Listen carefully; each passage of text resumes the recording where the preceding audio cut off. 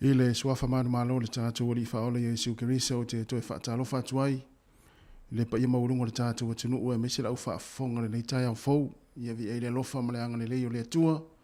Ia umwhai on tātou toe mafuta. E ala le tautua le nei ala wala leo le si fonga le lau mua i Wellingtone. Tālofa lava. Ala maia o le tātou sauninga lotu o le nei tai au. Le a taita ia le ai le sunga i le whaafengainga Pastor Thomas i taito. Kalesia Livingstone Evangelism Ministries i Lower Hutt i Wellingtone. Ia usi maia le whaafonga.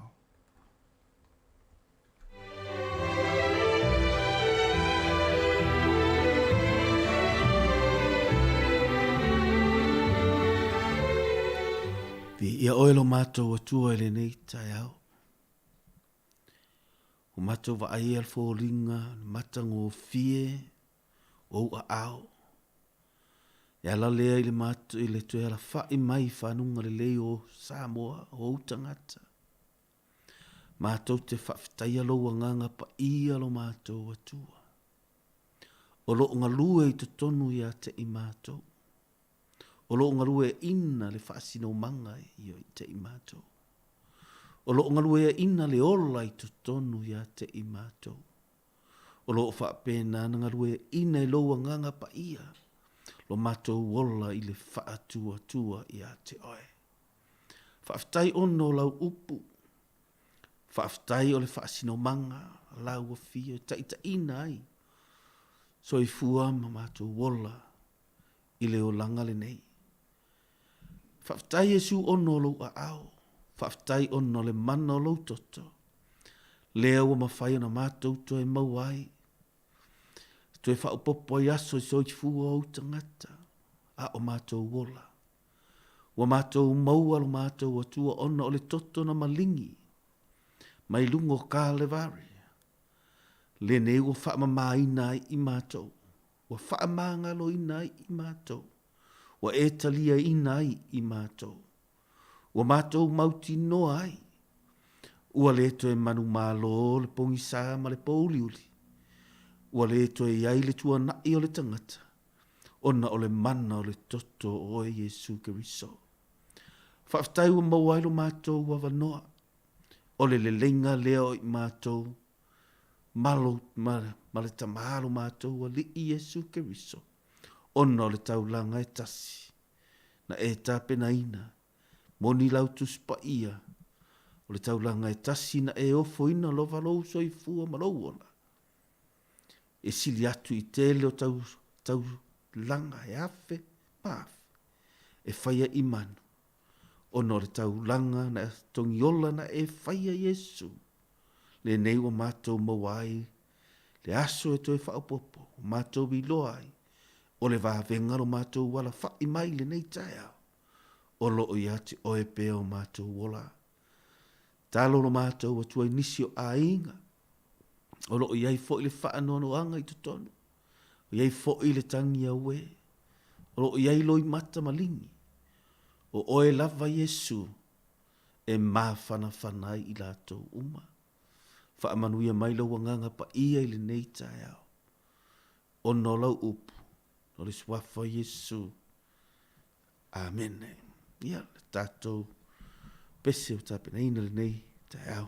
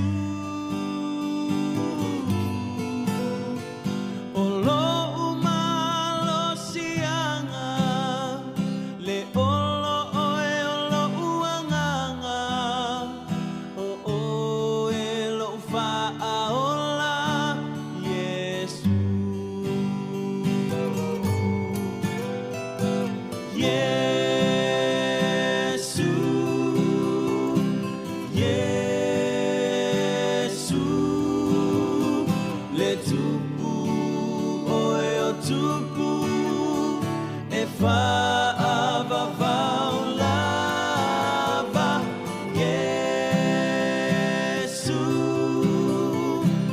Yesu mamana mapaia lo suafa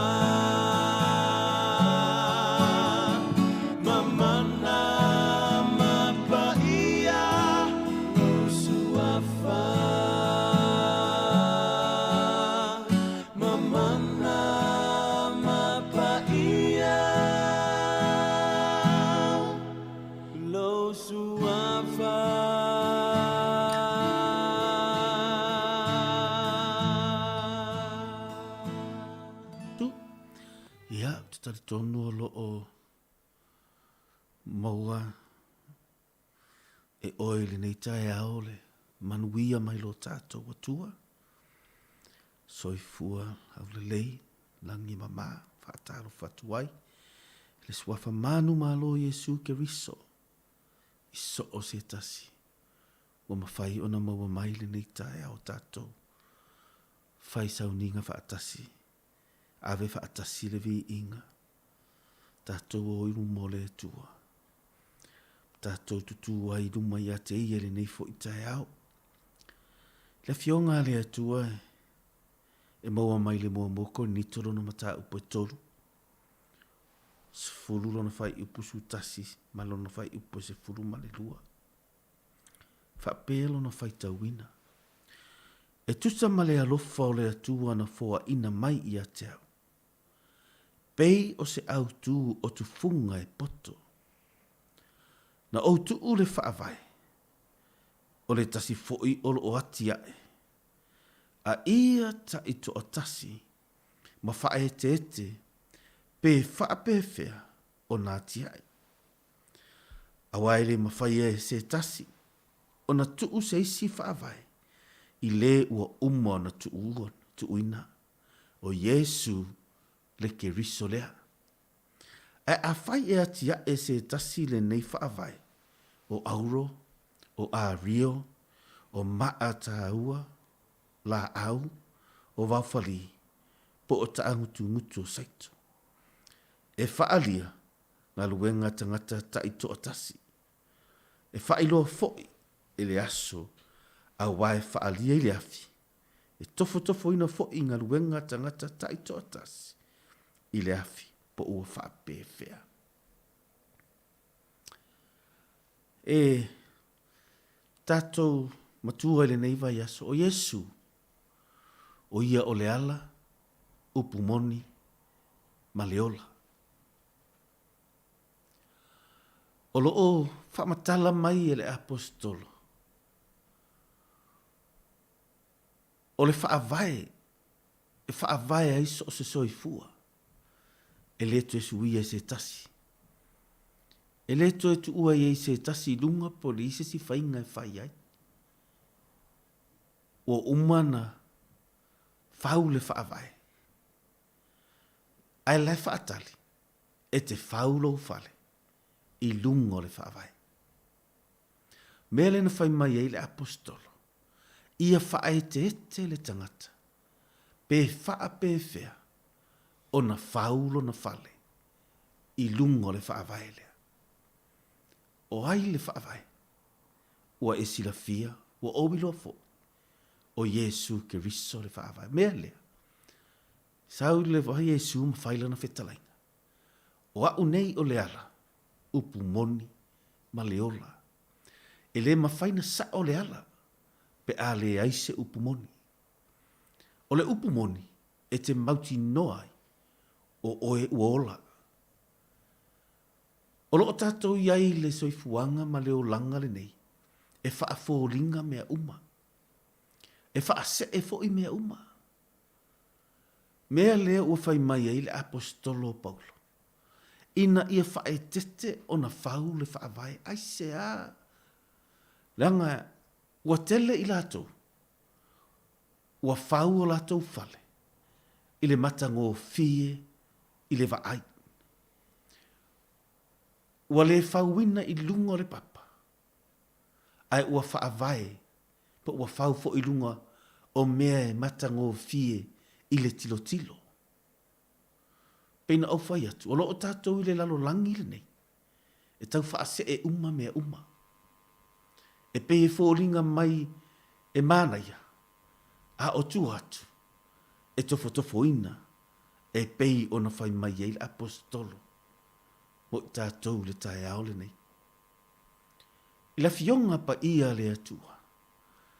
E ta ulo le fale. E wha mea o loo tala noa me tau o le fale. Mua. O le tangata lava ia.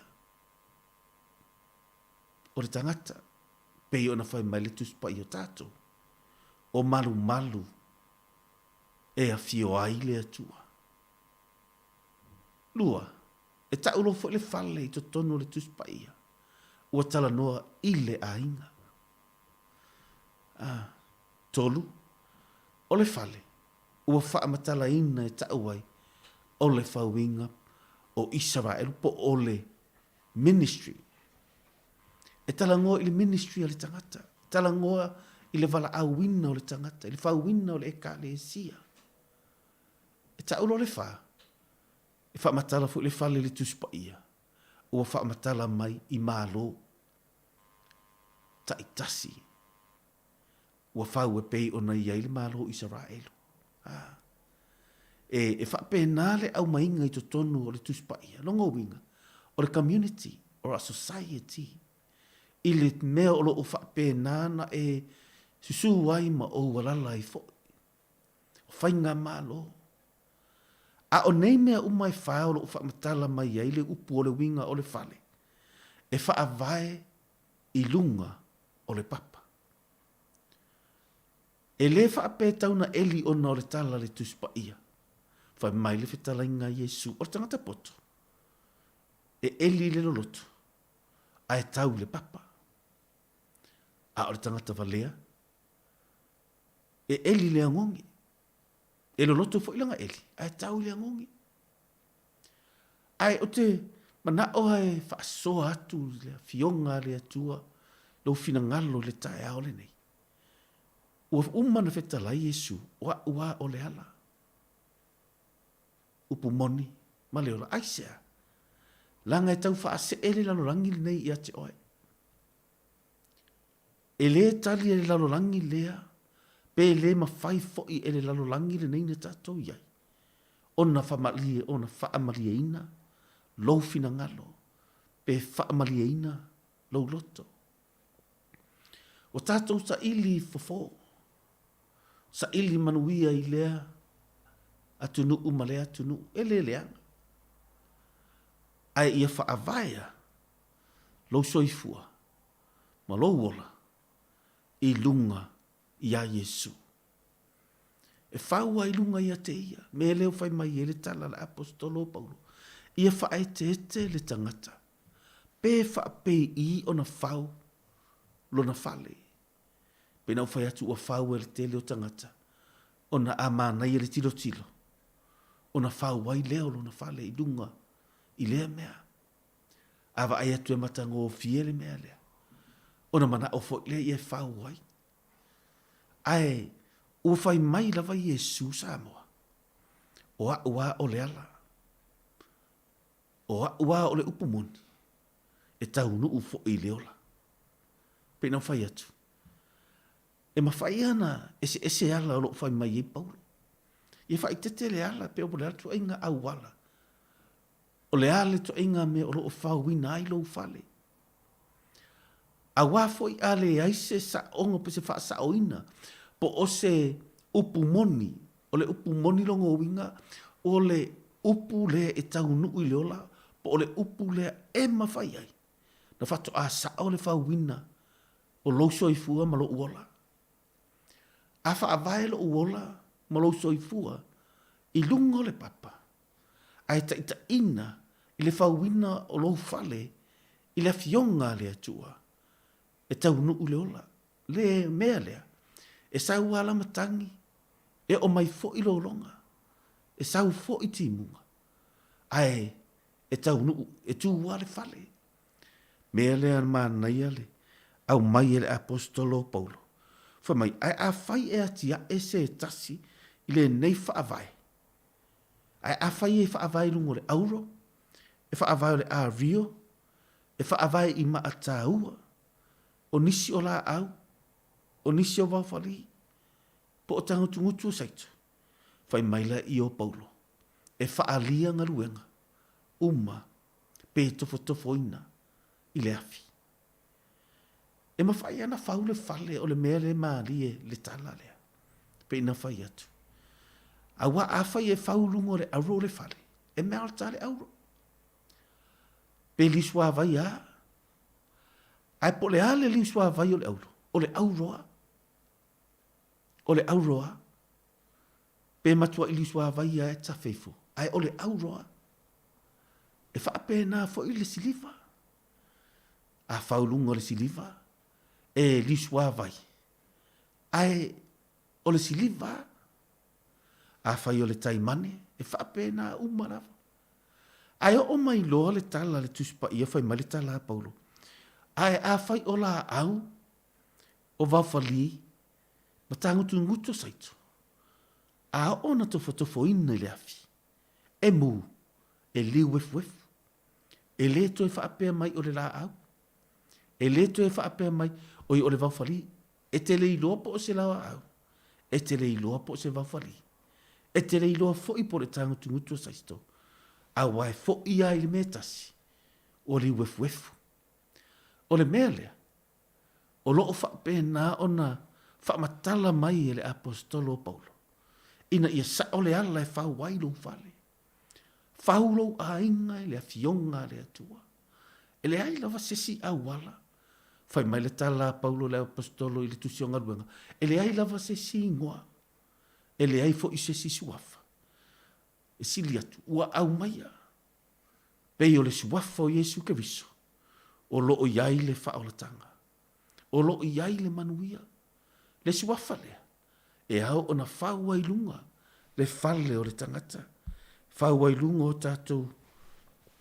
Whau ai lunga o tātou manatu. Whau ai luna lou ainga. E whau ai lau whanau. A sa o le ala. E whau lunga le upumoni. Whato ai loa lea. Ua sa o fo i le ala e savali ai. Pena whai atu. E le mawhaina sa o le ala. Pe a le whau wina i le upumoni. Ai le mawhaina manuia e le mawhaina tau nuu le ola. I le ala lo e savali ai. Pe a le ai lava le upumoni. O le mea lea whai mai ai le fionga le atua. Mo i tātou le nei tae au. Ma le tala Paulo. O nisi ai whau le matango fi o le laronangi. O nisi fo e whau ai le manatu o le tangata. O nisi e whau le poto o le tangata. O nisi e whau le tamau a inga. O nisi e whau le tele fo i o tupe ua maua. Ai ua whai mai le a fionga le tu mai Paulo. Ai ole fale e le tu uina e sesi whaavae. Ole whaavae ua o na tu uina mai. E le tu suia e se tasi. E le tu e whai i aise singa ruenga. Mea lena alanga Yesu i lunga le sātau. Whai mai Yesu ua tau nu. Ua maea. Le winga na le tala. Ua whai mai Yesu lo tamai tu na tu lo ne nga o umana fa o umana fa ta atia le fa vai me le fa mai ei le tala tu spaia pena pa apostolo Petero fa mai tu Isaia o le fa pena fo i Paulo o le maa au pitolunga ai ua te ena e tu funga fai fale e le ia mana i e sesti ai o le maa lea e fa sa o ma ia le telo fa vai po le papa lea o Yesu Keriso e ao ona tauta ina lo soifua e ao na taiala te tono ainga i te tono e kalesia fa pena le langona o le tangata sa mo le nei taia o Yesu o ia o le ala o ia o le upumoni e te tau nuu ai le ola peina fai mai le au ngani le apostolo e tofo na ngaruenga le tangata le winga le tala le tatu te tū uma i luma le whaamasinonga le atua e le aise se sao mai ai e le aise se mawhaina alo mai ai tatu te tutu le whaamasinonga le atua ma fesilinia o fea le mena whau ai o le ale mena whaavai ai a o fea fo le upu moni a o le a fo i le upu na whau ai lo fale ai ese le mānai o le fionga le atua e whaamatala mai ia te i tātou ua na o Yesua le ala i le whaoratanga o Yesua le ala i le ola i whaavavau ua na o Yesua o i o le upu moni upu ngā ma le whaasoa lea i le fionga le atua mo oe le taiao Samoa tātou te lema whaila whamai le tala le tuspaia e iei le tina ina ua mai le tina na sa ili se vai fo na sa ili fo mai se awala na sa ili fo i tu atu fo mai se awala pe fa pe i ona ia malolo ai fai mai le tala le tuspaia le awala le na sa ili le tina ma mea umana halu iai le malosi o le tina na whaatino le tina na whaavae i lunga o manatu o fō mai o la ngona fō mai tātou te tali tonu inga na ruenga fō mai latou umalo o whaapena na ngarue ina ma fisosoani i lo soi fuamalo uola i le o langa le nei tātou te iai ai o le ala i le tangata i le manuia ma le taunu unga o le tangata i le ola e whaavavau ua na o Yesu Keriso lava me lefe mai le tala le tuspaia ina ua whaalongo o le tina ua sau Yesu ua whaalongo ua sau Yesu ua whaalongo le tina le upumoni ua sau e ese mai ingoa ma le tele o isi mena ia whaalongo ai a fai mai ua whaalongo le tina ua sa vali mai Yesu na tau whaafiofia so na vanoa ina ia mawhaina o ai a Yesu mea lea le winga le tala na tau whaafiofia na tau sa ili asea vanoa e mawhai ai ele tina lea o na o ia Yesu mea lea na whai mai ia le mātai o na fu i mataa upu e fitu e vai titi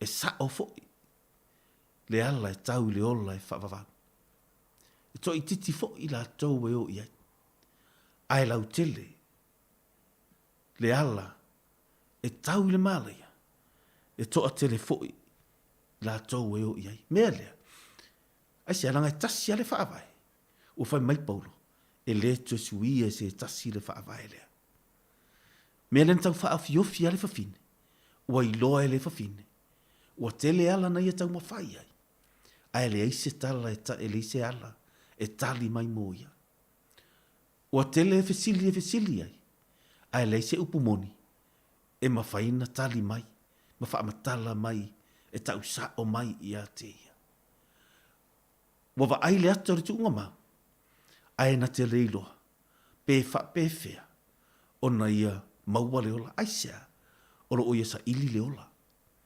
Ai mana ia le tau whaau fiofia le whawhine lea. E le ipopole lava le whawhine lea, i le angasala, po ole mai, e le mawhaina iei whaatasi matangata. Ai na iei loa le upu moni o Yesu, na iei loa le auwala e malo loa ai, na iei loa le taunu unga e olai, na whaau fiofia. Whaau fiofia lo sa. La fo le savalinga o lo tātou savavali ai. E te whaau fiofia. Pe a whai wa e sila fia. Ma e te tau ona e sila fia. Ua na o Yesu wale ala. Yesu le upumoni. O Yesu le ola. Whaau fiofi nei oe. Whaau fiofi lau whanau. Lou ainga. Ina ia mawhaia. Ona e tau nuu le whaavae le ufai mai ei Paulo. Whai mai e tasi a le whaavae. E le tu su ia se isi se si whaavae. Ai whae te ete. Pe whaapei i. Ona whau. Lou fale. Whau. Lou ainga. Whau le e kalesia. Whau ino le tātou malo. Ma malo uma. E aua. I lunga. I a whau le whaavae. O Yesu Keriso. Lea na maliu, mo oe ma. O Yesu le ala, o Yesu le upumoni, o Yesu le ola. Whaftailo mātou atua. Vi ia lo suafa ile nei fo i tae au. Tatalo le manui o la wa fio i lungo o tangata. Nisi o lo tau sa ili se tali. O nisi o lo fesili pe o la tau langona mo la tau manatu. O nisi o lo tau sa ili se fofo. O nisi o lo whapena o na la tau sa ili le atu nuu. Ma le atu nuu se manuia. A oe Yesu Keriso. O le ala upumoni ma le ola. Wa o te talo i lau wanganga pa ia. Ia whapulaina mato loto o tangata Samoa umaro mawhai. Na whaalongolongo i le nei tae o nganga pa ia. Ia whapulaina matou. Matou loto tai tōtasi. Matou te iloa atuai. Ua na o oe au le tali. O lo o ia te oe le manuia. O oe le upumoni. O lo o ia te oe le ola. O le papa oe mausali. O le whaavae oe ua umana wha taatia. E le tue suia se langona. E le suia se poto. E le suia se matanga o fie. E le suia fo i se langona. Wana o oe lava. Mātou te whaatua atu iai. Whaalango atu iai. E whau a le whale o le tangata. Ia te oe Yesu le whaavae ola. Le whaavae mautu. Le whaavae mausali. O le whaavae ua umana tofotofoina. No ia sa moa ili nei fo i tae au. Iau au nalo mātou atua to tofi. Mai se rao sina o Samoa. Whaamanuia tupulanga ma ilatou umare pa ia man mamalu si o mātou watu no. Samoa atua. I lou lava suafa Yesu. Manuia le nei ofisa. Le li ipulema le au whaingaruenga. Ono Yesu a mātou ta talo atuai. Amen.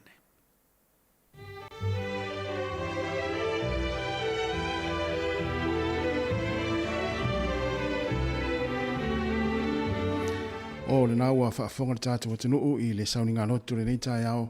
Ia ua tatalalo i ai fo i le tautua si fonga le lau mo le nei aso. Tāpeneina le sunga le whaafengainga, Pastor Tomasi Taito le Kalesia, Livingstone Evangelism Ministry Lower Heart. Ia mo le toila ngang whaaftaitele lau sunga le whaafengainga. Ia mo le tāpeneina le tātou i sauninga lotu whaaftai o le nei tae au. Ia awala fo i le whengai o le atunuu, ngā luenga mawhaiwalo filimo le nei aso.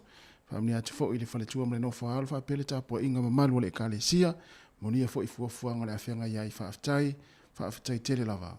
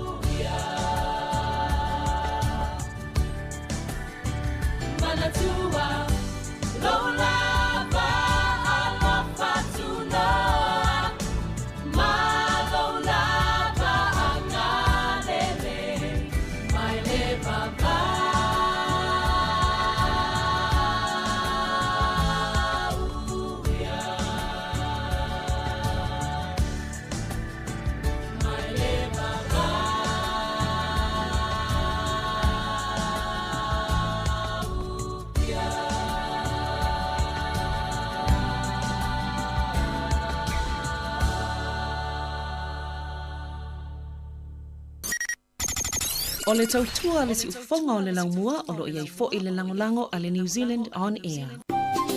Hi Samoa, it's Auntie Tala here. Instead of Fifi Falo, ile ata o le tai au. Laugh of the morning. I'm at the mail apple feet to the van veal, si ufonga laumua, ata o le tai au.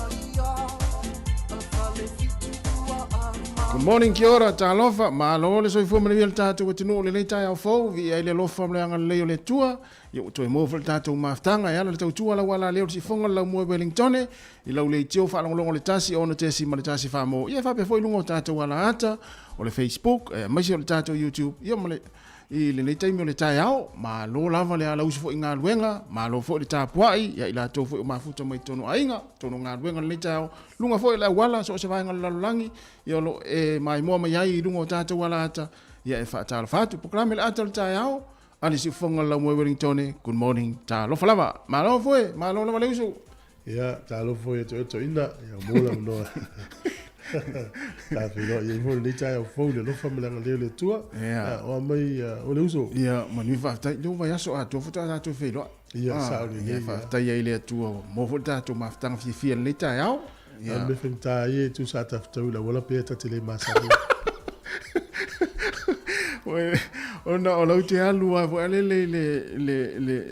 pe ona fai mai te sunga malo ya sua. Tangata nga i pea ma taula i lau wa ai lumo le awala. Ai va ai tangata lo pa se le na e sa fai o tafa. Tangata la na e au tiro e au tafa. A o ia ia le fa foi na ta vale. Ia tau ona e taula i lumo wa te o tupus fa lam.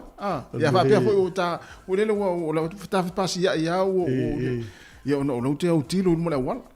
Vele uma to nga fa e pu ta vale uma fa e momoli to talo atu to e atu e tele pe o tama ele pe i se me ole o fifia ia ia no la te ia o le so pisi va so lentene ia va o pisi nafi ia le o ringa la le te watu la te vele taula ia lo ai le pisi le pisi le vai ngona ia sa o ia vai ia to inga ngona fa pena. Eu te lo fole la fa ol pisi nei va ya sono la sautina le so le ia tina ma lo la va e mo ia fa o e mo tu to lo to sa ia le na le sa mo tu to is opa ia sa o le ia ta ma pe o fa na tau longo tu le lo va so talwai ai li tai ia o le sautina ia a woni fa ngaluina nei tina la to was fa pito fo ia ta sia le aso nei tina ia i le tau sanga ato ia la fu la fa tanga le ano i tatu tama ia man tu nei tina ia isi me hoye isi me ta u ato le langa ia pe ia familia tina fa ia i pile tamitele to ngia ia fa pero tina panga fo i pile tamiti fo to ato ngai vai aso mato a fa ya tu sa te fa mai ai le isi me o ia le isi me o ia wa pe o fanga na ni so tama ia pe fo le ia va nga fo le alu pe la na ta o pe fa na ia o le van tango tongi fa i le to sang ato ia ala se falta lofa tu le pa ia maulunga ta tu no le suaio sunga i fa fengainga e mai se o fa tua ia o pa io e kali sia se umala fo le lo ta tu no me tu tausi tama mana tina ia olo fa fonga mai tonu ainga i le tatu wala leo ia e mai se foi ia tonu moto tanga tama tua mai la to foi ro ngani luele nei tai au e fa talo fatu le mai mo mai fa pa foi nei matua ia mai la to ro fa longo mai i le litio tasi ono tesi ma tasi fa mo ia i tonu mo tanga se ngase tonu foi nga luenga le nei tai au la to foi tonu nga luenga ma ki mai la le litio pona foi te mai mo mai Facebook ia fa talo fatu malo le usu malo fo nga lue malo fo fa malo losi ia mai se fo fa talo fo ia ila to sa nga lue le pona po ia malo la vale tawa ta i fa nga luenga fa mo pe sang le mu au e anga ia tuai lunga le wala e te anga tu lo ai nga fa se malo longa nei fa na fo ia la ta pena fo ia onga ne yaso manuia lava onga le afenga i mo to le si fonga la mo Wellington ta to Washington to peselea ia ona fa so lo le ta to proclame ia o le nei ta ia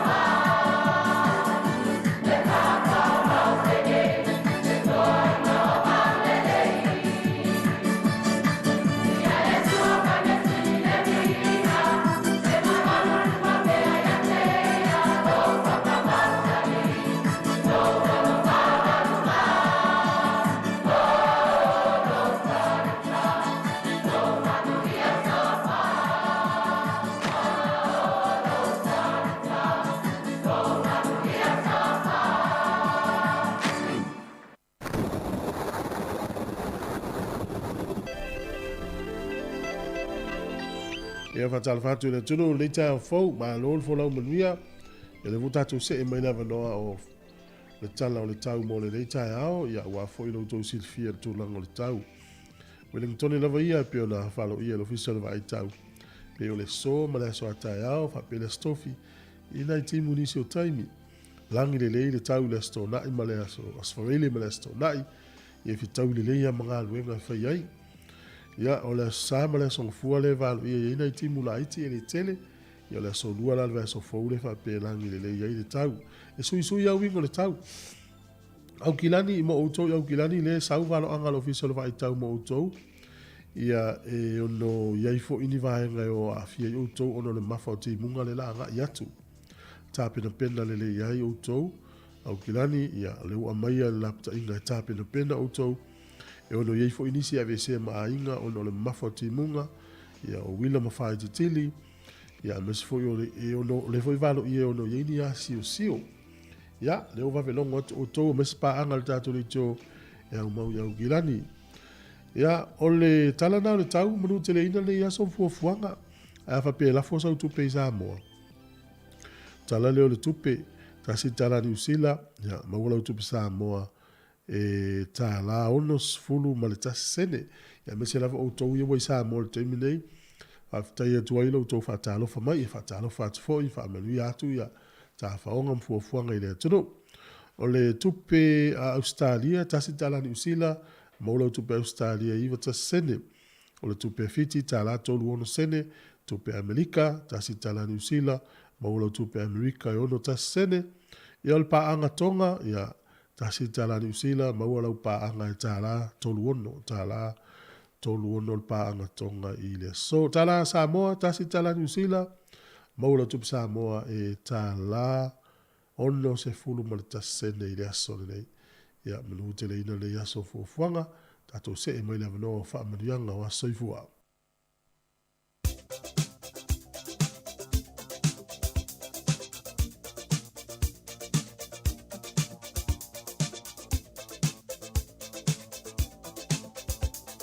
O whaamnianga wa soifua mas whanau, tatu emaili masani lava na, aso whanau at samoacapitalradio.co.nz. Ai mo oto umalavan soifua maili ne yaso le aso ivo le masini na me, e whaamni atu le tatu pokalame ma le tautua si fonga le lau moe oto wa soifua, ia whaamanuia pia le atua, ma ia to e whaapopo pia nisi tau sanga stele mo oto, ia le ngata le whenga ia i whia mga aluenga, ia e misi fo ili maftanga, ia maainga, mani oto wa soifua le ne yaso. Ai ole tusi fai tau, su e de ila utus pa ia, i le evangelia luka, lona mata upu mua, lona fai upu e fase fun ma le fitu, e o atu le fase fun ma le valu, pe e fia fai tau iai. Ua fia lava lo uloto i le atua lo ufaola. Ina ua sila mai o ia, i lana au na fafine, ua faa maula loina. A wai a mata mai nei, o na faa amu ia mai ia te au, o tupulanga uma. Evangelia luka, lona mata upu mua, fai upu e fase fun ma le fitu, e o atu le fase fulu ma le valu. Ua fia lava lo uloto i le atua lo ufaola. Ina ua sila mai o ia ila na au na fine ua faa maula loina. A wai a mata mai nei o na faa amu ia mai ia tea ua tupulanga uma. Manuia tele o tau wa soifua o le pese nei e teru si ainga mo o tau.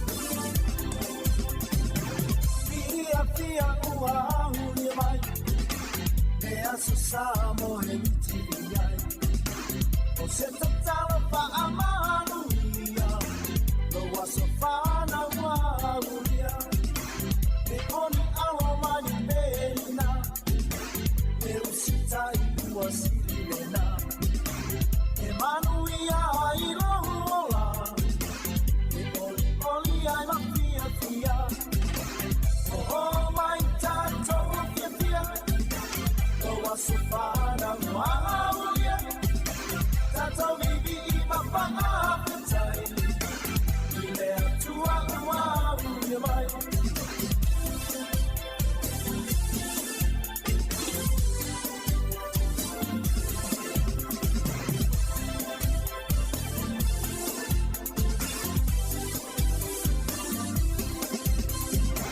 Matua Lema tausina i le tele o aso. Wa o safi ai nei male pia, e le iaso ua uria.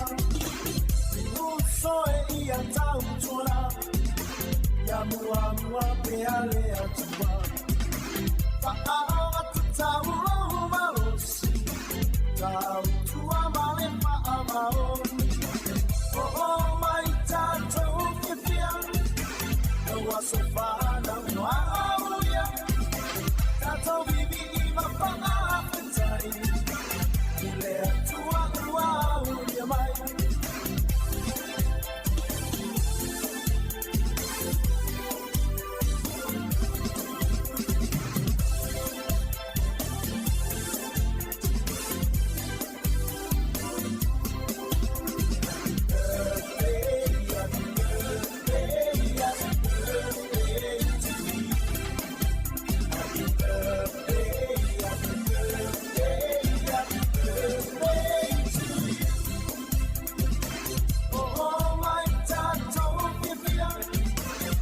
Sofana waulia, tato bibi ima panga petai, ile atua waulia mai. Oh my tato bibi, oh sofana waulia, tato bibi ima panga petai, ile atua waulia mai.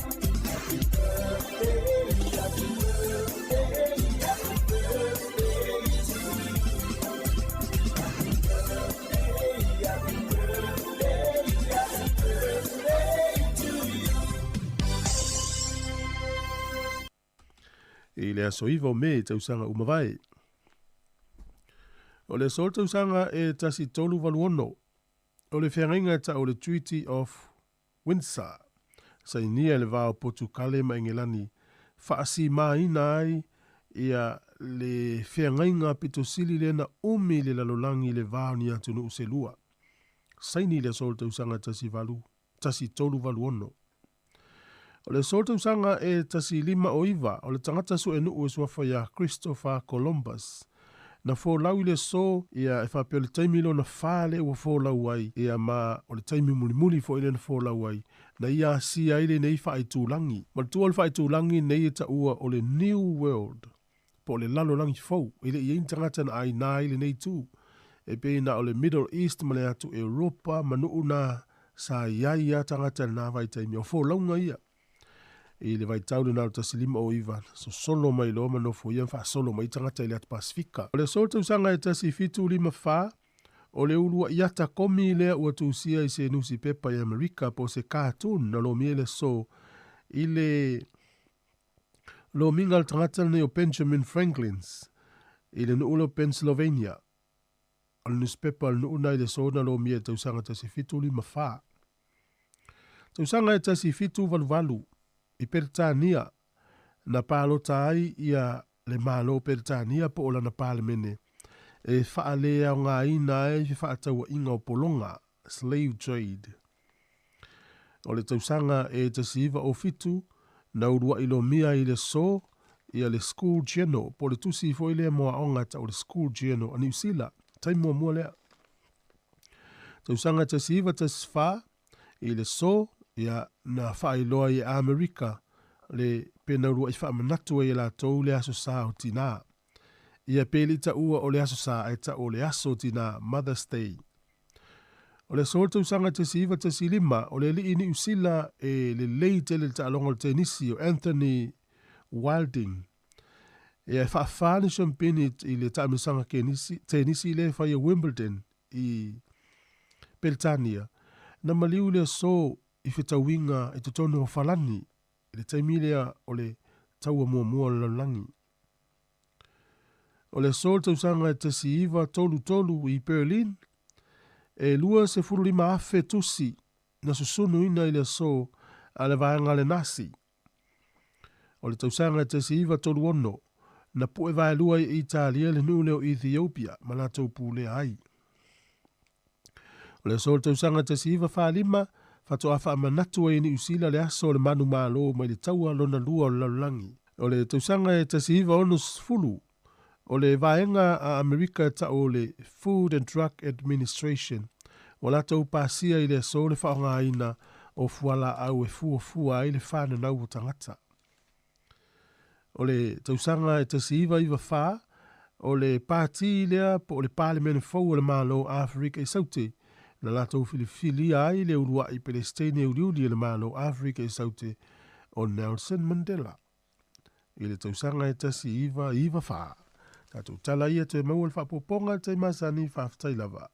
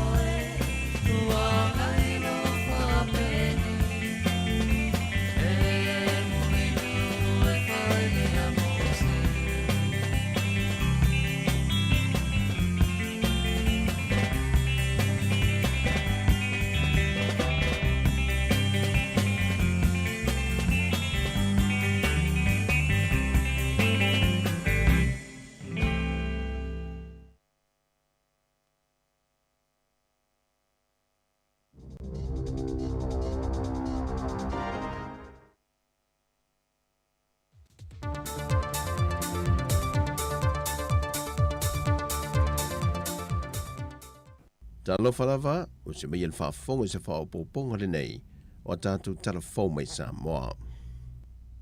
O le whaai unga le fontanga ale atoa Samoa le mta opo whemalanga inga le wao motu e lua, wa tā lia i nei se aso e amatai nai whemalanga inga mo le fitu aso e sa loto ai, ai wana o se whaamama a venga mo tātou tangata, i le ave ese le reporti leo mal whale mai, ai olo tu maulava le tutongi o le pe mita. Ai wale whaapea mo tangata Amerika Samoa i malanga mai le atunu, e sa oloto se i vanga nā i lava se pepa e whaai loa ai, le aso e te tau ana toi te li wai le motri sa sae. Whaai loa i ta o pāti e lua, Le whionga te tai o le atunu fia mena o mi mta afa, aina fisilingi a foi le sa avea mapale mea mua le mta opu lava le nei. Malafa alia ai, e le foulu mta opu le nei o fe malanga inga lava nei malanga sa o loto. E le mau feilua inga ma whaatala noanga sa whaia mua. Peitai e le o se tūlanga e whaafainga o fia ia Amerika sa moa, le tālo sangatu alo tātou atunu. O pe tau tu mama mai to nga me foi le wa e mo mia le pepa mai o le li poti mai leo e pe la folinga mai e fa matu e se ya name ala e mana o mia le tongi o le pemit foi le ai se tatou me le mo le lautele o tangata malanga mai ele ia se si me su e na pawal me ia so pepa malanga to e malanga e se tu i tu tonu le pas puluas ele o se maka po fon kala mo fo ma ko kani ai man to fo Amerika Samoa la fo ko so nga ia ko pe na la ta wai le ia le fa pe nik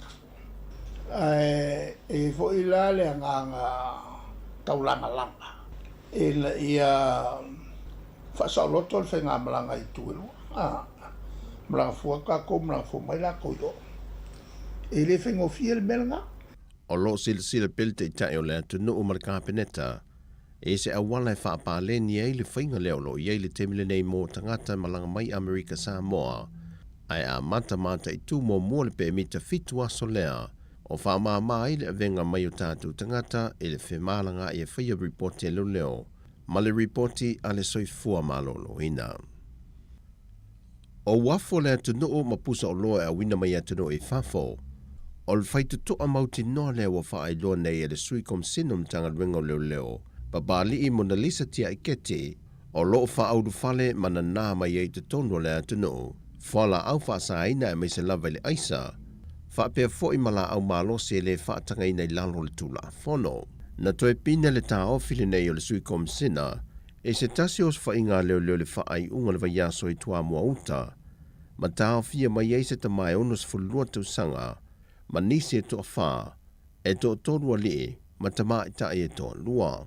Wha li e papa li, o se tasire nei o tūlanga wālia e mai mamaita wina, o le tele o sa wha inga nei a o fia ai le aisa, o wha tupula ia leo wha o tina tama i ta e a o fia ai. O se tūna wha li e papa li, wa te tau leo fisa le tiute, o na matuai wha maoni i le langa ina leo so se pusa o loa e wha o mai le atuno, ona o le tele tu ai ngā meto tio wha o aina tangata wha tau aisa, e na nāma iei o loa i tu tonu la tu pusa o loa. Ai i le teimila vaitasi wa wha aftaite le atuai le komseno na tanga ruenga leo i le atunu, i la tau i o lo fsoso an tele na tanga ruenga, e reportia ne le ofisa va inga fau la tu te va ai ni a inga e le i ai mo mua, e pe fo i ona va ai le a inga le na tau fia mai tua mua uta, le va ai leo ta vale taunga e fōringa mai un ta vale tangata whaipi se nese, e a whea lea whale le lewa le pō, ma ua sui whare soi whanga va ai ia a inga, e le i ai mo mua. O le aso lusa furma le lua le maasina le nei e tutu la e la tau nei luma le whaama sinonga, e mōli angolo la tau umia leo whala au wha saino le aisa, o paipai whaongai ne ula i nai le aisa, ma le umia la au malosi, e le whaatangai nei le atunu. O le te talo papalii, ia wha wau pele fesoa soani mai o le atunu o il matanga ruenga, ina ia ripotiani il matanga ruenga ni wa ainga masalo miai, nisi o lo lato wha tawinatu, whala au wha saina. O lo te ene sui whaipule to tolu na wha mawai se mai malpantia le JPP, le talo sanga le JPP na ia wha tasi atu i le lato mata opo, i lo lato wa malefafonga fitanai. Peitai o lo ta lia se whai ungal whaam sinonga e wha atatau lea tālo sanga. Wha lia lo i o lo tu lai mo le JPP, foi maono se fo ai nuu, e na ia manino le talia tu i nātu i fōla sanga na tua ia ia i lātou ne to tolu le pātia le JPP, na mafuai o no lātou wha se ese, ai meiso lo lātou lui na leo le tu la fono o whainga pālota, e le mawhai eo na yeise sa o lo tonga i pule eise sui whai pule, e to e sui aisa na pāti e fia mana o iai, ese mai le pāti, na pālota i ele tu malo, na ofi mai ei le pale mene. Ai se fina ngalo le tamaita i lo ia o lo tu lae mo i lātou ne to tonu. E leo iai se vaenga le mata opu nei o a fiai i le ia te tau o le HRPP o le fina watu i lātou ne to tonu. E wha te tau le tula fono whinga pālota na whaavaina le whinga malo taruai e manatu i lātou wa tau fio fie la lātou a ia te tau wha le tangata. Whailo fo i le lo ia i lātou ne to tonu. O le fina watu i lātou nei, ina ia whaatu mawina o lātou tu langa whaafai i to tonu o le pāle mene. E leo se tūlanga le lele sila le teitai o le atu noo, le a fionga fia mena o mimata afa. Le a mata o na whaatuputupula i o le numero tala vaue a fia ma i tūngā, ma a vatu e tālo sanga i le malo e sa e lia ni fafo i atu noo i fafo i ni tau tonga. O le whaanoanuanga i le tamaita i pāle mia, ua whaisi sao o le pa ui fui lalo o le tūlanga soifua malolo ino tātou tangata, ma whaau popo i pele se lenia le malo e whaaluina, i le awi nātou i lātou i whafo mō tong fitinga. Pe on si le fio le uto e whaau popo le isi se leni lungo tupe whaanganga, mō le wha moe moe nei le malo e mō i lātou, e awi nātou i tong fitinga i New Zealand, ona wale to iei fo i tong fitinga i sa fso swani mai ai, le malo in tia, o le whaau popo ina peo le se leni lea, mo o atua i le se $1 miliona ta la. E toa se $1 tolu i la tu ina wha liel te mai tai pāle miel whailo inga malau tu stala, na pāsia le ka peneta i le yason tenei, e awi natu mo ta autonga matong fitinga, anga e ine usila. O tala fawia mai sa momo ne yaso, manuia lu tātou tinu, wha soifoia.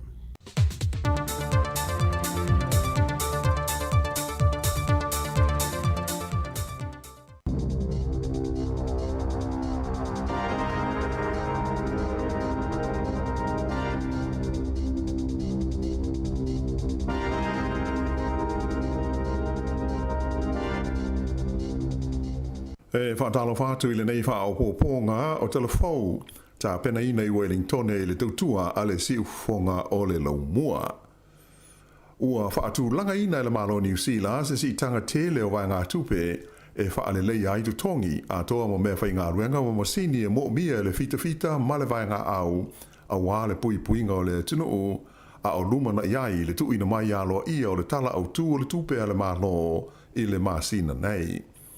Ua tangia i se whaaringa aloa ia mai le minstalo pui puinga o Andrew Little o le nei fuafuanga ua au fia ise si tanga au pito i māua lunga o te tongi o le fita New Zealand i tu tonu o le se furu tau sanga ua tua na ia tu nei.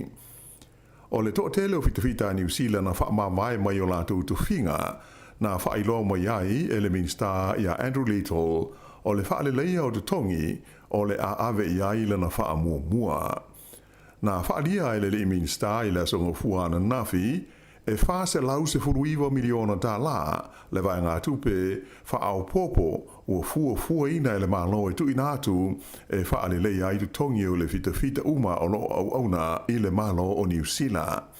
O le se le ni o le amwhaiai o na maua e fita tai tōtasi, ni si tanga o tu tongi e a mata i le tai wha awhe tā la, i le anga i atu i le se $5 awhe tā la, e fua lava i o lātou tūlanga, a toa matiute ma le vaenga o le fita o lo o tau tua ai. O le neisitanga, o le a amata o na wha mamaru i le aso mua o Iulai. Nā ta ua fo e le minsta, o le ao fie le talo le tupe a le malo, i a leisi vai ngā tupe, toru se lau $2 miliona tā la, mo le wha fawina ma le wha le leia o aseta a le vai ngā au New Zealand. E whape fo i ona whaatulanga ina i a leisi iwa se $4 miliona tā la e whaale lei ai masini mo le utu ina o waalele i le malai waalele o le Air Force i Ohakia ma leisi iwa se $4 miliona tā la mo le whaale lei o masini mo fesota inga i le wā o manuao ma wā tau a toa ma le au mai au ni ta ma le tau o le tu ainga e ngoa o le Bushmaster ia e matua malu puipuia mo la tau e whaau ngā ina. E $5 miliona tā la o le a whaale le iai i a whale o le fita e au fiai whale $50 i le no whanga o le Army i Waiuru ma le whaafowina isi whale e se furutoru la whaai I Burnham, whaapea Linton, ma o Hakia. O le tangata Pasifika le na loka I le waweawe leo ma le ofisa o whe malanga inga I au kilani le mai aso talwai, ua maua no visa le tu mau e nofwai I New Zealand, mai o la le mwhai ai na tipoti ese o ina a o ia mai le tunuu. O le nei mita upu pe o na whailo mai le loia o si one foliaki le o lo tu mo le li le nei. Sa oso whai ai le whalo le nei tangata I le tu lai lima I le waweao, mai na vele mo mea sa wha amatau ina ai mātu o tu vale ia lana whanau malona a inga. E ui ina te ena I le ofisa o whe malanga inga le taimi e pe o na whaalia le loia, a ena I oe I lātou e le o na pau leo se mata upu ua loka matao fia ai ni tangata ua owa aso I te tonu o New Zealand. O le astofi na tenei, sa to e lau li liwi na ai nei mata upu e le minsta lango lango whe malanga inga ia Rachel Brooking, ma pasi ai le tu ina atu o se visa le tu mau I le nei tangata. Mai wawano ai o ia, e talu sanga mo le pe mita nofo mau. Whaalia le lilo ia ia fodiaki, e tolu po o ta fia le nei tangata I le ofisa le leo I manukao, e whaatari ai le tipoti na o ia. Sa ia whaafita ai le whaaiunga, ua tau nuu ai lea mata upu. O le teimi nei la, o lea ua ta fia le ofisa o le Immigration in New Zealand, ia le sa ilinga o tangata ua ova aso la tu visa I taimi le fitau I le aso, a o whaangaso lo ai se suenga mai a, I lea vaenga o ngā luenga whai, a le mata ngā luenga. Ua mai tawina le si tia mawalunga la whaai o tamaiti I le tonu o aonga I le kuata muamua e pe o na whaai lo mai I wha maunga le mata ngā luenga o aonga. Sa tula I mai le vau le valu sifurwha ma le valu sifur ma le valu pasene la whaai o tamaiti aonga na o onga I vai aso taitasi o le kuata muamua o le neitau sanga. O se a whainga le leitele pe a whaatusa I le tūlanga sa iai le tau sanga o mwai. Lea sa na o le ono se furulua, a ngā I le fitu se furu malu pasene. E wila I le tūlanga le lei, a to tele pule a onga na o la tau whaalia, e whapea e le o mautinoa, pe mawhai o na whaale lei a tili le nei tūlanga I le lumanai. O le mōri mau o le pule a onga I Newtown, o Hillary Lintott, sa I e tau ai, o le mafuanga au tū o le lea onga o tamaiti ona e mamai, e ui ina iai fo I ainga e whenga I pēr mo whaingata I le au ina atu o le whanau I a onga. Ta ua fo I le tamaita I pule a onga, ua te le lava le swinga I le pau o la whai o tamaiti a onga e a fia ma maua I le COVID le nei tausanga, o matua SS e ma mao ma le kuata mua o le tausanga tanuai, lea sa matua to o tele ai tamaiti a onga e lea a onga ona o le wha mai. O whaamaunga mai le mtanga ruenga le soi fua malo loina ua I loa ai e se furu lua afe lua se lau fitu se furu fitu le a whai o mai fau o le COVID se furu iwa na whaamauina I le tono New Zealand I le vai aso ua tua na i atu nei. O le vai aso atoa lea na whaai uina I le vai luanga o le po le sa na tenei sa whaamauina ai ma le a whai ngai tolu se furu o te ngata na mali liu ona o le COVID o lea o whainga o o tuai nei I le lua afe fitu se lau iwa se furu lua lea whai o tangata ua whano le soifua ona o le COVID se furu iwa I le tonu o New Zealand hei. E to rua se lau wha iwa I lea whai o tangata na tau fia I whale mai mo tongu fitinga e au fia aile to se furu lua I potu o mai tinga ina. O le vai asa I ona tua sa se furu tasi afe ma le ono se furu toru la whai o mai fau ai lua se furu ono maliu sa wha mauina I le matanga luenga. Pe ona si le fia o le whai unga le vai asa na tenei, na ave e sea ai le whalapo tonga o le soifua maloloina o le lalolangi, le WHO, ia le wha mai koviti mai le tūlanga na iai, o se wha mai na lama tia ai le soifua maloloina o le lalolangi. O le taimi nei, o le ua ave I le koviti sfuiva le wha aupunga, o se tasi o wha mai tau ave, ua le o toe mano miai, ia ni fuafuanga mani tūlanga whaana tinati o tongu fitinga e pei ona sa iai mua I tūlanga whaale wā o mālo. O isi I vaenga o le tātou tala, ua tuina mai la bata inga o ti munga mamafa atoa masavili mālolosi mo se vaenga tele o New Zealand, e au fiai manuu mai tū mālo na I longa ona te tele ai ti munga lata mai nei. Ua se e atu i le tulangi sifo i a winga susu o le tau, lea sa a fiai ni si vaenga o New Zealand le vai asa o mamae. Ai o le a amata i le so o na toe li liu mai, ma au mai aiti munga mamafa i tulangi i matu ma si sifo a o wha solo malie i le tulangi sa sae. O le tumalo Northland na amata ana po na wha maruinai la vata inga o matangi malolosi ma timunga, mai o lo valo ia le o atu i le fase 4 mm le swa timu e palasi ai i lea vaenga o le motu i matu. E le ngata i lea e ono iai fo ini asio sio e ono a afia ai ia vaenga i le so.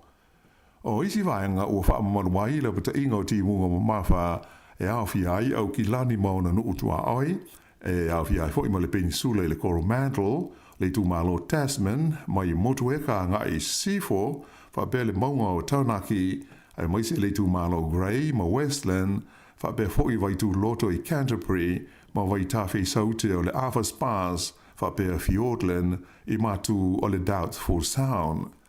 O lo o mata i tu ina fo i lo visa o le tau, le ono a whaina i ti munga mamafa, o le tulangi matu o Taranaki, fa bea i le Bay of Plenty o Marlborough, ai maise le Io Nelson, ma saute o le tu malo Tasman, fa bea ma Bulla.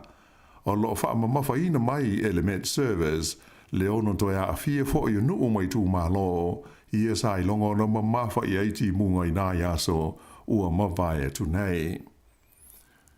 Ua amata le taimi nei o na whaia fuafuanga a insinia ma la utusiata, mo se whainga le lei matala whea ngai e pūlea ma wha tonu i nai e a ai te tele uma o New Zealand i le sua mai mai ti munga ma wha e na ia tau wha ti ai mea e wha tama ia ma wha lenga ina e ni tā whenga i le lumanai.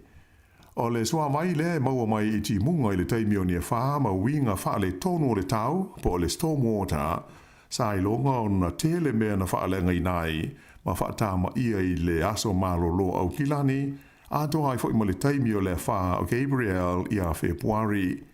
Wha ilo mai e le awata ma mai ma ta au wha pe nei e wha pea. O le whainga ma le awala o le apu lea le iai ma wha tonu i a le swa baile nei i le lumanai, ta ua tele i fuafuanga wha taati tia, e tali e tuai i wha whita hauli e mafua mai i suwinga o le tau. Nei tai o le taimi nei, e le o te tusa le vainga ma le pūlea o le suawai i tu SS o New Zealand. O le suawai le nei mai ti munga ma wha, e la i titi se vai ngā tupe o lo whaanu i ai, e whatusa i le suawai tā mawha, ma le suawai le mana o mia.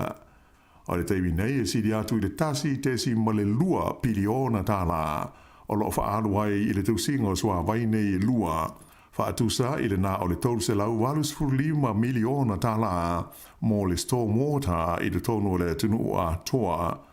Whaailo mai hoi e le pelestene o le pūlenga o le suabai i a Lorraine Kendrick o paipa mō le suabai le nei mai ti munga ma wha e do tele e le o malama lama le le iai i lona whaata atianga a toa maona whaafanua. O le tele o paipa nei sa ilonga na whaaleanga ina i le teimi o wha ma winga lolo wao le tau i a sa a fiai New Zealand le amatanga o le tausanga. O le Io Nelson ma le tumalo Tasman i le tumutumu o le motu saute o whamaunia o vahenga i o New Zealand au pito i maua lalo ai tutongi o tangata whai ngā loenga.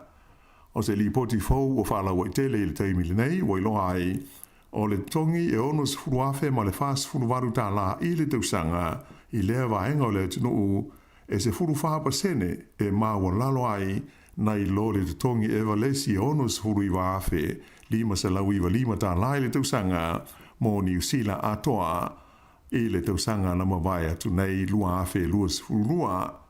Sa manina mai fo i le nei poti o le tulanga ngā whitia o le tau whale i lea vahenga o New Zealand e lona tonu i le tulanga au pito whale tonu i le tunu atoa e tu sei lima sa fulu toru tesi ma le valu pasene o te tongi o tangata whaingaruenga o lo alu e te tongi aia lātou mō kesi e whaatusa lea i le toru sa fulu fitu ma le awha pasene i isi tu o New Zealand. O le Io Nelson o levo na lawi loa i te tongi o ana tangata whaingaruenga ia e taua o le Sunshine Wages ia po o te tongi e fuafua i le lei o le tau e maua lalo I fuaina I lo le tongi masani ona o le leo le tau I lea I tuo New Zealand le te leo taimi. Whaelo mai le tamata I fai pule o le Ayo Nelson o Rachel Boyack o se tasi le nei o whaafi tauli ua lewa o na whea ngai ma Nelson. Whaapopo I ai mo le tau le ayo ni ngā luenga I mana o mi aitanga te whai ngā luenga leiba po o ni whale whai ngā luenga e masani o na mo o mi aitanga te whai ngā luenga I maua lalo tutongi. Ta ua le tamata I hui pule e te le whaafi tauli tau whale Nelson ona o se nuu e to tele tangata mātu tua e fia malanga mana nofwai ona o le lei o lona tau.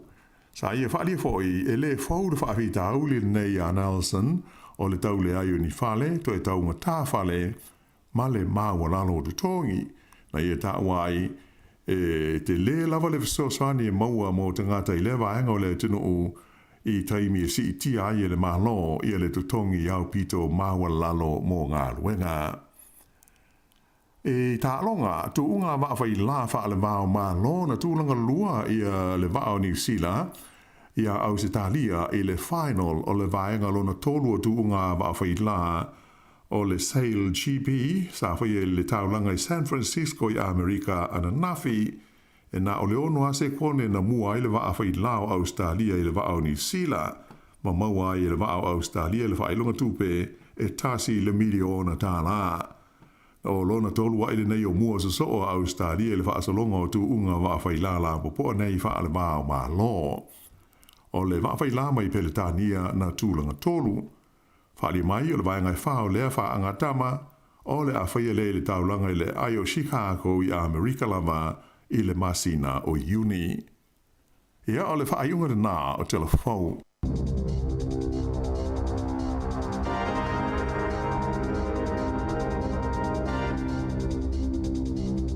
Malova tai na ufa fongole tinu fa pongo mo tatu telefone le tai ao ta penina le fionga la wano ati lawa ya me se yo tatu tala mai sa mo melo tupu tatu tinu e pe on tu ina mai sunga ata se salam sam tu la iva la le tai nei no tu fa fongole fa pongo tatu telefone los fu lo minuto te valu malova tu le tai mo le tai ao nei ma tu fo wa anga ya tu mo ni fa na wa onga le tai ao maloa I ri fengo fiero tu nga luenga ai wala le o le lava alu te va a whaia onga. I o tu almasina leo Uni. O le motu I saute e ale te vai atu. E le alu lato. Tu so le tele o te va a whaia onga. Wa alu wa misi a tatou. Ona u whaiso o te umiri vai. E ai si te va le tau te le oiloa. Ala e te va a alele a ele umwhai o tatou iloa atu. Al mela te atai e le si te va la ili mamao atu whaia onga. Ala lana watu la u la tile o fa tau falolo ai fa il fa la to fa ya mai il falolo mai fa mai le ya la lu la to strike la lu il falolo fa la fa tau fa tu sa o le wingo le la to te esse ben male o ngai le fa ya la ya pule la to pe fi o strike pe o ta fa ya o mela na ala va ya tu I o te va fa ya o ngai sa I au matutua e le ola e le wa ngola I ti o kolisi ma mata I le so fame Katoa umai le so vanua Uni. Ola. Ia na ato le masi na mana yaso. Sa ole nei o tas fava yaso toiti lima va yaso le te vale alu te mine. Ta lo sia ele wa fa ale wa fia ya o ngana I fa na wi la to mea o nga ma va pena. E longa to I matua ia le kolisi. Na fa tu langa ya onga ia taimi o mata upu ia ma taimi le o tu tamiti le onga. Ia. Ai te tau na mau me mea onga I lunga no penga so ta inga fa ia to le fale mea onga tamiti. Ai mo.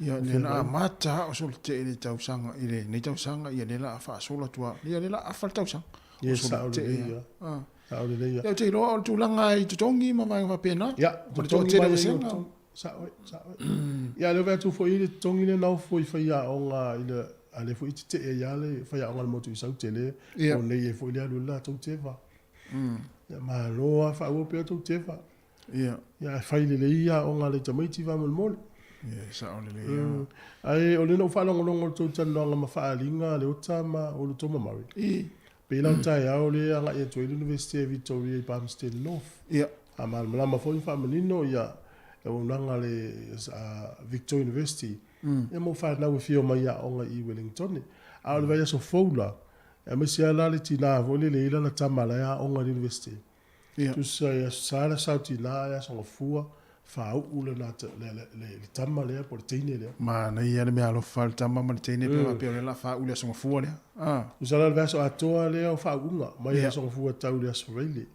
Ia, lo inga la le vaso fo ile le o te mao na tau na lau atu lisi ni le tato li tio. Ma na ia. Le lisi o lau whao. Ia. Lo finau. Sa o le ia. Ma na ia tere nei whanau o whamanu eina le tau sanga, mese nei vaenga le tau sanga i wha unga. Sa. Ia, tau mea alo whatau ana mo na i o tau tina. Ia, mori la. Nei te tae au o te saua le ua mo si la fia foi la tau ele o no foi polu. O le ua iei me o le asa o whasa mo le scooters. Scooter. Ia, a tau foi o wira pa ulua, ia wai a wira foi ia li lupo le toinga. Ia mawhau an foi ia, me se lau tato au whalongolongo, o le asa o whasa mo a vele, o pulo le scooter le te vai e lua pa ue tūtanga te luma ma uia le bole ave. Ia, na adu ale o ia wai alu le masi ni pawa. Usau ne tae au lai fola scooter i luma o whale o loa i Kennesquik. Ia. Ala e tu e la, te ola uri fo i ele isi i luma. Ia. A ele mtua au te ngia ele i scooters. Tasi, a vele alu o le lima. Alva pe le lima, la fa pe po ina fai. Ala tati escuta e lua luma. Fainga le o tama, la fa pe. Ui, o te ngia. Alo. A fa winga ina la o te ngia la ninga la fai. Ana to mai o le fu te tu o i e su le tu. O ese mai ala te fa, wa ina fu to amata le wa tu sala fa pe.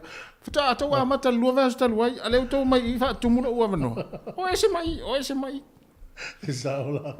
Wa to inga o tena na fai. Le go i tala tamale skuta wa esa. Wa ave skuta ia tu pe tangata. Tu pe da tau na mo wai.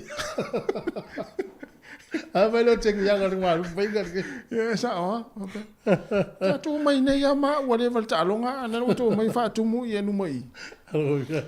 Ai te noi. Sole.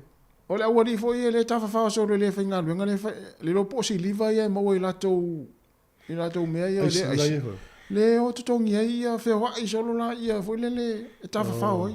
Ia ole me ai umai le malo se tu pe ia ta ti ai. Yes. Wata te vai e fola solo i lungo mo meo o awala fo i. Ia vai te ora vei stava le sis. Ma si tu ia vai te ua fia sis o vai ngana ia tatou le fio i tala. Ia, mo. La pelon sa. I le tala le na vatu fo i pena vatu fo tatou le ti o i sta masa mo le suafa ia Solipo Slade. Le sa lungo le New South. Ia, le fa sala lau solo o si tamale o le na tau Solipo Slade. O i Kapiti Coast sa nofo ai i le nofo anga le ta o le Elston Lodge Rest Home. Fale tangata matua. Sto ina wono sifuru valu tau sanga o le so sifuru valu a pewile na mali wai. Fiu e so na inga. O yo nei Wellington e si to. Tu so le o le to ina o i Kapiti Coast. O ia, le mamao tum tato. Ia o fiu la so sto ina o le na tanu i Paraparaumu. I le Aua Tapu Cemetery. I le aso whawa me na wafiu so na ai. Ia, e ona i tangata ia sa hanga le leo i la tau i mai i le whalelo tangata matutua. Ia. O se tasi o whale maliu sa hanga le lei foi. E ma tauria la. O le fta o mala malama foi. E ma whaina talo sa hanga le malo i se tupe e tutongi ai ia le. Ia. Tanungo le maliu. Ia e lua afe mon tupu whamei le tai lava.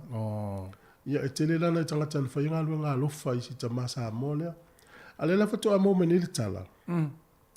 O Solipo Slade. Ia sa nofo iau kilani.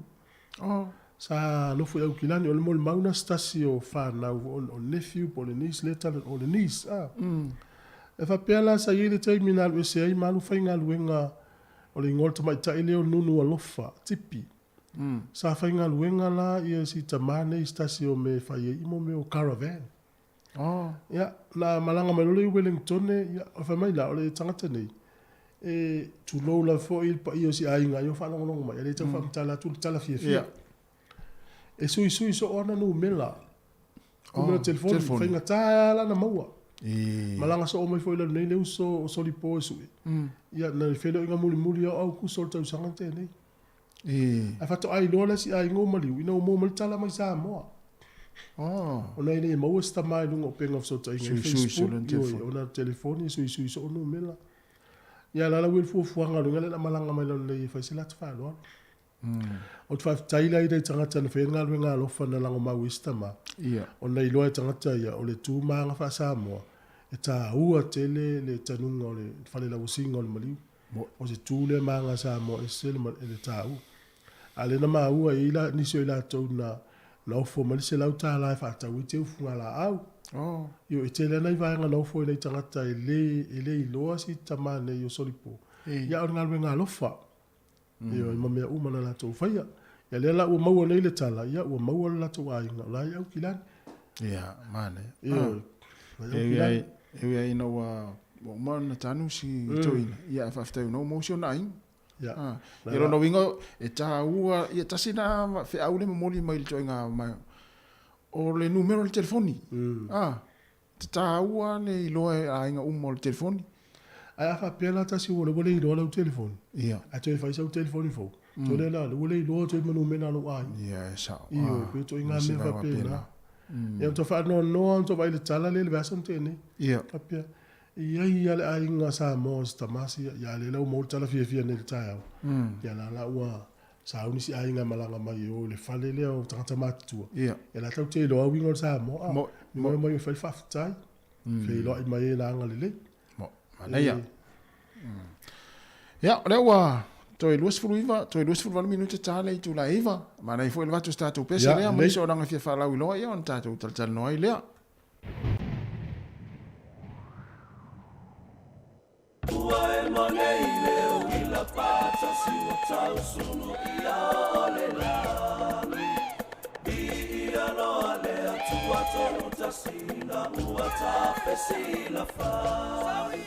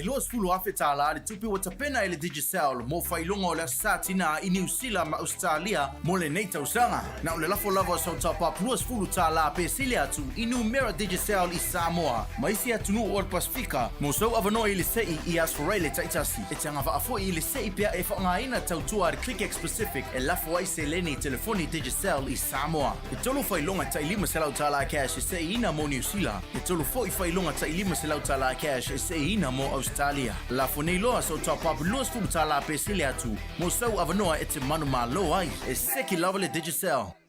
O le whaasisilanga tāua, e whaamana tuatu I le mamalo le tātou au whaafonga, e iaila wa ia te tau I lalo le tulafono o le Broadcasting Act tasiiwa valuiva, e whai e sau whaasea po o se whai tionga I mata upu, tau I whaasalalango I lunga le Samoa Capital Radio. O lo au ili lalo le upenga o sota inga le pūlenga o whaasalalango, po le Broadcasting Standards Authority, bsa.gov.nz.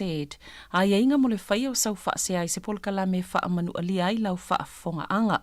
O lo o au fia I vaenga nei, o le ale teime mawhaiona whaise whaasea, o ai tu ainga polkalame mawhaiona o whaasea ai, o ai e whao o iaila o whaasea mō le teime mō mua, whaftai. Start your nursing career with Whitireia and join our nursing whānau. Weave your culture into your practice with our Bachelor of Nursing Pacific and Bachelor of Nursing Māori programs starting this July. Apply now at whitireiawelltech.ac.nz. Malo whaftai. Nisi o tātou whaasel silanga o le aso le nei le aso iwa lea o le masina. O me le se fulu le tai o nei. O le a whaia i le whono le maftanga so whatase o whaifi au Samoa o le ngtone polirua mo le Hunter Valley. Whaia lea i le e kāresia e whakasa Kenneth Creek polirua se laus furutasi Caster Crescent I polirua.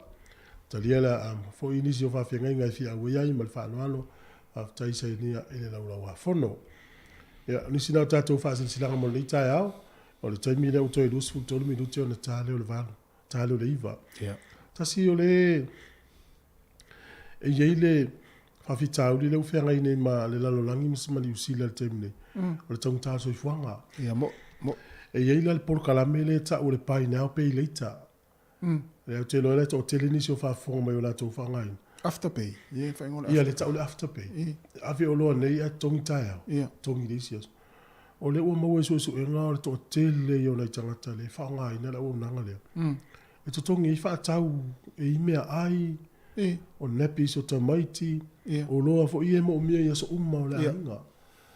Sa ie le tal tonungo I la tau na whaawai ina le fo I porkala. A pia la tau na o loa fo I se vai, lava, telefoni, pusa aisa. Ia le uola ia inga le mele le pai nao pei leita. Mo si le fia ni se o si le fia. Ia le tau whamitala tu atas.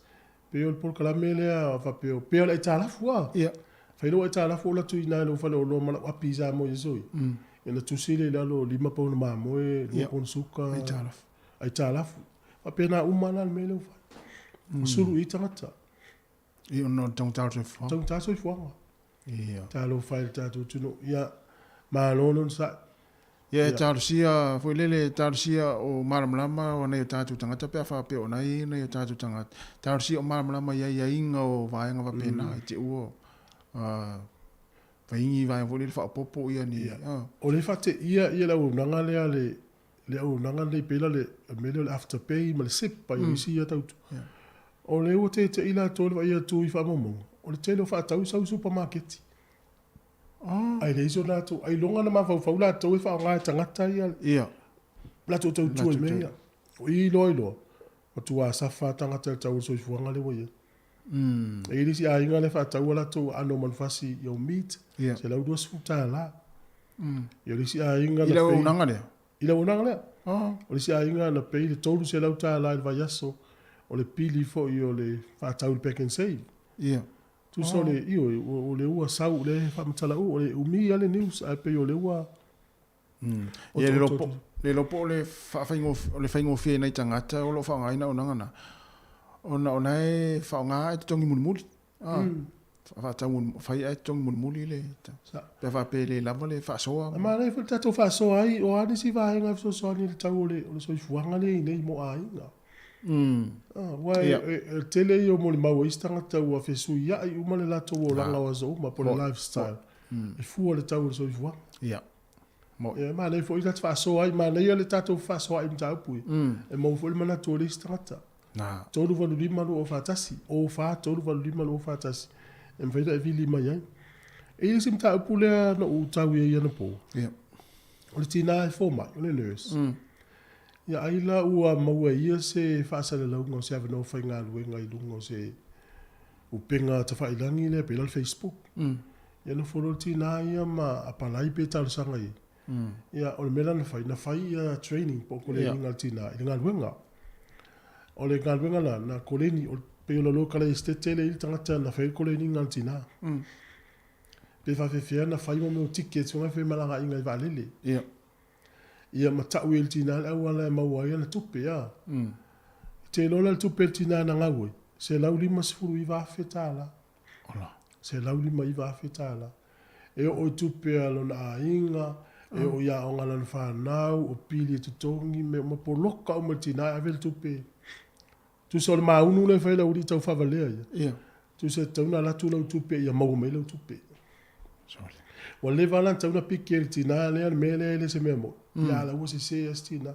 E o yo la to ainga wa ta la fu mai tupe. Sole. Ya tuli ya mau al tupe le. Ya uma e nga wo tina se lau limas furu va fetala. Se lau lima va fetala di usina. Te le o le tupe. La fasa lau foi la stasio tangata ila lo foi le motu sa tina ngalo na pista mai titia onga. Fa so mo tupu a fetala. Ona o le to inga me foi le nga luenga lungo pengo so tai.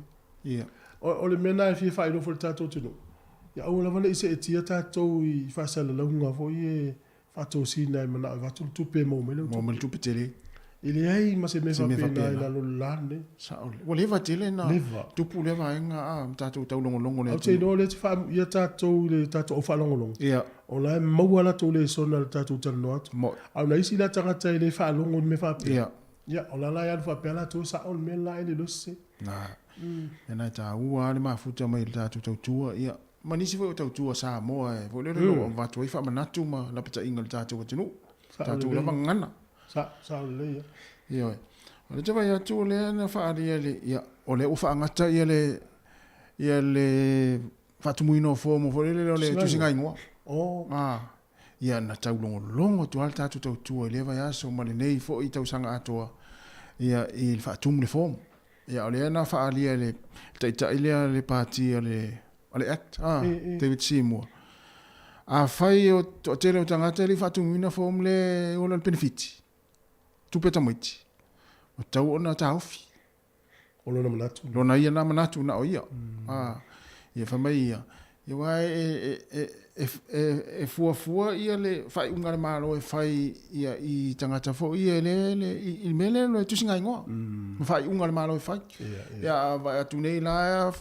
ele tai ia to atele tangata le fatu muina fo ia ele si tu langa le e fia sala lua fetala ia le la ma o maule tu le la ma o mau taro si e to tu mo sia vano I tangata ia le fatu inga la fa pe o e po wa u foi le mo tu pe mel malo ale vai tu malo le io ta u tu si tai ia e lan fa pe mel malo ia e la tau fi lua benefiti papela e lua fetala pela lua fe pe tolu masina ka ia tolu masina la le mo benefiti le pe ile usala ia te le la fa le tonu ste le al fa le tonu ia ia vai nga taua on tatu fai ona o sulang fa pena pe na me malo ia al fina ngalo na ole ele o se mata lam tu fu e mo se ole o tala le taita il party ale act o lo manatu o lo ia na manatu e ti awela lo manatu ia o ti awela lo manatu se awela lo manatu se lo sa wa au te tua ia tangata foi le fatu le nafa ma vai ma pe wa le o fi was why au te ilo tu fa pe o nei matua mai fa fonga mai o le na fai fa nau fa tumu le form o le te o sala tatu ai ia to inga talia fa ta mai ti foi se la uma ele tua ia lani matua tua ai e vai e tangata matua. Ai lo te nunga la fa longo tato di tio uma. Na me tato e number 1 na tato. Malo. Le tele o to ia. O le sauni foi la tato palo tane ia o topa. Ia. Fai lo palo tato ia o ne i tato fatu ai fai tato palo. Mana ia. Fatalo fatu stamana e fatalo fa mata o po Australia o sua fosi. Le sunga ia team Brian Tufunga. Alof tatu mo sunga fo ringa mai pele na o ngai English school vai tau ta sifi tu no pe. Tampo rua tamale. Ya, malo team. Na wa mo Australia. Fa tai fo ile mai mo mai le tau tu si fonga la mo. Ya, nala. Of te latu e masel to tele o tatu au mafuta mai, fia la fasa vai ngolo lang. Yo e. Po sa mo fo ia lo fo tele atu. Ya, leila vai fo fa fifia. Ya. Vai fo o tatu leila. Tatu fa soa. O alu si vai nga e suia i le olanga fai so o lo ai nga ine fuare tau so fuanga we ine. Ya. Sa o le. Ya, tolva lima lo fatasi. Vini mai tatu tel noa. A ton foi onet fano no é um galo vini mai mois. Terceria.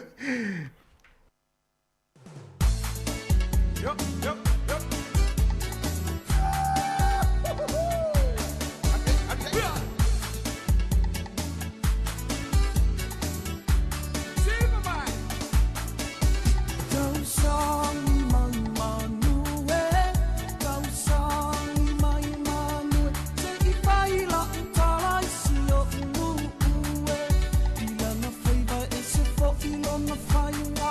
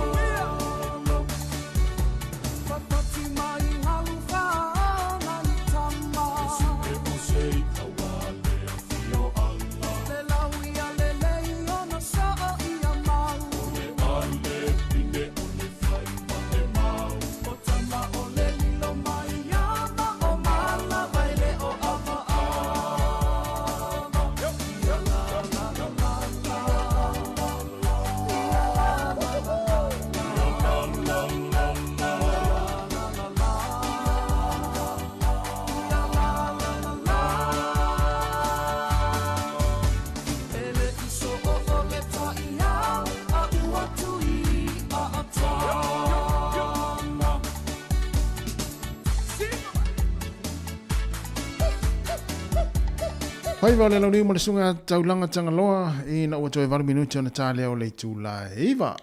Whai no atu le tatu atunu o le alawai e maliriu tangata le koviti. Moi. Ua le whata mala tātou le fuhu o me tau marulu. Ai manatu o tauna whai lau tui o le fulu, ia whai. Ia o le tau ana tā ua fwoi tātou le fuhu. Le tolu sfuru fwoi tangata le maliriu le vai asonente e nei. Le COVID. Koviti, io. E vai a tau tolu sfuru o ka o kose numero. Ona nei tangata se manu ilo le teimi nei pe ana le ai le whamai. Yeah. O le whai a tō tangata ni usi leu maliu whamai. Lua a fitu se lau iwa lua. E vai la le tele o soi fua ualo. Ia whamana tō tō i pēa, ia ai sile fia lava po i ango fia o i mai. Whai lau mask. Ma na ia le mai tau i tangata i e whai le ufi fufonga. Ufi fufonga. Ia so se meo ai nai le lei. Ma ia tele. Ma sani whai anai tangata le tūlanga na. Ewa ata vai nei e. Ia. Ai asa fa masani ala tau ma lau masani o peo masani ia tu le pusa mas ko ngali tono ta vale ia o amale ainga fai sa le ia pui nga o la to fo ia ainga ai le o ilu mole le pal mi o tatu malo le botala no mai le tulanga le soifu malo no ino le tatu tu le o mai tau winda ka peneta o la tau e fai el fai unga ia avela va no ai tangata o mai ni usila e mai ta oto ngase ne fai sa mo lau mai tau wina to tele lau tala vau ala tua i le lisi leo tangata. Mai samo. Wai, pe e te talo sanga i le au ala talo sanga i le mano. Ia. I ona ilo le la tau po i tangata tu i lava noe au mai. Ua ta tonga leo tunu ele tau ngofi. Ia, afa pe ona e to tele tu pulanga tala vau, ona mai le lisi na. Ia, tau te fisiri pula alma fuanga. Pula alma fuanga ma i tamiti fa pe, tu pulanga tala vau. Ia, no ingala si le fia lava ka pineta i fa momonga te usanga mo vai. O la tau ia na tele na talo sanga o la au matutua. Au matutua. O tele la utala vau te mine. Ia ele fiso o ta ila le tala le utau fai atu i tasi mani awini ia fai na sifida ngalo. O lo mana tuna wa. Ai mai tau wina le tupu tele le whangai na le aisa le tātou tunu. Ai a fai la whangai la utala vau. A fai la i se la utala vau wa faina i mai o le tina ma tau tonga wa faina. Ona le whangai no ava malosi ma le aisa. Ia. Le la talo sanga i fatu i fu. Te le la fale to. Te le fale. Longo to ma na ia le va ia tu i si afi o pia sale i moa. Ia. No va tu le tala fa tau le afi o nga sale i moa wa te le ia u sale i moa. Ia. Ia. O la u fela to tu la fono. La to te su e ma fa sala ma ta ofi ave ta vale le ni le sene. Ia. Ele ma le yo le fu fu. Ia. I le fiong. Io le fionga. Wala mai tau ina la tau le te leo le afaina pe ala velta vale. Ia. Ma le fale la vetupu. Ia, ma nei a tele fuafuanga no. Nei. Apa umala no e fai ngalea. O le vava aia la tau la tau tangata. Ia. E o foi la whakaina le aisa. Ia matua i ma mafal va ia le no. O le a inga lava o lo masalomia. O le no atu malosi i. To a muri atu leo.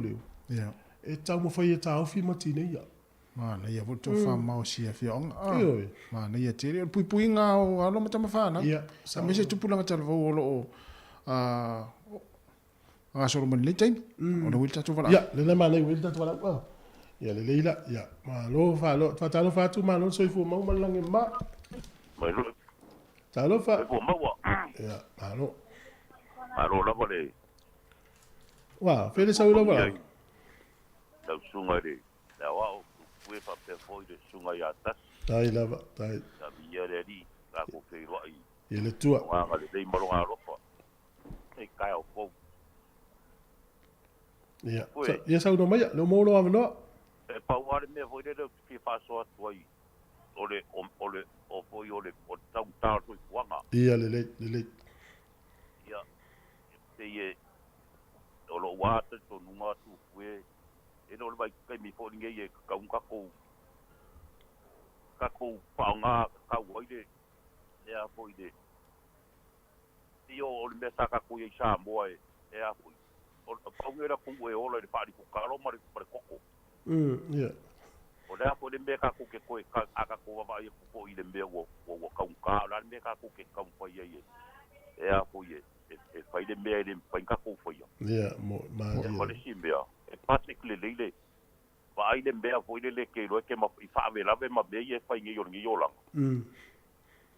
fu le lei o le apa pea se la ka la le ka ngoi fu le lei e a ye pa ko ka yo ka ku ka ia e le se me o le kom foi pode apa ma kilo fu le malo so ri ka ai o ka ko ora ku si la ko fa ma ngi ngai le o ke le ka o le mere o se a fo yo se ka un ka ri fu ia a ka ka ri fu e ku wa fa di sua e lengi mo le o la ko ka ko fa ngo ie ia ele pe o sia ku fo de se va nga wa ngi me ai ko ka ko yo le mbe sa ka ko la sa mo le si o le popo o le o e foi la wo mangi ngi si la o ya wa ya ko o ka tu ko ya a mai de e de ngi fa sua ai te va pa ai ko ia pa penga ai lo le o le mede wo pe o ka tu ko o ka mo tu ko a wo le se pa ko ka wo le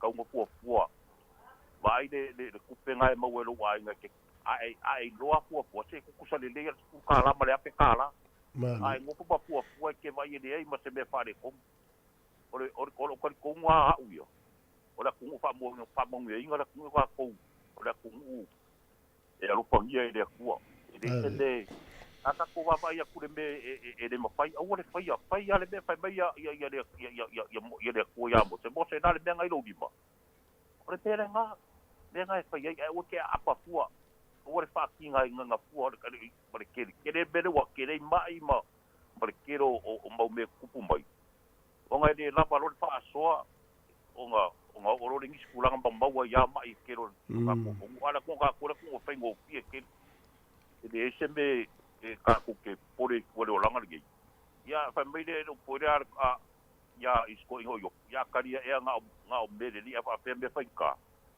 ya o pa so aku le malo ma asi e ma ngia de ka pa so ma ngia la dato ya o te le mo ya so fo pure le fa so sto male pe yo le ungale o le fa so le te mi le ya e fu ye le so fo lo tato e il a inga o tina le lan fa so mo ai si a inga o tamale le lan fa so ya mo ya o ai lava o tamapo tina le fa so tata na tu ye fa so ale ai me funa le ale no e fa me alto tele janga e agora le lo ta sitina me funa le tele no fa tu tele te ya mo ya ave ale fa mo tina fa so ino ya ave ka le tina a te no la tas e ainga ele le fa so tina ya au le si ainga ele le fa so tama lo ngala ainga ele le fa so tina ula fe ele ka te la ya o alfa ta win pu tas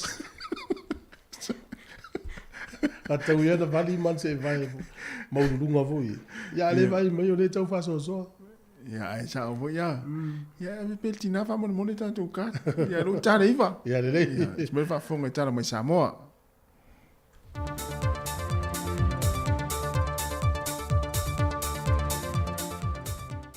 Talo falava o se mai fa fonga se fa o ponga le nei o tatu telefon mai Samoa. O le whaai unga le fontanga a le atoa Samoa le mta opo whemalanga inga le wao motu e lua. Wa tā lia i neise aso e amatai nai whemalanga inga mō le fitu aso e sao loto ai. Ai wana o se wha mama a venga mō tātu tangata. I le ave ese le reporte leo ma le whale mai. Ai olo tu maulava le tutongi o le pēmita. Ai ua le wha apea mō tangata Amerika Samoa e malanga mai le atunu. E sao loto se e vanga nā i lava se pepa e wha ai loa ai. Le aso e te tau ana toi tadi wai le moti sa sae. Whaai loe te itai o pāti e lua, le whionga te itai o le atunu fia mena ame mta afa, aina fsilingi a foi le sa avea mapa le mea mua le mta opu lava le nei, malafa a liai e le fau le mta opu le nei o whemalanga inga lava nei malanga sa o loto, e le mau whailoa inga ma whaatala noanga sa whaia mua, peitai e le o se tūlanga e whaafeingo fia ia Amerika Samoa, le talo sangatu alo tato wa tunu. O pe tautu mama mai to nga me foi le wa e mo mia le pepa mai o le li poti mai leo e pe la folinga mai e fa matu e se ya name ala e mana o mia le tongi o le pemit Ko ile ai sia tatou me le ye mo le lau tele o tangata malanga mai. Ele ia sisi me su e na pawan me ia so pe malanga to malanga e se tuai. I tu tonu le i pasipuluas. Ele o se maka po fon kala mo fil ma ko kaimi. Ai man to fo. O Amerika Samoa la fo ko so nga ya ko pe. Na. La tawai le ia le fai pe mika. E fo ila le nga taulanga langa ia fa sa loto fe nga malanga i tuelu mla fo ka ko mla fo mai la ko yo ele fe ngo fiel melanga o lo silsila pilte tai o le tunu o marka peneta e se awala fa pa le ni ele finga le lo ye le temile nei mo tangata malanga mai Amerika Samoa ai a mata i tu mo le pe mita fitua solea o wha mai le venga mai o tātou tangata e le whemalanga e whaia reporti e leo, ma le reporti a le soifua malolo ina. O wafo le atu noo mapusa o loa a wina mai atu noo e whafo, o le whaitu toa mauti noa leo wa wha ai loa nei e le suikom sinum tanga ringo leo, babali i Mona Lisa tia i kete, o loo wha audu fale mana nā mai e te tono le atu noo, whala au wha sa aina e mai se lava le aisa, fa pe fo i mala au malo se le fa tanga ina i lalo le tula fono. Na toe pina le ta ofile nei o le sui kom sina, e se tasi os fa inga leo le fa ai unga le vaya so i tua mua uta, ma ta ofia mai eise ta mai onos fulua tu sanga, ma nisi e toa fa, e toa tolua li, ma ta mai ta e toa lua, fa li e papa li, o se tasi le nei o tu langa wadi e mai mamaita wina, o le tele o so fa inga le nei a o fia ai le aisa, o whaatupula ia leo whae o tinama tama i ta ia o fiai. O se tūna whaani e papale e wata tau leo fisa le tiute, o na matuai wha maoni i le langa ina leo so se pusa o loa e whaun whana mai lea tuno, o na o le tele tu ai ngā meto tio whaon ai ne tangata whaatau aisa, e na nā mai ei o loa i tu tonu la tu pusa o loa.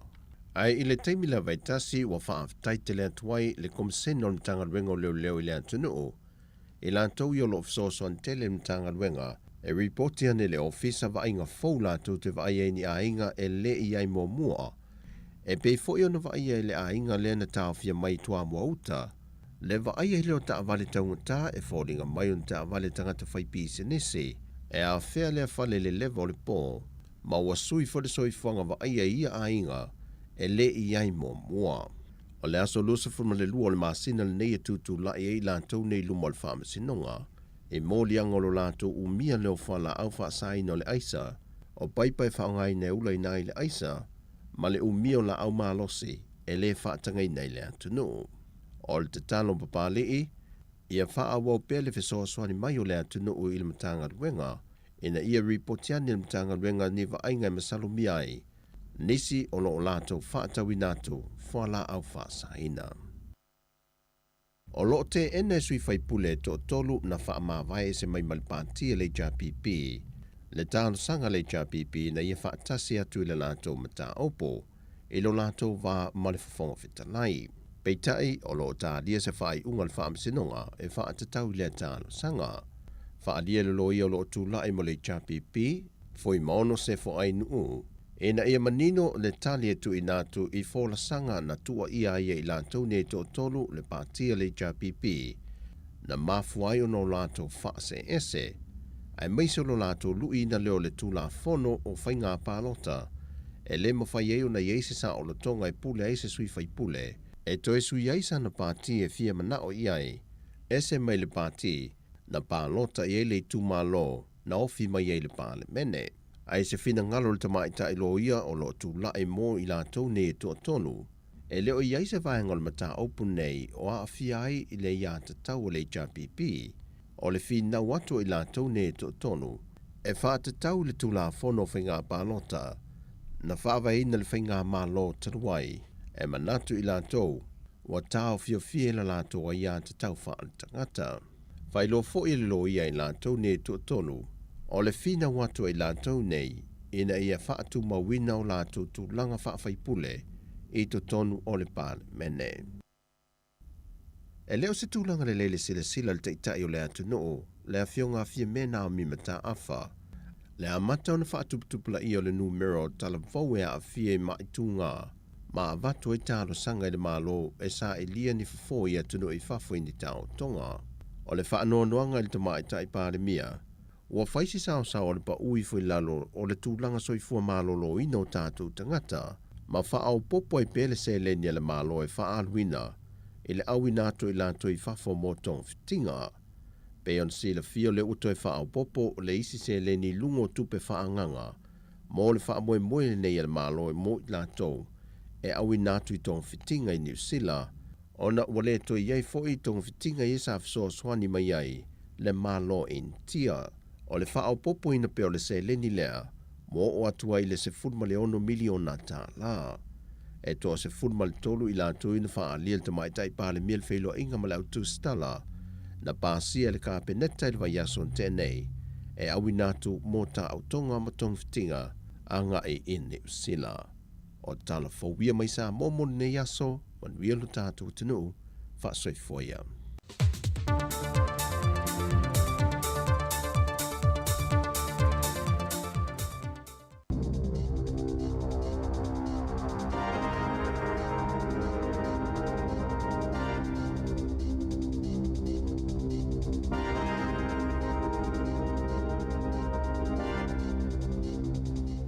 E whaatalo whātu i le nei wha o pōponga o telefou. Tā pena i nei Wellington e le tautua a le si ufonga o le laumua.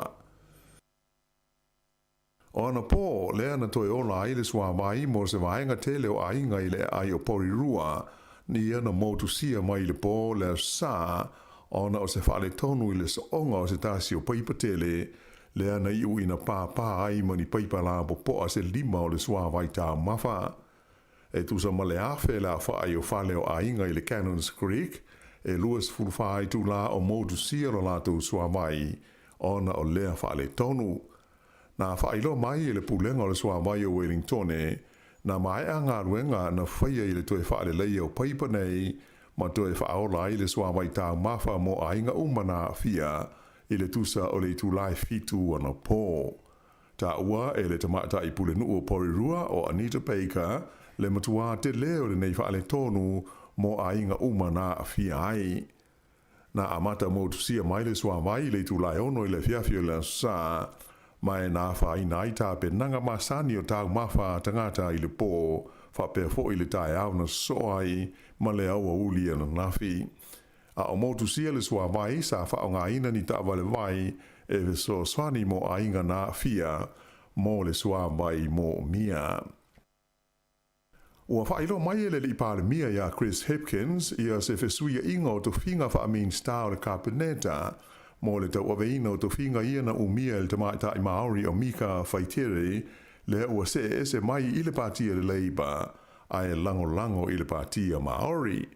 Sa tu ina mai le nei wha silanga i le pāle mia, i le mai au le fontanga le Carpeneta i Wellington e ana nafi, ta luon na toe te liu mai o ia mai lon tona i le whai unga, i le whaunga o le tupo sa le sa le tolu. O le tamaita i pule o Joe Luxton, o lo o tu mai le tu malo rangitata, o le a avea o iema min star i whafo le Carpeneta, mai o le aia tau aveina to finga o le min star lango whaatoanga, min star lango o aonga, mai o ia foi o le a avea min star o le tiute. O lona lua i le nei o paia inga o le pāle mene mo le tamaita i le nei o Joe Luxton, mai o lo o umia ia le tofi whailautusi wha pāle mene, mo mtanga luenga nei o mtanga luenga o whaatoanga, whapea i male mtanga luenga o aonga. O le ri min stai a Kieran McNulty, o le avema min stai ulu i ainga luenga, i le toe whaale leia o mea na whaatama i e lo longa ma ta whenga ma mawha i le tūmalo o le Hawke's Bay, lea olo o ia tau aveina i le teimina i se tūlanga lango.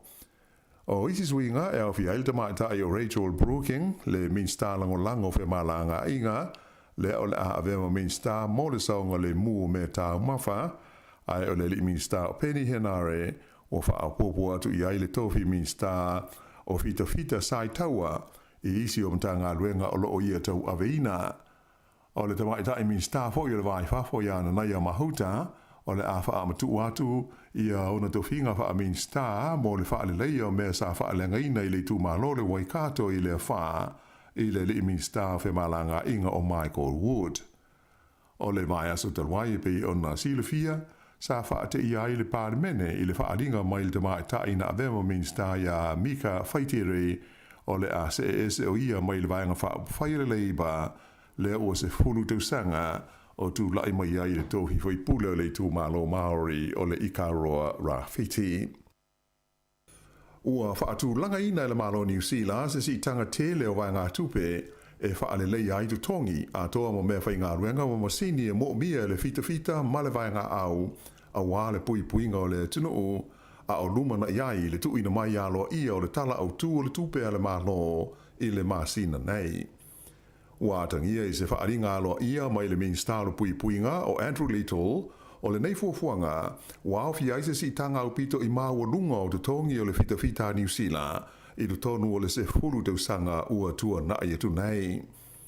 O le toa tele o fita New Zealand na whaamamai mai o la tu finga na whailo mai ai e le minsta ia Andrew Little o le whaale leia o te tongi o le a ave iai le na whaamua mua. Na whaalia e le minsta i le songa fuana nafi e whaase lau se furuiwa miliona tā la le vai ngā tupe whaau popo ua fua ina e le malo e tu inatu e whaale leia i tu tongi o le fita uma o lo au auna i le malo o New Zealand. O le se le ni o le amwhai o na maua e fita tai tōtasi, ni si tanga o te tongi e a mata i le tai wha awhe tā la, i le anga i atu i le se furuma le 5 awhe tā la, e fua lava i o la tau tūlanga, a toa matiu te malawaenga o le fita o lo o tau tua ai. O le neisi tanga, o le a amata o na wha amamaru i le aso mua o Iulai. Nā ta ua fo e le minsta, o le ao fia i le talo le tupe a le malo, ia leisi vai ngā tupe toru se lau 2.4 miliona tā la, mo le whaafauina ma le whaale leia o aseta a le vai ngā au New Zealand. E whaape fōi ana whaatulanga ina ia leisi iwa se 4 miliona tā la, e whaale leia ai masini mo le utu ina o waalele i le malai waalele o le Air Force i o Hakia, ma leisi iwa se 4 miliona tā la, mo le whaale leia o masini mo whesota inga, i le wā o Manuao ma wā tau a toa ma le au mai au ni ta wale tau o le tu ainga e ngoa o le Bushmaster ia e matua malu puipuia mō la tau e whaau ngā hina. E valu se fulma le 5 miliona tā la o le a whaale le iai ia whale o le fita e au fiai whale 5 se fulu i le no whanga o le Army i Waiuru ma le whaafawina o isi whale e se fulu toru la whaai i Burnham, whaapea Linton ma o Hakia. O le tangata Pasifika le na loka i le waweau e leo ma le ofisa o whemalanga inga i au kilani le mai aso talwai ua maua no visa le tu mau e nofo ai i New Zealand mai o la le mwhai ai o na tipoti ese o ina a o ia mai le tunuu. O le neimita aupu e pe o na whailo mai le loia o si one foliaki le o lo tu mo le li le nei sa oso whai ai le whalo le nei tangata i le tu lai 5 i le waweau mai na vele mo mea sa wha amatau ina ai mātu o tu vale ia lana wha naumalona a inga. E ui ina te ena e lo visa o whea malanga inga le taimi e pei o na wha alia e le loia. A ena i oe i la tau e le o na pau leo se mata upu ua loka matau fia ini tangata ua owa aso i te tonu o New Zealand. O le stofi na te nei, sa to e lau li liwi na aile nei mata upu e le min stalango lango whea malanga inga ia Rachel Brooking ma pasi ai le tu ina atu o se visa le tu mau i le nei tangata. Mai wāwano ai o ia e tālu sanga mō le pē mita nofo mau. Whaalia le lilo ia ia foriaki e tolu pō o tā whia le nei tangata i le ofisa le leo i manukau e whaatari ai le tīpoti na o ia. Sa ia whaafita ai le whaaiunga ua tau nuu i ai lea mata upu. O le teimi nei la o lea ua tā whia e le ofisa o le Immigration in New Zealand ia le sa i linga o tangata ua ova aso la tu visa i taimi le whetau i o le aso a o whaanga solo ai se suenga mai a i lea vaenga o ngā luenga whai a le mata ngā luenga. Ua mai tawina le si tia maua lunga la whai o ta maiti i le tonu o aonga i le kuata mua e pe o na whai lo mai i wha maunga le mata ngā luenga o aonga. Sa tula i mai le vao le valu sifu wha ma le valu sifu ma le valu pasene la whai o ta maiti a aonga na o ngai vai aso tai tasi le kwata mua o le nei tau sanga o se a whainga le leitele pe a whatu se le tūlanga sa iai le tau sanga o mwai lea sa na o le ono se furulua a ngai le fitu se furu malu pasene e wina i le tūlanga le lei a to tele pule a onga na o la tau whaalia e whapea e le o mautinoa pe mawhai na whaale lei a tili le nei tūlanga i le lumanai o le mōri mau o le pule a onga i Newtown o Hillary Lintott sa i e tauai o le mafuanga au tū o le lea onga o te maiti ona e mamai e ui ina iai fo i ainga e whenga i pēr mo whaingata i le au ina atu o le whanau i a onga. Ta ua fo i le tamaita i pule a onga ua te le lava le swinga i le pau o la whai te maiti a onga e a fia ma maua i le COVID le nei tausanga o matua e mamao ma le kuata mua o le tausanga tanuai lea sa matua to tele ai te maiti a onga e lea onga ona o le wha mai.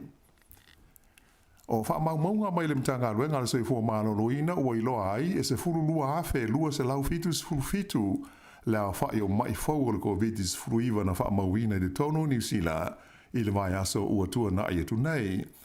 O le vai aso atoa lea na wha ahi uina i le vai luanga o le po le sa na tenei sa wha mauina i ma lea wha inga i tolu se furu o te ngata na mali liu ona o le COVID o lea wha inga o tuai nei i le lua afe fitu se lau iwa se furu lua lea wha i o te ngata ua whano le soifua ona o le COVID se furu iwa i le tonu o New Zealand hei.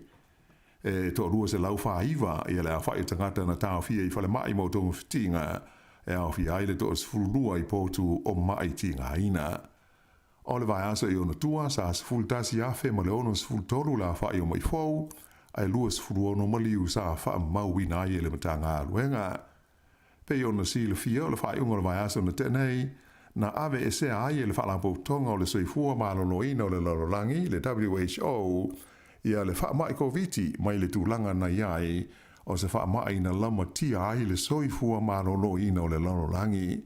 O le taimi nei o le ua ave i le koviti sfuiva le wha aupunga o se tasi o wha mai tau ave ua le o toe mano miai ia ni fuafuanga mani tūlanga wha na tinati o tongu fitinga e pei ona sai ai mua i tūlanga wha le wā o malo. O isi i vaenga o le tātou tala, ua tuina mai la bata inga o ti munga mamafa ato ma sa vili malolosi mo se vaenga tele o New Zealand, e au fiai ma nuu mai tū malo nei longa ona te tele ai ti munga lata mai nei. Ua se e atu i le tūlangi sifo i a winga susu o le tau, lea sa a fiai nisi vaenga o New Zealand le vai asa o mamae, ai o le a amata i le so o na toe li liu mai, ma au mai ai ti munga mamafa i tūlangi i mātū ma si sifo a o wha solo malie i le tūlangi sa sae. O le tumalo Northland a amata ana po na wha maruina i la bata inga o matangi malolosi ma timunga, mai o lo valo ia le o atu i le fase 4 mm le swa timu e palasi ai i lea vaenga o le motu i mātū, e le ngata i lea e ono iai fo ini asio sio e ono a afia ai ia vaenga i le so.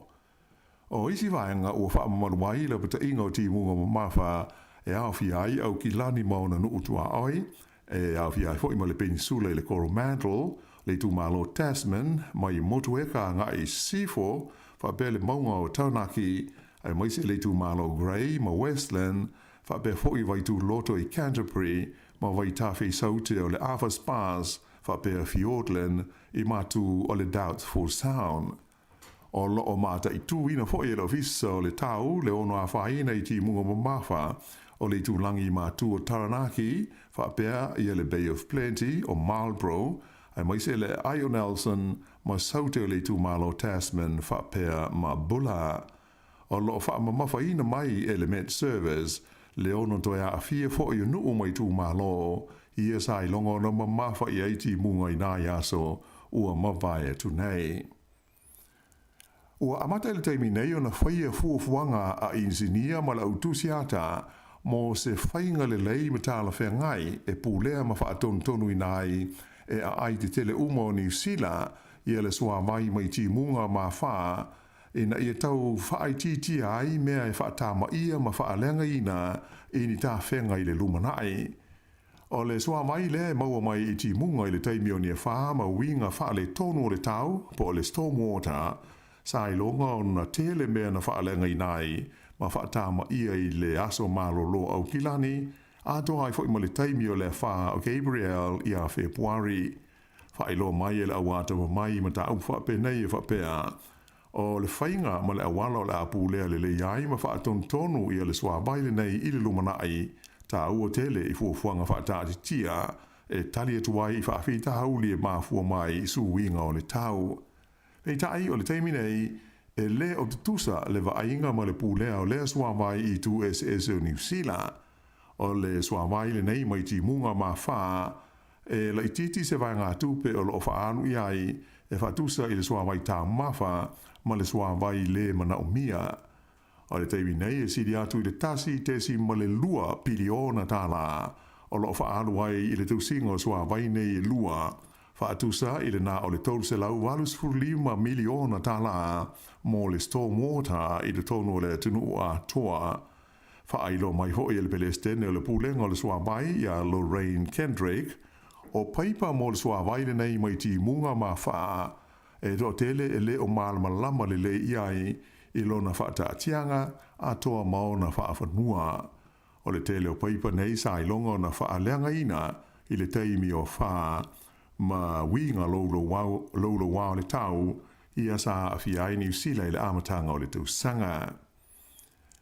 O le Ayo Nelson ma le tumalo Tasman I le tumutumu o le motu saute o whamaunia o vahenga I o New Zealand au pito I maua lalo ai tutongi o tangata whainga aloenga. O se li poti fau o whaalawa I tele I le teimi le nei o iloa ai o le tongi e ono se furuafe ma le fas furuwaru tā la I le tausanga I lea vahenga o le tunu e se furu whapasene e maua lalo ai na I lo le tongi e valesi e ono se furu I waafe lima se lau iwa lima tā la I le tausanga mo New Zealand atoa I le tausanga na mawai atu nei lua afe lua se furu lua. Sa manina mai fo I le nei le poti o le tulanga ngā whatia o le tau o whale I le vaenga o New Zealand e lona tonu I le tulanga o pito whale tonu I le tunu a toa e tu sei lima se fulu toru tesi ma le valu pasene o te tongi o tangata whainga luenga o lo alu e te tongi aia lato mo kesi e whaatusa lea I le toru se fulu fitu ma le awha pasene I isi tu o New Zealand. O le Ayo Nelson o levo na lawi loa I te tongi o ana tangata whainga luenga ia e taua o le Sunshine Wages ia po o te tongi e fuafua I le lei o le tau e maua lalo I fuaina I lo le te tongi masani ona o le lei o le tau I lea I tu o New Zealand I le tele o taimi. Whaelo mai e le tamata I pule o le Ayo Nelson o Rachel Boyack o se tasi le nei o whaafita hauli ua lewa o na whengai ma Nelson whaapopo I ai mo le tau le haio ni ngā ruenga I mana o mi aitanga te whai ngā ruenga leiba po o ni whale whai ngā ruenga e masani o na mo o mi aitanga te whai ngā ruenga I maua lalo tutongi. Ta ua le tamata I pule e te lele whaafita hauli tau whale Nelson ona o se nuu e to tele tangata mātu tua e fia ma langa mana nofwai ona o le lei o lona tau. Sa ia whaali foi e le fauda whaafita hauli nei a Nelson o le tau le aio ni whale to e tau ngata whale ma le maua lalo tu tongi. Na ia ta wai e te le lava le fisosani e maua mo tangata I lewa anga o le tino o I taimi e si I tia ai le malo I le tutongi au pito maua lalo mo ngā luenga.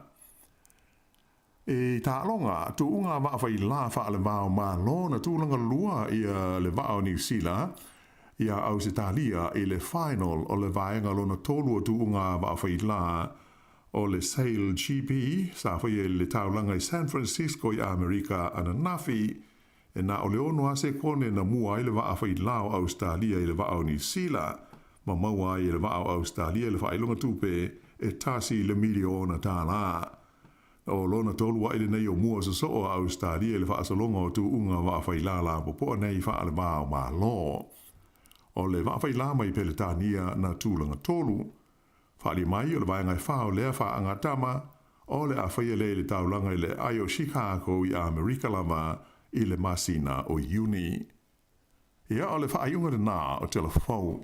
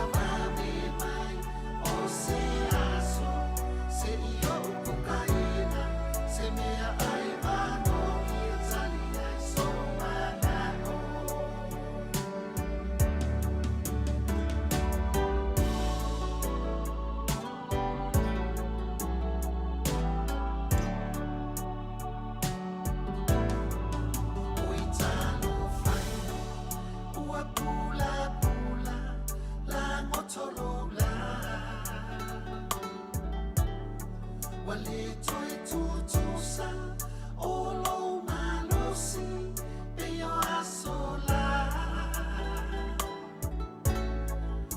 ua ngalo ngalo wa ele manatua o le tele o mea tina o volinga ele mafai ona ave esea o alofa ana o lau fana uma e alaile ni pese o lo soifua o le atua alofa pule pule tetele na te whaafua loa pe alo soifua maua sou malosi ia whaamanu ia le atua ia tausi matua ma le whaamaoni ele mawhai ona whaamalo o oe tina i le tele o aso e moe malo i mata matu o atu oe i talo sana e ana pogi mata talo ia babi mai o se aso se io kukaina se mea ai mano ia talia i so manako se io kukaina se mea ai mano ia talia i so manako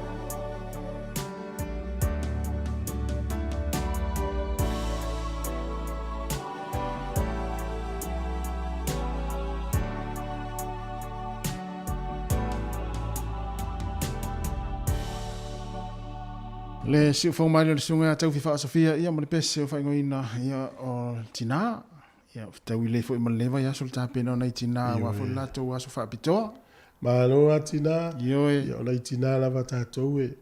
Le itina la isa mo a umola sa. No mano lo le son fu. Yeah. Na son fu le mano lo. Yeah. Ya itina tato.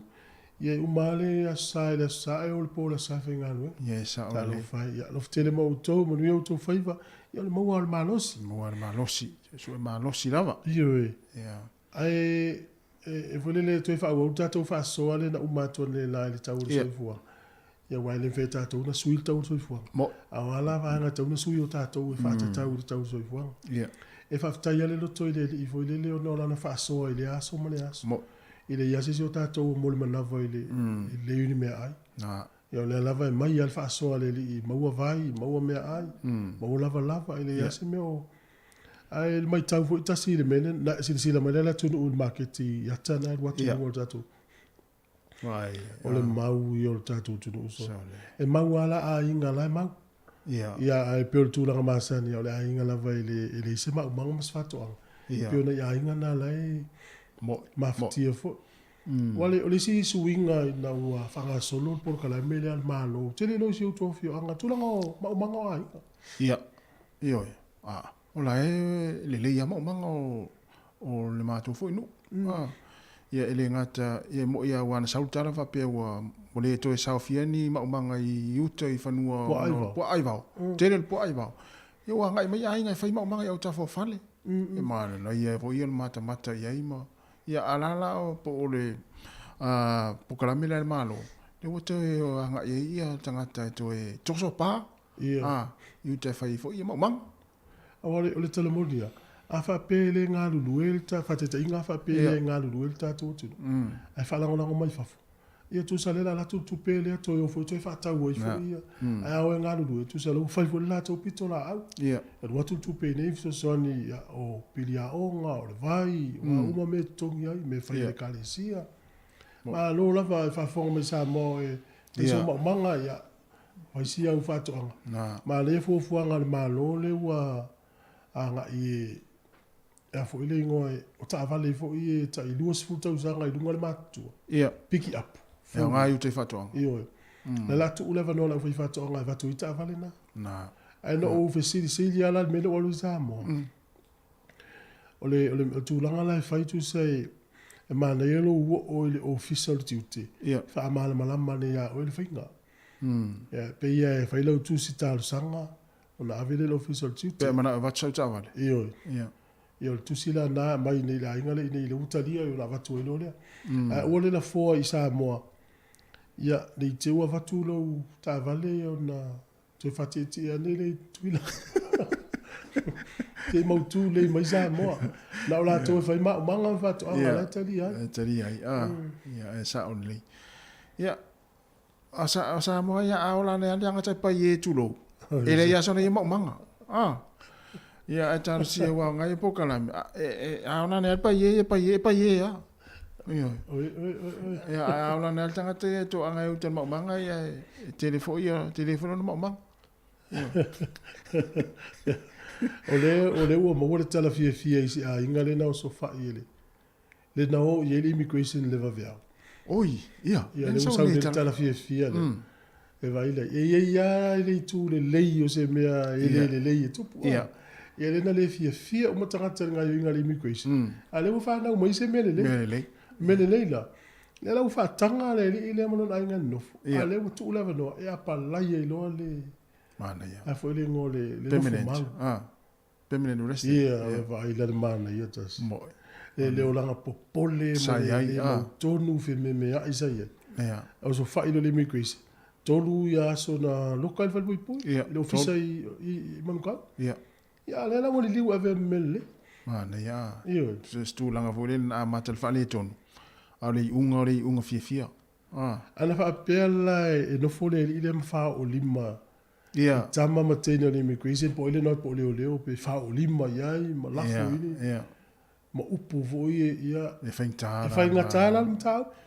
Ia e lono wingala no sa ia sia fuita mai. Tali ia tūranga pe o na mori e oi. Ia vai la lili unga. Ai loi matal fa no loi matal fia. Na tonu. Ale la no fa longo telefone na feeling me le fionga la wan.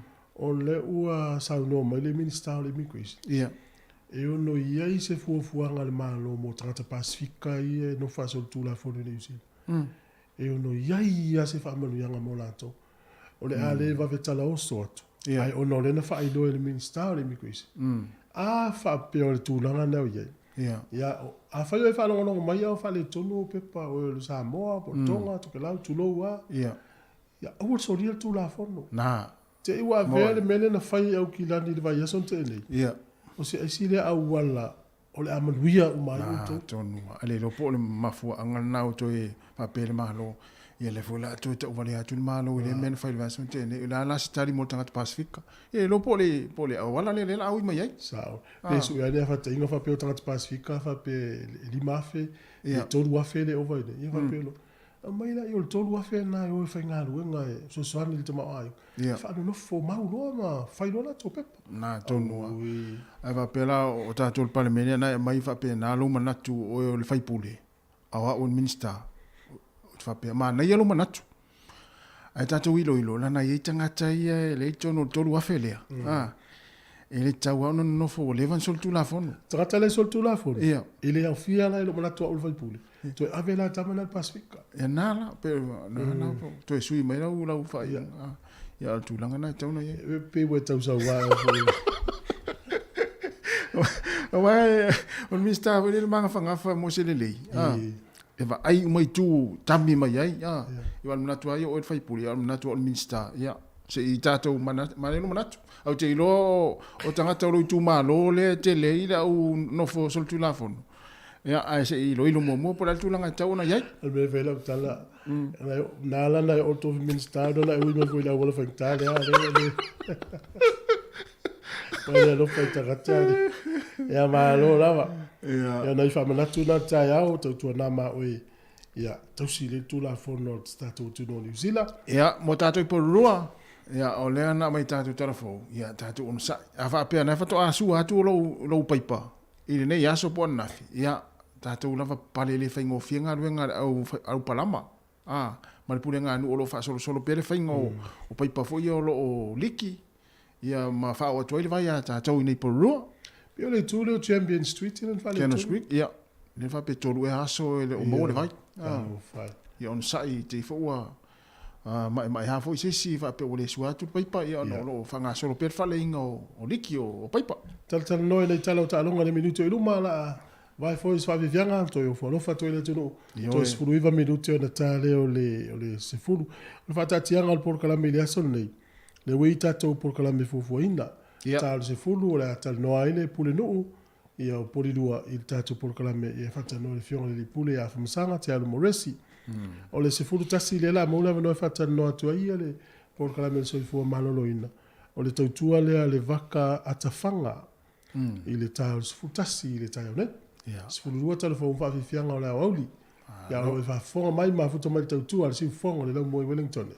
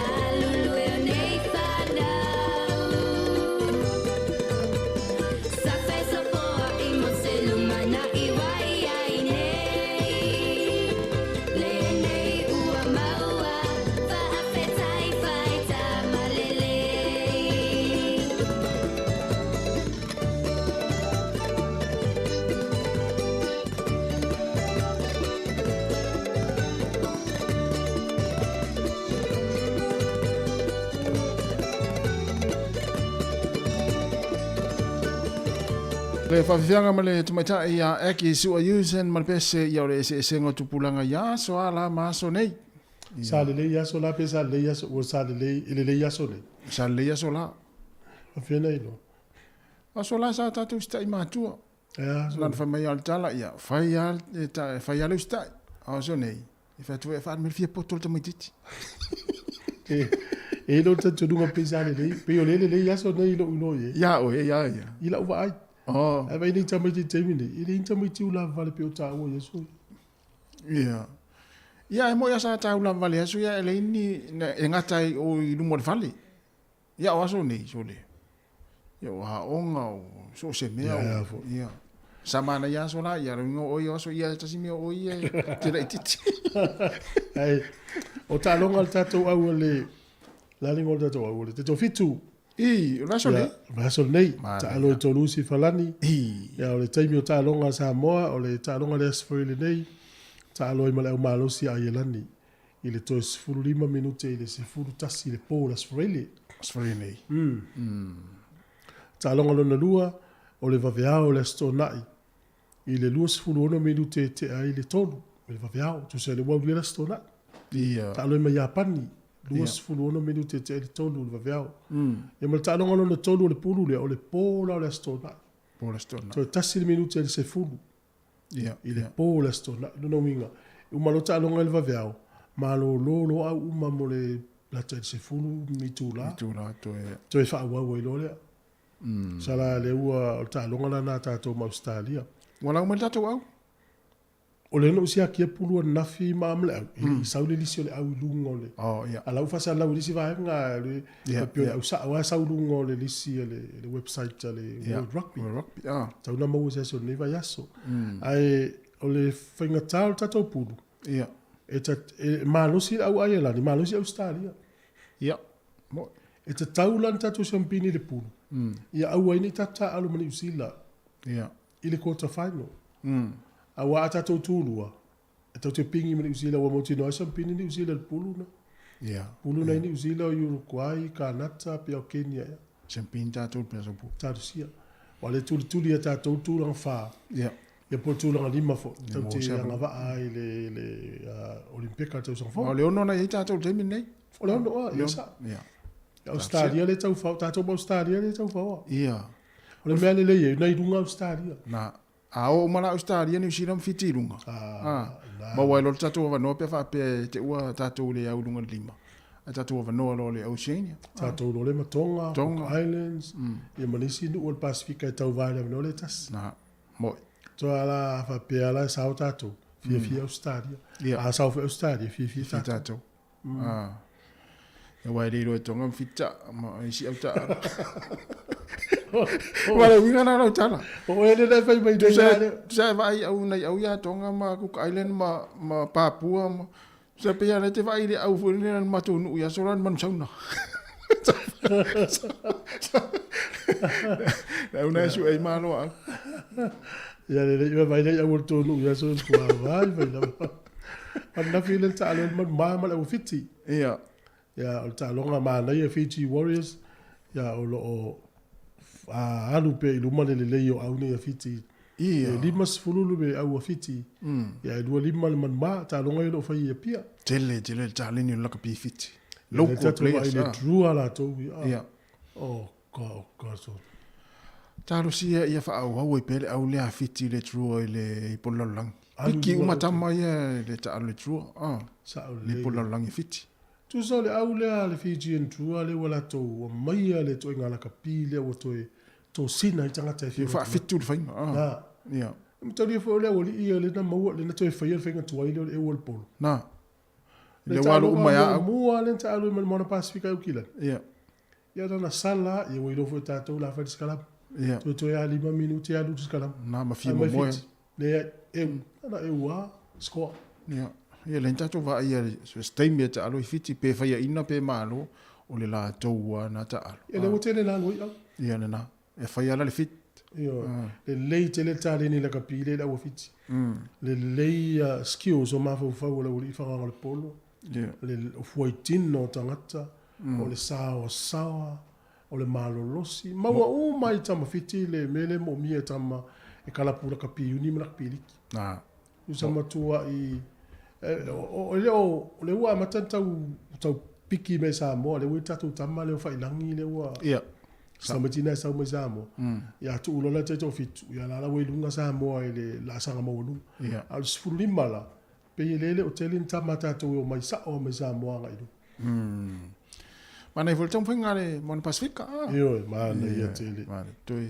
Ia na toi skoa au kilani le skoa. Tauna sala skoa na tapo movement. Skoa mua. Skoa au kilani le a kiro yale le skoa. Ia skoa mua. Ia toi. Ia ile tu ua ilunga le fali ilo ilo. Ia. Ia o Malten la malo al Mar Pacific. Ia te o penalty try a skoa laki ia. So yo kilani le vape o le fatu le tala no tato tama Pacifica. Te lofa tele le tama Pacifica mas tato coach mas. Ia. Lenga. Ia so ia. Ole finangalo trata le Wayne Smith le fia tu installa town itas. Ele ta alonga le Highlanders ma le force in fa stadio. Fa mai Wayne Smith. Talu no matamata ile kapi. Ole tai mo le wo tape e TV wo le tu film tamata sila kapi. Ia. No follow maki le cheno vo le o me ola documentary o manu. Wa le fia. Ia. A fuala Wayne Smith e aulo na leo le World Rugby. O yo fo ia ila wali ia le World Rugby. Le avatu fau tuanga o tu la fono ai le tali ai lato. Ia. O le va ai Wayne Smith. Tu sa le lau fali. Ia. Pe wa pule a wau lau fali talo. Mai o le mele fe lau fali advantage time uma. Advantage Ia tu sa la wale ma na ia ila kapi. E uma lea pa wal mele mana o le mafo fo lau fali. Ia yellow card le tamta. Ia. So temi uma ia advantage ia o le mele tu. O le fa tele lau fali o fia tanga se ila na card lau samsam. O na le mata ia le ta alonga I me se. Ai le fa tamo e ta alonga. Sa. E vai le va ia Wayne Smith fa mai na vai. Ia na sala kiki fat fa fire line out, fire the more wal aulo fali advantage. Ave lapta inga to tasi ala usala yellow card. Ya no fo fel aule mo to kiki le polo. Ol mana onga aule. Ya yellow card la tamale wa ave le warning lapta inga. Tu sa wala isia va no e fai fatino le talo. Ma o te vai mal fia matamato tangata. Ya sa o le fo le pio le tulanga na. Pio va lo fali fo le mesier tamata alo. Ai le fata mo le talo. Ele foi na mo le talo ngata to le Hurricanes male.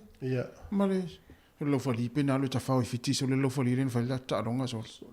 Ole si tu le tamata matanitas. Ole mo le fa nga vo le common sense. Ai vai tu tamala polo cal polo sili. E ma fai tamala na li sua vai pe melt vo le le peli uloi ya. Fa nga le ma fa vo lo fali. Ele pa fai tamala nga no fo tamala au le mata tau le tamala no winga.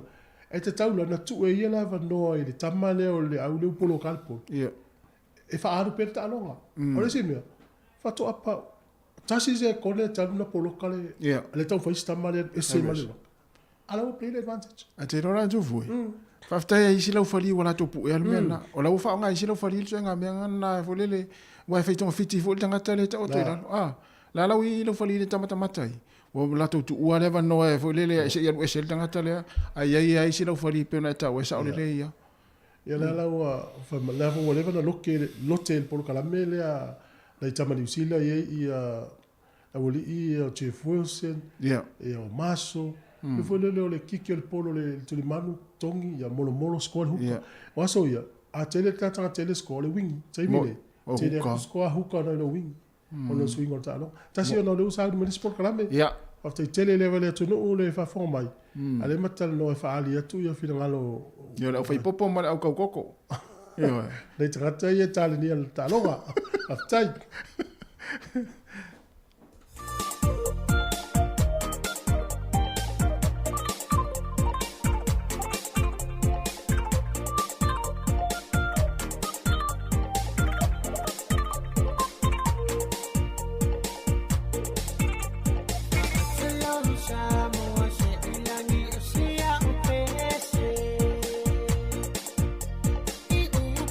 Mawa mai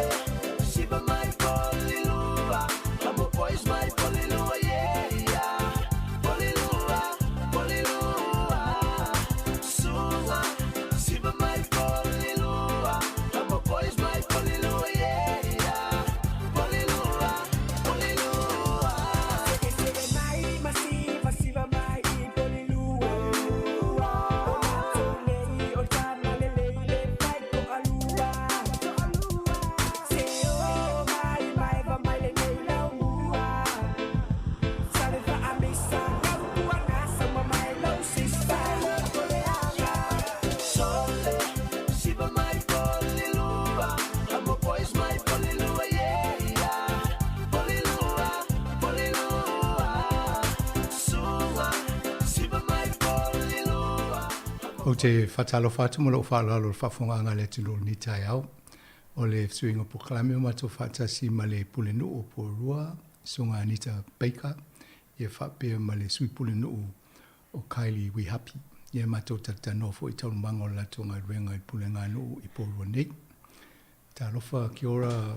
Good morning, welcome to Samoa Capital Radio again this morning. Talofa, thank you for having Bena. us. How's it been in Porua, Anita, since we last spoke on it? You've been busy with waters. Been very busy. Yesterday and the day before was hectic, obviously, because the residents in some of the east, Cannons Creek and Ranui, went without water for over 24 hours. So it's been a bit of a nightmare. and I think a bit of learning for people because people didn't have any water stored. So, we've got some work to do on communications from that point of view. Kylie, and you've been keeping well? Yes, thank you. Not too busy? No.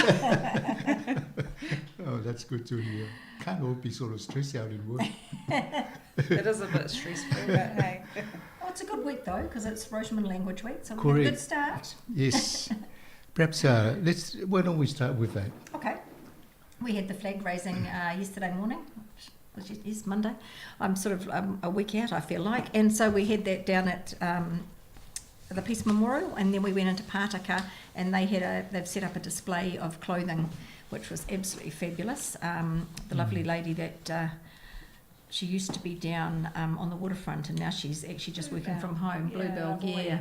So she had done some special pieces of clothing in there in Pātaka. You can go and see them. And at 2:00 on Saturday, they've got a dance festival in there, and so you can go and watch and join in. All right. So how many people attended the occasion? They're a very small island. Yes. But we had Will Pennington, we had the police, obviously councillors, Pacific Families. So there was a number of people, and then probably about 30 of us in total. Yeah, and you've got Samoan in end of the month. We have, yeah. Next so one. It's always good when we get into that because they do some exciting things. But I hope we get a few more this time for Samoa. Because even though they're the biggest, they're the smallest attendees. Oh, okay. I think they're all busy. All right. O le tato pol kalame pe un whaafonga mai fo i o leo whaawhiroa in whaatalo whaatule pule nuu. I le tato au whaafonga ia ma amata i mea no pise vaso ne i le vai o tau le wha le tonu pe una i ta ua. E ato alusu whaere e maua nisi o ainga le vai o lena pise fo. Ia ato no vaenga si tau wha manino fo le vaenga ni malmalama le po i ona le wha le tonu lea. Ia wale tau singa o tātou tangata i tono pōrua nei. Matata nole ia le mo ngana o Mutol Pasifika le wa matalia fo i ne fo i vai aso ia rutuma. Ia le ia ila to fufuanga na fai le amtanga o vai aso nei. Ia wha pe ma le astrona ia le wha mwe ila to siva po wha singa wha fifianga. Ia fo ia awa no mo so stesi fia mai mo ia. Can we just come back to this water? The pipe burst? No, so what happened, a pressure valve broke, which is very rare. The Wellington Water team said they hadn't seen one in 40 years out here, so it's very rare for them to break. And so that controls the water coming from the reservoirs. And so the minute that valve broke, it put pressure on 6 pipes, and we had 6 pipes burst all around Cannons Creek and Ranui. So as you see down here at Mungavin, huge hole in the ground. That was just one of them, but it's a lot of work to get in and fix them because they're the old pipes, so they're now replacing them with new pipes. Oh, good. So the minute the pressure went, they went bang. All right. So and it went from being, an 8-hour fix to a 12-hour fix to a 24-hour fix. So it was 7 o'clock last night when the final residents in Cannons Creek got their water back. And who is responsible for that work? Who's responsible Wellington for the water? Water's responsible for the work. The communications are meant to come out of Wellington Water. But I think we've had a bit of a miss there. I'd like to see it on our Anteno app and change the way we do that because there was information coming from all angles, but Wellington Water weren't doing regular updates. So I had lots of phone calls, lots of media, residents calling saying, they didn't know we had water trucks out there. So they actually had water trucks for people to get water off in those streets that had gone down, but people didn't have containers. So I think the learning is we need to actually be prepared because this is 24 hours. What happens if we have an earthquake and you're without water for 2 weeks? So I just want your listeners to be fully aware of who's responsible when there's a major water pipe burst, like what happened. So obviously they'll be ringing you as the mayor and saying, what's happening? Yeah, and we're ringing Wellington Water and saying what's happening. So Wellington Water do the work for us. Yes. So they are responsible, but their comms weren't good enough. So what is this app that you mentioned? What's the name name of the app? Is the Anteno, which is the Porirua Council app. A-N-T-E-N-N-O. N-N-O. And so I've asked if we can do regular updates on that when these sort of things happen because people didn't realise the water carts were even in their streets. Whereas those messages go straight to their phones instead of having to go on Facebook and search for message. Right. So I think that we need to do things this better. We've learnt a lot just from this 24 hours. And I think it just brings up another point that you mentioned earlier. This preparedness. You've got to be prepared for a disaster or emergency. You have to be prepared, but we weren't prepared in the sense that even I didn't think to pick up the phone and ring you guys and say, can you put it on the radio? Sure. And that would have been smart because people listen to you all the time. So we've got some learnings out of this, but also be prepared for an earthquake, because the number of people that didn't have anything to put water in apart from a saucepan was quite scary. And no one gentleman I had to go and deliver water because he didn't even have water to take his pills. So he had nothing and he couldn't get out. So I went and saw him yesterday, but it sort of opened my eyes to people are not ready if we get a big one. And then we had an earthquake last night. Well, I'm glad that the team here are listening. They can talk on the radio about this. Yeah. Ole vaenga le mo whawhonga le tino tā o te le I paipa iana pāpai tono pōrua. E ele vaenga le ta o le pressure valve o le se me tāu whia ima fōfō ele tawhi o le vai. Ina whale tonu pe pāna me tā se mōmua. Io nā whia lolo mai si paipa o le ana te le paipa o tōna I Canis Creek le na whaina. Io le lana whamanama fō I Pulino. O le apāia vai whapea, e ele vaenga le ta o le Wellington Waters. E leo le Pōrua City Council, a le Wellington Water o la tō e vaia vai ia ma paipaia. O la tō fo ila e mōlia whaamtalanga ma whailoa po whiawanga I e la tō tapenanga mo le whaalenga o paipa. Ia pita I ele I maua e tō tele le whaasisilanga lea. Sa iei ma loli na tapena la tō e ei vai e vateu tu vai e tangata. Ai le loa tangata. Le ala whape ele apple la tō ta o le anteno. Ia ai le loa fo le tō telo tangata Wellington le api mea maatili ale pongsa o tangata. O le ala e vini tangata whaiti o le pūlenga anu. Ia na nofo le pūlenga anu vili le Wellington Water mo tau wha malamala malivaenga lea. Alenta ua nisa paika. E ele tama nalu deliver ele vai. E inualan fuala au. Ele hai ma se vai le whale le taimi lea. Ia atonu o le sona le ua lia e le tatou tanonga le tau nei. E tau ona tatou tā pena. Vai se whangpao e utu mwhale o leo o wai le loa taimi whapene. Ia telefo I taimi tatanoa tō tatou le tiu. Ia me sili lea ua whafonga mai fo nei tai. Thank you. I'm just trying to, sort of relay the message. The other thing they can do is store water. So they will have Coke bottles, empty bottles or milk bottles. They can store water. It lasts up to a year in a dark spot and then you just refresh it. But even if you just have it in there so you can fill your jug or make a cup of tea or take your pills, just enough for the 24 hours. We actually need you to have 2 weeks worth. And the council do sell the containers that hitch up to the side of the house, or the small containers that you can carry, the 5 litre, I think they are. We sell those at council because I had to go to Countdown yesterday and buy that water, and there was a lot of water missing on shelves. So obviously I wasn't the only one buying water, but I bought 10 litres of water and that was $16. Now if I'd stored that, that's free. You're paying. I was pretty shocked, but I mean, I didn't care because I just didn't get the water to the man. But it was an eye-opener that we are not prepared. Manu, thank you. That better mention that. O le mela na tupu pe on whaamtala e fo e Anita. Nei ua nalu le supermarket I whaatau mai ila na whangpa o vai. Ia e se fulu lita le tele o le whangu lea. E se fulu onu tā la o le wingala na whaamtala. Ana wha peta pena fo ia ma te whaisanga whangpa o ma tu ule vai whaleo leo. Ia ele alo le tupe lea ma tau walu I kiu I o le whaleo leo. I wailu atu ia o tele esi whangu o mana whaatau fo istangata. Ai au ngā mea tu wha pene e wawa ai whangu susu ma apo ti whangu vai mumua. Ina toi whaatumu lea ma tu se mea pongsa. Ia o atu ala tau sanga lai lelei. Ia whata fo tu sui e la ia. Thank you. I think it's a wake-up call for all of us, not just the listeners here in Pōrua, but everywhere in the country who's listening to our program. Absolutely. I mean, we've witnessed what happened in Hawke's Bay, so none of them went without proper water, sort of clean water for a while. Yeah. In some areas. So, and it's we're having this bad weather sort of happening around the country right now, so we need to be prepared. Yeah, we are. We're all saying that at council this morning too. Ia o le tūlanga wha le tonu o le tau iei nei tatou tāpena, tatou nofu sauni, i le loa e a tupu mas wha lewe lewe lo ainga. Ia la ua lama le vai e whaonga e nātou. You know, we used to do a lot of these preparedness programs, and then we even tell them to fill, if you have a tub, you know, Yeah. bathtub, fill it up with water, because you never know for the, you know, your bathroom and things like that. Yeah. Get as much water out of your taps as you can before it Yeah, stops. Yes. Yeah. All right. No, thank you for that. Let's come back to your Pacific Multimedia artist. I see that you got the Aniva Arts resident at Pataka for this year, and it's a gentleman or a person by the name of Manu Ha'apai via Tingi Tau.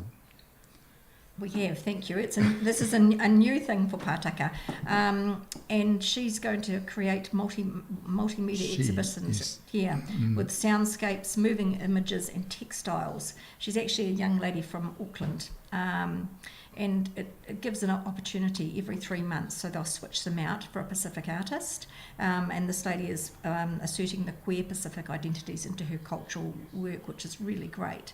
And she also won the Prime Minister's Youth Award in 2019. So I think it gives the young artists down here something to aim for, knowing that we actually do this at Pātaka. So it's really good, and you'll be able to go and see her in action and see her art. And this is the first time it's happening in Pōrua? It is the first time we've had it for a long time. Okay. O le vaenga le pe ona tala noa tu e ia le fufuanga le Niva Arts. E mo wese si sa o I vaenga I mo po tusiata po le whai o whaamtalanga fo I me tūranga whapea. Ai o le tamaitai, o le no whaatu o le hi, I lei o le shi, o le manu hapai, vai tangi tau le swafo tangata nei. Ia mai le o teimo mo fo le pe ona sauno le pulenu, o le o mau wai le whailonga le ama no fo se e whainga ruenga I tono le Pātaka Museum. Ia ma ngā lulua I ngā ruenga I tau whapeni. Mai o tangata fo I le sa ia maua le tamaitai nei sa ia maua le whailonga a le palimia. I le mo le tupulanga talavau, I le tausanga I lua fesulu iwa. I luna winga e tale nia I tūlanga whapeni I me tau arts.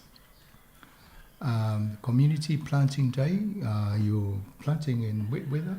We are, and we did it this time last year. And I have to say it was hard work, but please do come and join in. And you'll need gumboots up there because it was actually quite steep going up into the Belmont Regional Park at Waitangaroa behind Wahura Park. So you sort of go up a really steep drive, and if you're lucky, one of the rangers will drive you up because then you go down a really steep hill at the other end. But it's really worth it, and it's been really successful for our harbour, stopping the silt. So it's another great day where we join with Greater Wellington and Ngāti Taua, and we always get a huge group of volunteers come out. So if people want to join in, they can come along. I think it's 10 till 2, because then Kaionga Ora have an event after that, or same time in the morning. So there's lots going on in the east that day. I see it's like a 20-year program or 30-year, 21 to 41, 20-year program. It will take 30 years, we think, to repair the harbour, the damage that's done, just by planting. So the more we plant, the quicker we do it. Yes. Yeah. Ole vaenga le tala no le so lus fu fitu o me ile se fulu tai o atu le lua.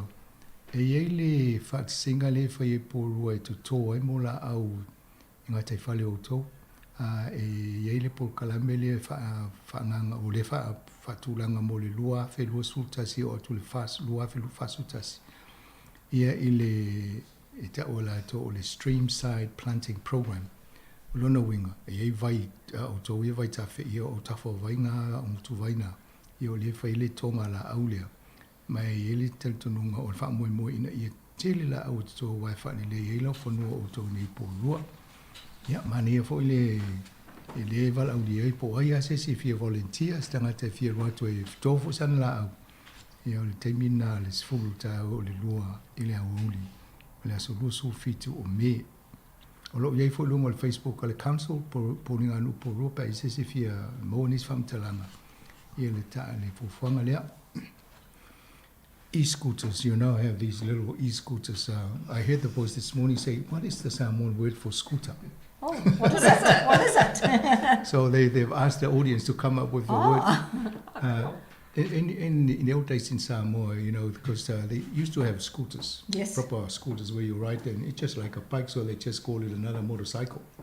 But now these ones haven't. Well, they got these battery little No chair, motor. though. No chair. You don't drive properly on it. No. So they're trying to. It's a standing scooter or something. Yeah.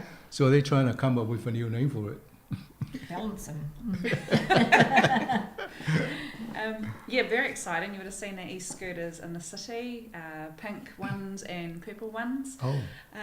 I think the first thing that everyone was worried about is that they were all going to go into the harbour, but with the new GPS technology, there's actually a way of stopping, or measures to stop them from going into the harbour, so it's not that easy. Also, there's 200 in Porirua, so it's a 2-year trial.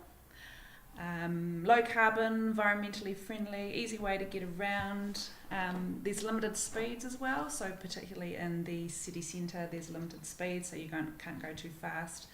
I think if we were going to request anything from our residents is to not leave them in the middle of the footpath when you park them up, to put them on the berms or on the grass part, because actually people with pushchairs or people with disabilities aren't able to walk along our footpath. So if you're going to use a scooter, please keep that in mind. Use a bit of common sense. And check out Flamingo and Beam, because one of them has an offer and one of them doesn't, I think. So check out both websites.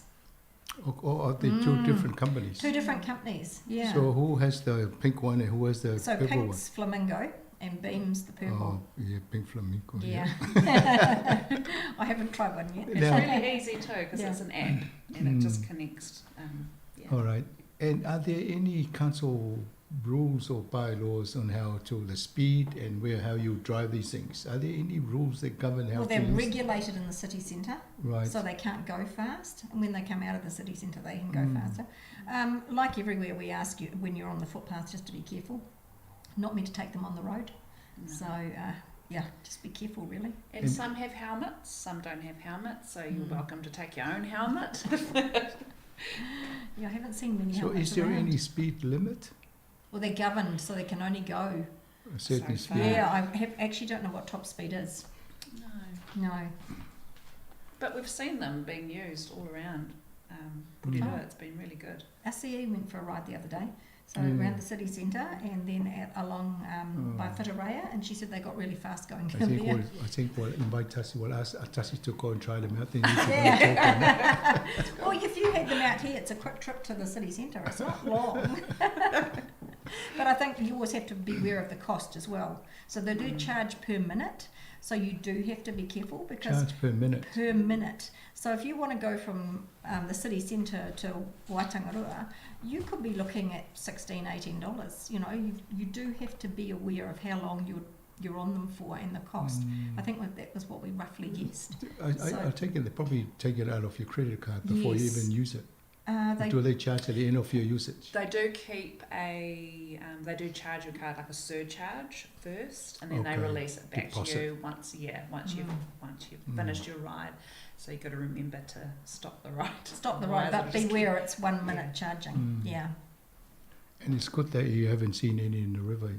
No. You know, the sea. No, Because no, when that was People are being really respectful. I'm really happy with I our was in residents. Sydney in 2019, and I saw a few in just a harbour, and just in the water. Yeah.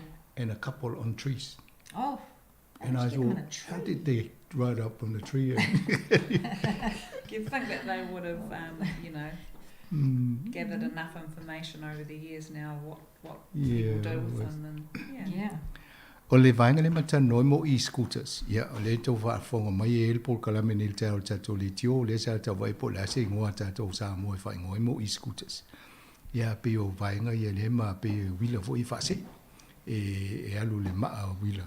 Ia, ai tele na alu e teknolosi whaneo na poe e a fo i e wawa. Ia ma whatuntun mua ia e fuafua me fo i sao e me whai ana alu ia. Ia, te tongi e lua la kampani le nta o Beam. O la tau e ona ia wila ia le la whaingoe le wila ia le te tuo e ma whase ia. E lanu moli pauli. Ia ma le flamenco e lanu piniki. Ia o la tau company lana i lua ona ia masini nei. Ia le peta ua e fautuaina fo i malapta ia. Whaia sin taun tai tongi le menu te titi ai, te malanga i lungo meni. Ina ia e loa fo i tau e mo website ai ia kampania loa le BEAM, ma le Flamingo e te sirisila e ona i loa i tau o lea fo i le whaonga o meni. Ia mai fifia fo ia la ua nei whae loa i se o whalea ngā ia masini nei. Ia ai whaonga te tau, e le whaonga i lungo le awa le tele, ana lungo le fo le footpath mai meonaro i portito fale o loa. E mawhai ona whaonga ia meni. Ia e ofo i te ua la vesis i le au sāwa wadi. E pe o vaenga nai. Ia ale e lo se lau lea whai o wile i e whaase i solo ai tonu i. Ia mai fo i e lua tausanga le whai le trial. So I see that you got a 2-year trial. Yeah. And then after that you review and see whether it's safe enough and everybody's happy. Yeah, well in Wellington they had their trial and then they got e-bikes. Yes. So let's see what happens because that would be really good. All right, thank you for that. Le si vaenga le youth week.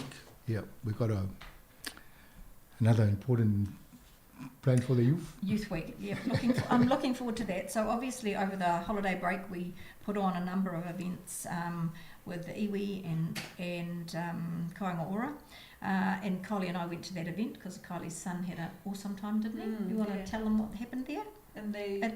At the youth event that? Oh yes, the Rangatahi youth event at the Te Raupraha Arena. It was fantastic. There was basketball, there was netball set up, there was the games room and the pools. They had a big manu festival in the pool area. It was fantastic. It was really good. They were giving away a lot of things for these young ones and they were learning lots and having a few laughs. There were a couple of people brave on the karaoke machine. I worked on the ice cream cart. Yeah, the mayor worked on the ice cream, everything. You know, the kai was free.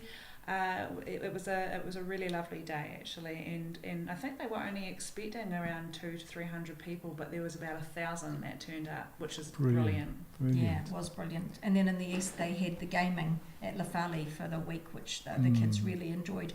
But starting from the 15th of May, it's actual Youth Week. So there's a number of events coming.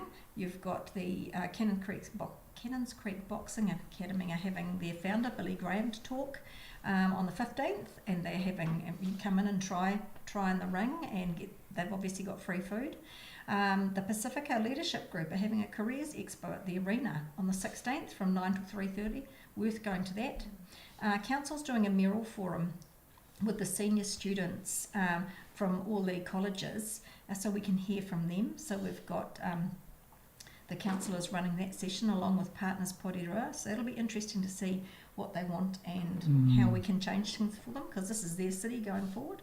And then Partners Porirua are hosting a jam session down in Cobham Court on the Friday the 19th of May from 2 to 5 with games and food and prizes. So I think that'll be a great end to Youth Week. There's actually quite a lot going on in the city. It's very busy, it looks quite nice program laid out for them. Yeah. O le vaenga le matano o le vaiaso nei le aso, o le vaiaso le amate le aso sfuru lima o me. O le amatanga le o le Youth Week, e tau lava le aso sfuru lima o me. Ia mai tele i o mo whawhiwhianga i e mau e mo le tupulanga tala vou.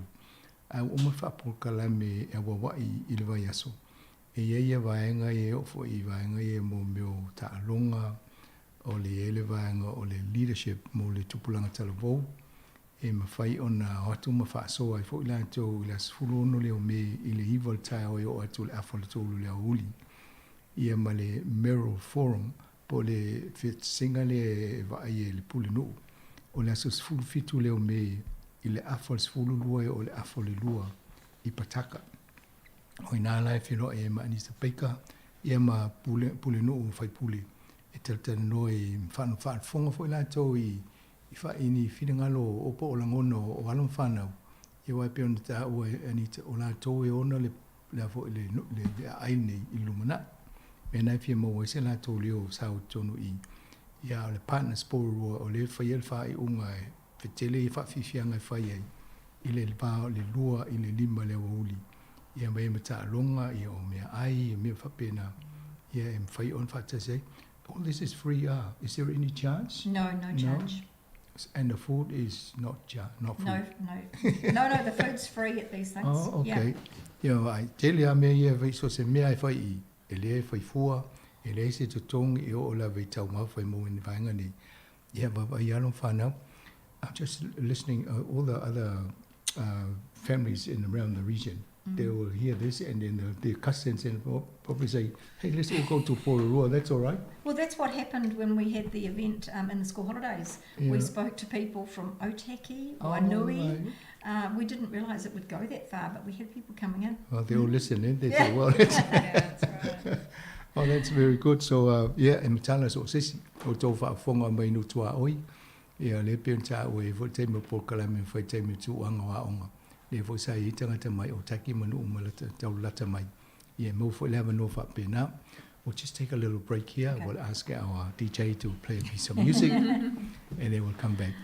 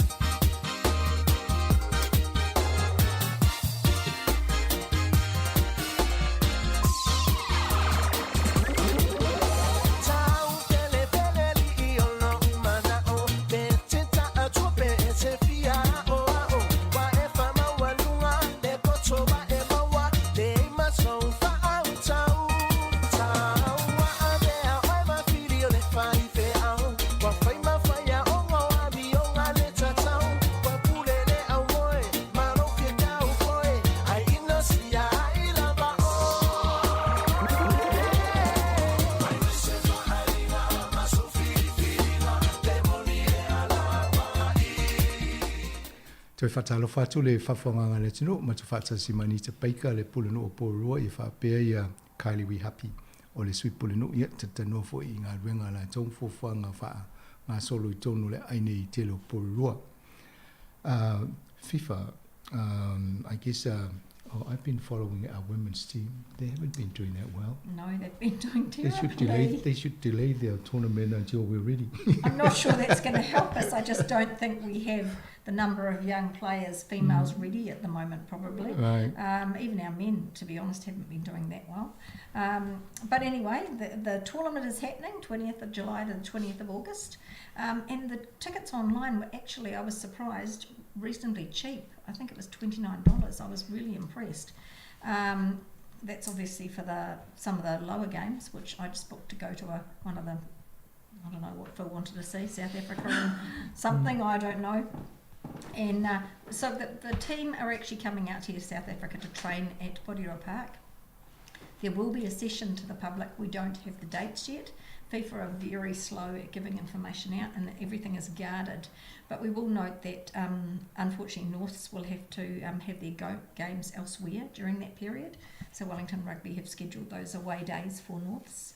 So they've been working with the club rooms on that, because to them that's, you know, a loss for their club rooms as well. So We'd love to interview some team members from South Africa in the studio here. Well, on there, when they have that open session, maybe that's the time to get them. We've been sending the South African media to Olay Football Academy because they have a very close relationship with their coach, and so they've got them going there as well, not just Porirua Park. So, and Olay are doing the street football again, free for kids in the east. So they're very close to them. So do we have some good soccer players in Porua? Any good women soccer players in Porua you know of? Sorry? I think we do actually. We've got quite a good, talented team up at Olay Football Academy actually. Yeah. Lots of young ones coming through, but not ready to go into that next league yet. Okay, but it's a good start. Ole vainga le matano e tūlanga o le soka lea le lalolangi mo tūpau tamaitai. O le fuafua e whai mai nei Porua e lea so 20 Iulai e o atu lea so 20 Augusto. E tusau le e co-host pe whai e tātou ma New Zealand, ma Australia. Ia i ta alonga whapito le whai nei. O Porua la o le la wha mautu mai le au mai e Afrika i saute. Ia mai fia fo i Anita wha sisira tu o le o whai a whiutanga inga matulanga na. Ai leo ai tike si wa matan fa tau e lus fulu fa tala le tike le fiolo le tau e le tong tatele ia mo to mana mien tickets ia ai va io termina e fa e o le so lus fulu la ia lus fulu o kuso ia se va ia tona mo sa no e interview wa ni so le au le pe a mai nei po termina. You got speed management plan that you're looking after. Yes, we do. It was presented to Council last Thursday. We're going to be going out into consultation. It's proposed that we want 30 kilometre per hour permanently on non-arterial, so non-main roads, near schools, marae and our CBD. So through townships like Takapuahia, Plimerton, Pauatahanui, Aotea, we just really want to be able to be safe in our roads, and this came really from our the schools, permanent, going through schools at 30 kilometres per hour. It's a huge health and safety issue it's actually quite across New Zealand. It's being pushed by Waka Kotahi, right. So we have to do it, and then they can come in and overrule us if they don't agree with some of our things. As they can do anywhere. We're trying to increase the speed on the Waitangarua Link Road. So it'll be interesting to see what happens there. Ole ele fufuanga le fai mo le e fatala no fo I ina ia sa I finangalo o tau nei Porua. Ile fa palasi la lul sao fe ingo ta vale I tonu o vaenga ia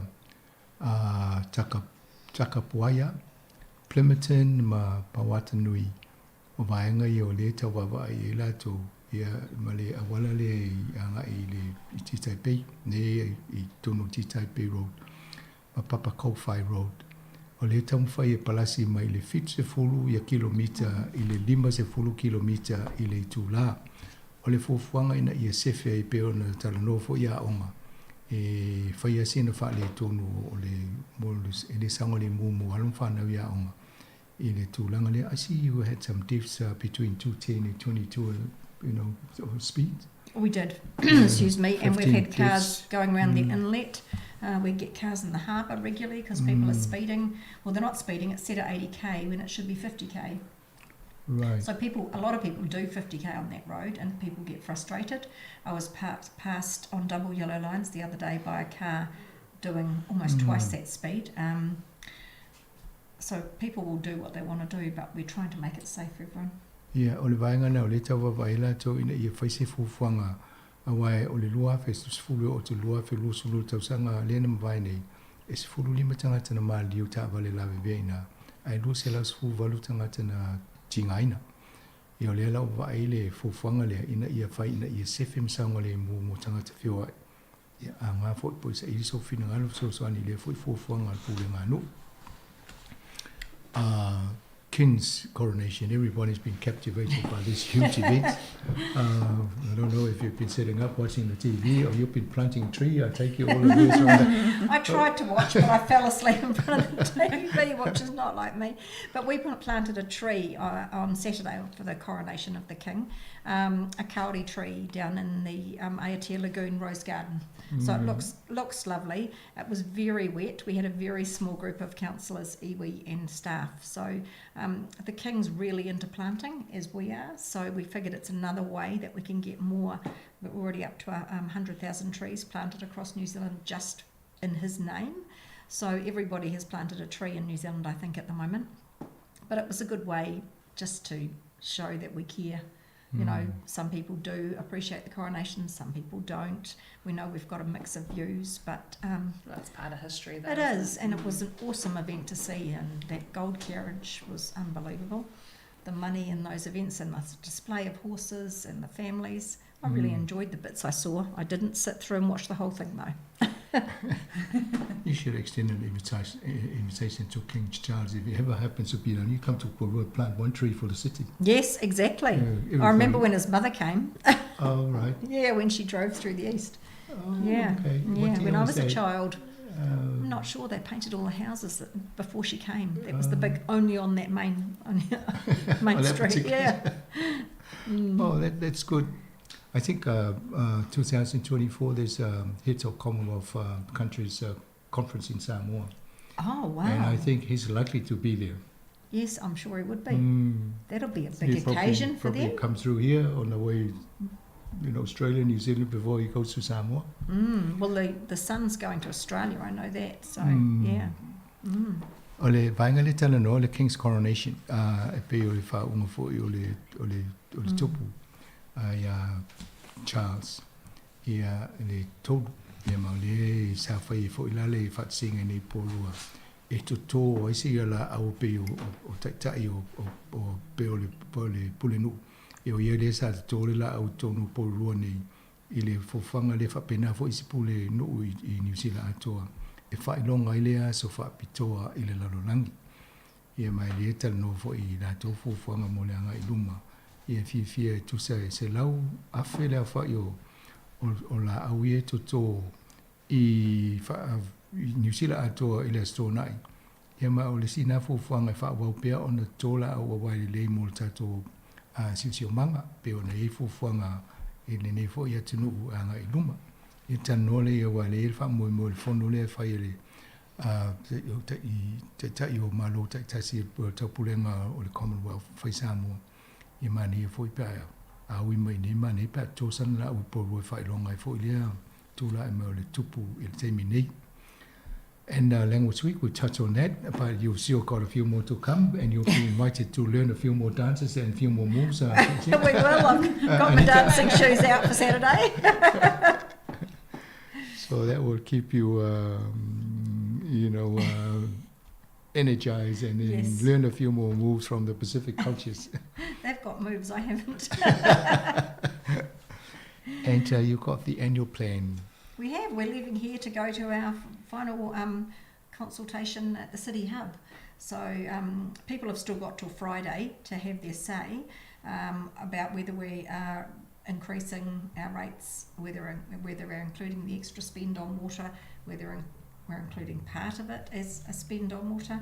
So we're asking people to go online or call in. We've got things in the library for them to go and do it on. But really just have your say. Sorry, my phone keeps going. So it's really important from that point. So we're going to be down the City Hub for the next hour. I think it's 11 till 12. Well, I am, sorry. It's very hard because the council office here will put down the 10-year plan and then your short term and mid term, and then you've got this work to be done, and you need the money to do it with. So if people come to you and say, no, we don't want to go to that, percentage increase. Yes. And then you can't do the work, and then you end up having problems in the city when the water, things like that. And that's the problem. So that's why the council went out with their recommended one of 9.99, because that gives us the same service that we had this year. Whereas Wellington have chosen not to do that. So your water's going to go down by 30%. You're going to see less leaks fixed. We don't want to go backwards. So that's why we came up to the 9.9. Yes. Yeah, or 9.71, Once, sorry. yes, yeah.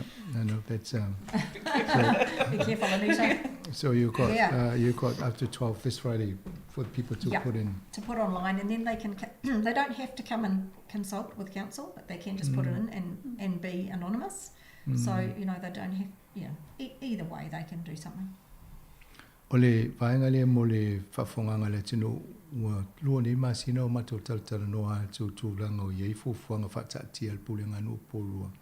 I le tau e whatupe ai a ngaluenga titele tunu porua nei. Ole masina te ale sa whailoa ai le vava ai i le sitanga o le rates po la fonga i tutongi e whatupe ai ngaluenga whaitonu porua. Ma whaasawali e sa ilinga o whina ngalo i tangata o lo o alalam papa au tonu porua.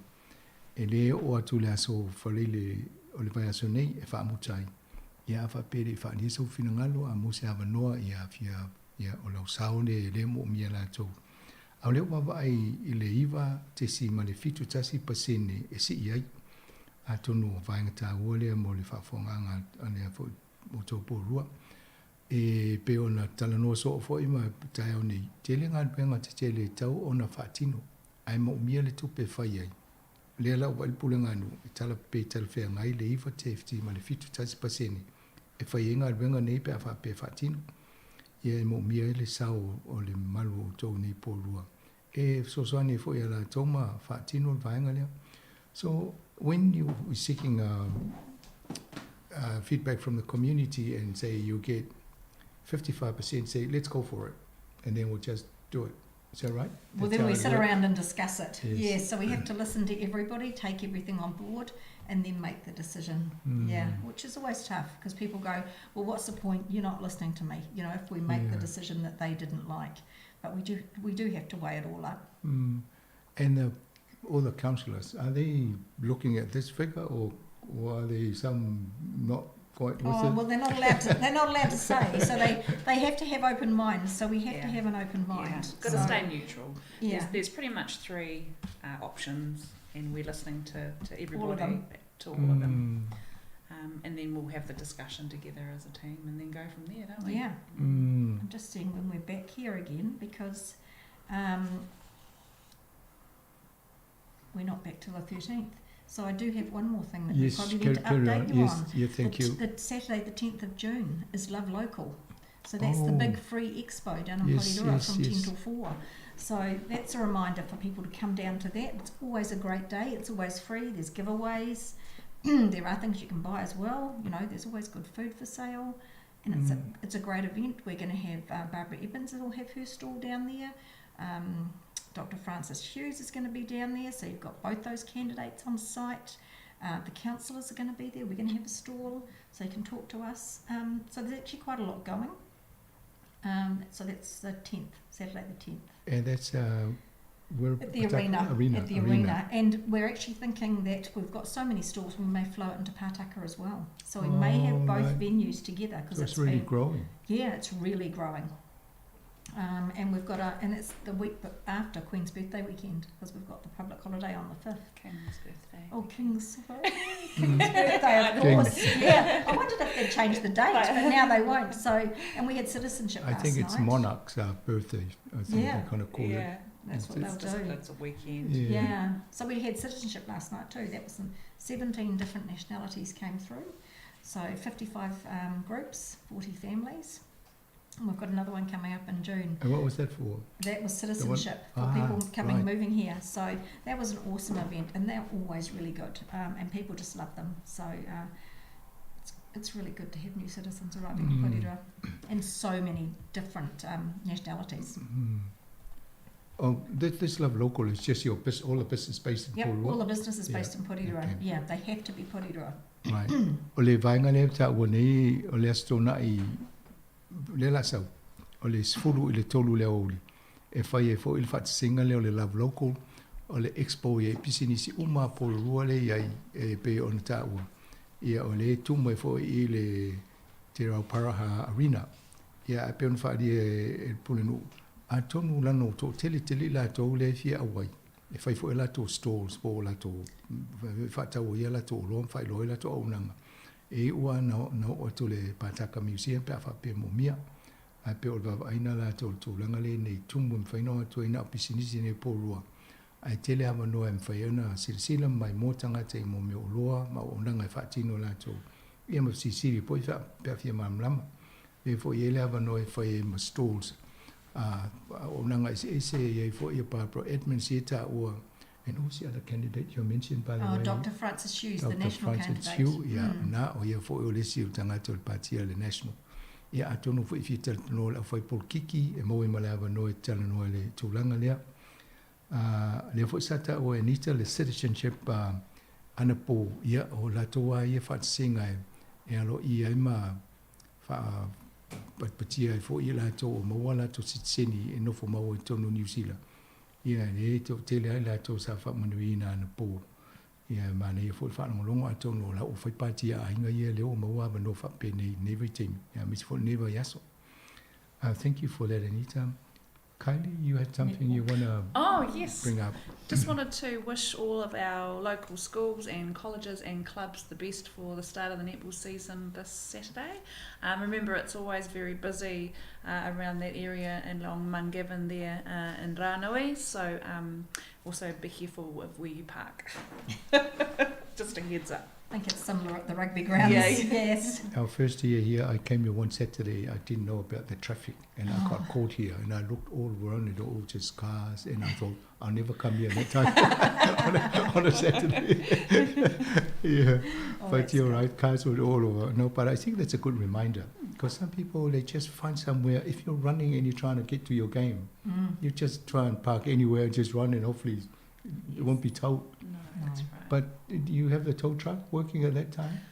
What happens No, here? they just people get ticketed if they park on booms. That's as simple as that. Ole vainga tāua lea. No, I think that's very important. We have to keep pumping the message out after this program so that people know where to park and not get into. Because what's the point of getting a ticket at the end of enjoying a game? Yeah, absolutely. It spoils your game if you win the game. Ole vainga le tala no I tāua tele mo tātou watunu. A mesi o tau le tālo le vola to amatalia nele netball mo tālonga I whai I porua. E pisi ai a mesi ala wala le luma to tātou le tio. E o le whautuina fo I la to mai tālo. Aina me te paka I te ua maua sau ticket. Ia e le mana ia le malo mai ai sau ti ngā le ulu maua le ticket. Ai si ia le mana ia le gofa tasi le malo sau saunga le mule le tāwale ono le leo le pakanga lo tāwale. Ia na whautuina ia whamulmule tautua nā le vaenga ne mautau. So will you be coming around to try and check and see how the... I suggest people jump on a scooter and come to the instead. Holly's there because she's a coach and a ref. Oh, right. Okay, that's right. So you're backing a winning team this year, or? I support all of our locals. Good call. Well, le I ona o tūlanga na o lewa ai fui la tō o le a fia fui tā longa le sui pule nu. Ia le fotu ina malusi tātou ina ia utangia le waenga na whai te mo le whaonganga se o paka I mo le sala. Ladies, is there any other thing that you want to... I'd just like to say thank you to everybody out there who was affected by the water problems yesterday and the day before. We really appreciated your patience. People were really good, and most people. So I have to say thank you. We are working to make sure it doesn't happen again, but please be prepared and have some water stored. No, thank you. O le vaenga na o toe whaptai atu le pule no ia o tō umana a fia le vai lea o le mose vai ona le tūlanga na whale tonu e le a vo stasi o paipa. O ngā paipa tele o le ala vai. Ia whaptai atu ai o le onsai, lava le onsai ia male. Amna ia fui o lato fui fautuanga ia ma fautua fui ina ia tāpena mo le anga I luma I te uto I tupu fui ni me whapene ia lai lava le soa vai tun whangpau. Tu se me pungsa yo o tu al tausanga o le lei ia mo le anga I luma. Thank you, ladies, for this morning. Thank you. Thank you. Final comments for your listeners here, your residents here in Porua? Well, no. Be prepared for the next couple of days because we're getting a cold snap coming. Correct. So it's actually going to be very cold tomorrow through till Friday down into single digits. We've seen all the snow overseas. So be prepared for that as well. So and have a wonderful month. Yes. Ia na to fa mana to o le e valo ia i tu lang o tau lo wa ma le manulu a mata tai au. Le vo le fo tu i nel pule no. Ia ta pena le ta to ina ia ma fan le ta pena nga mo fa so ia. Ia ma ia tele ia o to nei po rol fa nei fa ngol nei ma sina le. Ne to ngol nei ma sina. All the best for the work for this rest of the week. Thank you very much. And then we'll catch up again next month. We will. We will soon. Yeah. Enjoy the month. Thank you. O tato por kalambe na te mo fosi sia no ma sina fota no te mine fa to fa so fua.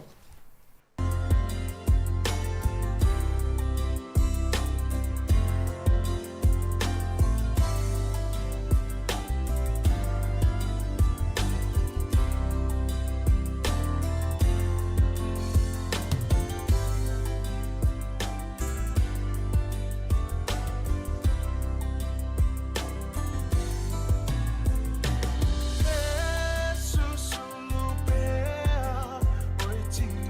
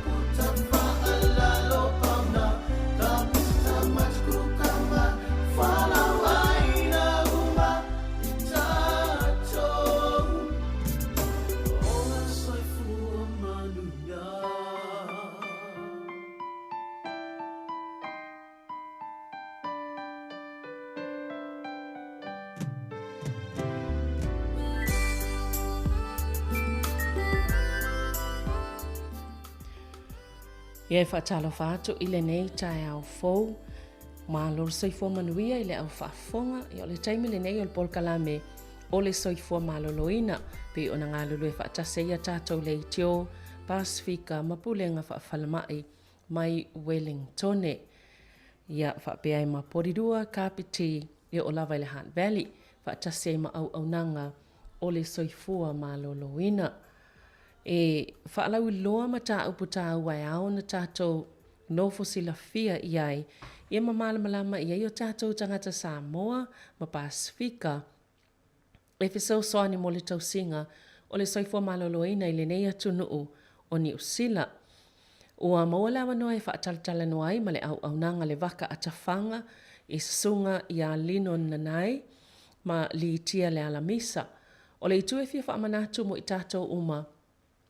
O le tāua le talatala no ato au nanga te itasi nei, e sila fia ia lātou tautua ma au nanga o loo mawhaio na lātou whaatinoina, ma maua mai lefso sani mo i tātou i tūlanga tau le soifua maloloina, e le ngata e whaamalamalama le tele o vaenga i la tātou lavanga ngana, ai o loo mawhaio na whaasino i tātou i vaenga e whaafai ngofie le vaenga, o lo tātou wola maloloina, o le awhaiel tanoanga i lunga le telefoni le nei tai au, ia ai se i whaatalo whātu e tātou malo level soifua linan ma li tia.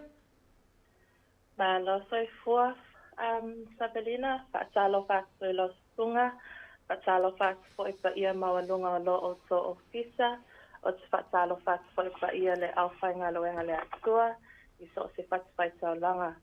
Whaatalo whātu fo i mamalo Samoa, sa māmu tina matutua, ia whaapeaka ia mawanunga lasi o Samoa potopoto. Nā loso e kua manuia malange e mama. Ia, malo lava, ia, talitono ua le tua lava ia le pisi o le nei tai au, ia ai ono o le tāu o le tātou talanoanga, ia e au ai lava ona whaamalamlama vaenga tāu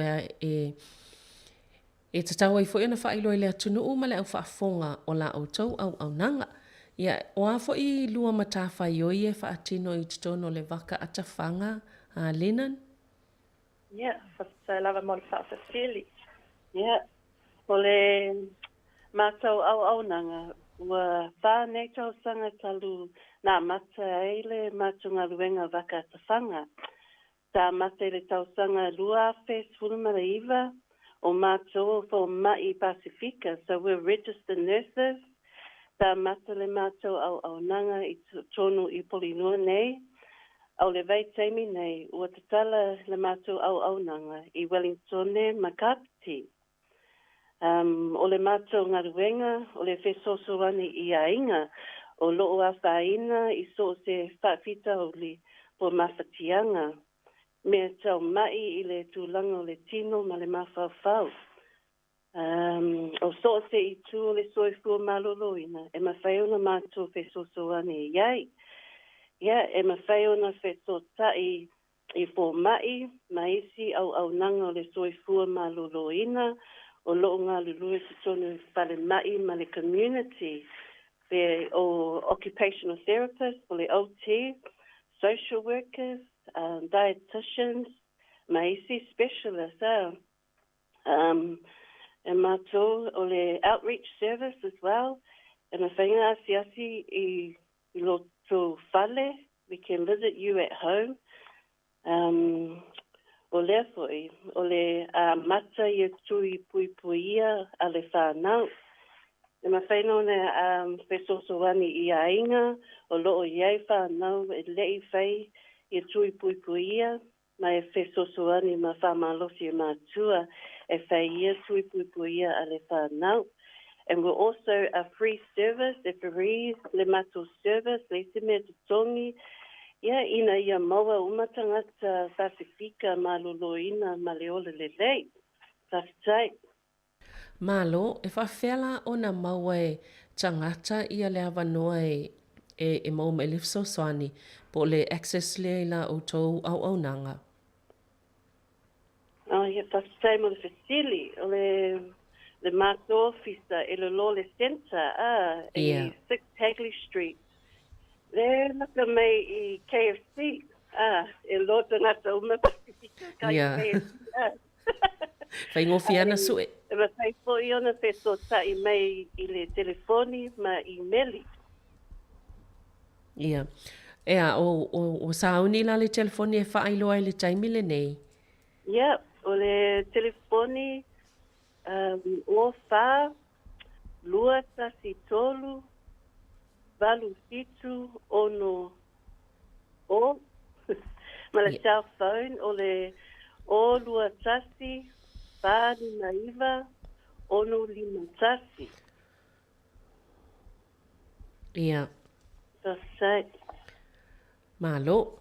O ole tau au nanga e mona o Porirua, po o Wellingtone, o whea e ngata mai ele te leo le vaenga o e la o tau tau tua.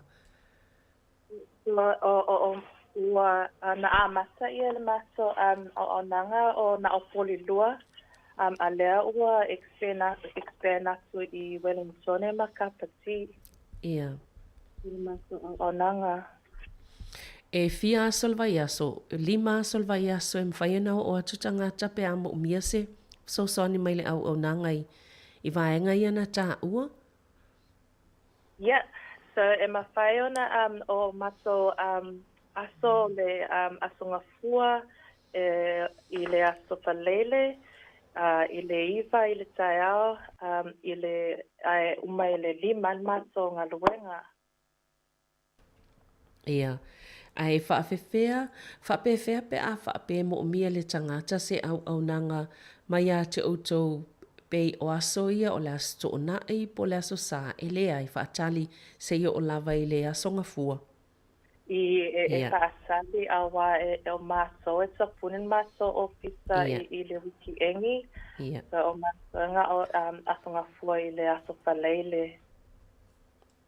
Malo, e whaini appointment pe whaatono at sevano e vai pe na ole o atu a e asiasi atu pe a I so se taimi lava. Ia, e mawhai lava ona o mai I le maso officer o iai ia le maso receptionist. E mawhai ona tu I lo ingoa lo suafa ma lo ngumela. A whai o iai se nurse tono lo officer I le teimi. Lea ua e sawa e asi maso e mawhaiona tala noa lava I le teimi na. Malo, to fia le tau au whainga luenga, fia le tau team le lai ei. So a pisu maso o registered nurses. Ia. O Dr. Margaret Southwood o lea sa a masa ia le maso o nanga le lua pe male sulu iwa. I sort of fitu ia nurses on the floor. E mawhaiona so suani atu. So ele ai ni fo mai ni doctors I le maso I GP I le maso o nanga na o nurses. Ia. O le vaenga lai o tui pui ia sa tā ua o tamaiti. Se I tue whaamanino e ao fia I ma tui pui o le fulu pe le aina o tui whaapitoa ia mo whana witi. E mawhai fo ona maso whai ia tui pui mo sangata matatua matamaiti. Ia. Le flu, ma le COVID. Le COVID. Oh, ia. Ia so umalawala ia la songfuan anga ila sfaraili. Yeah. Ia.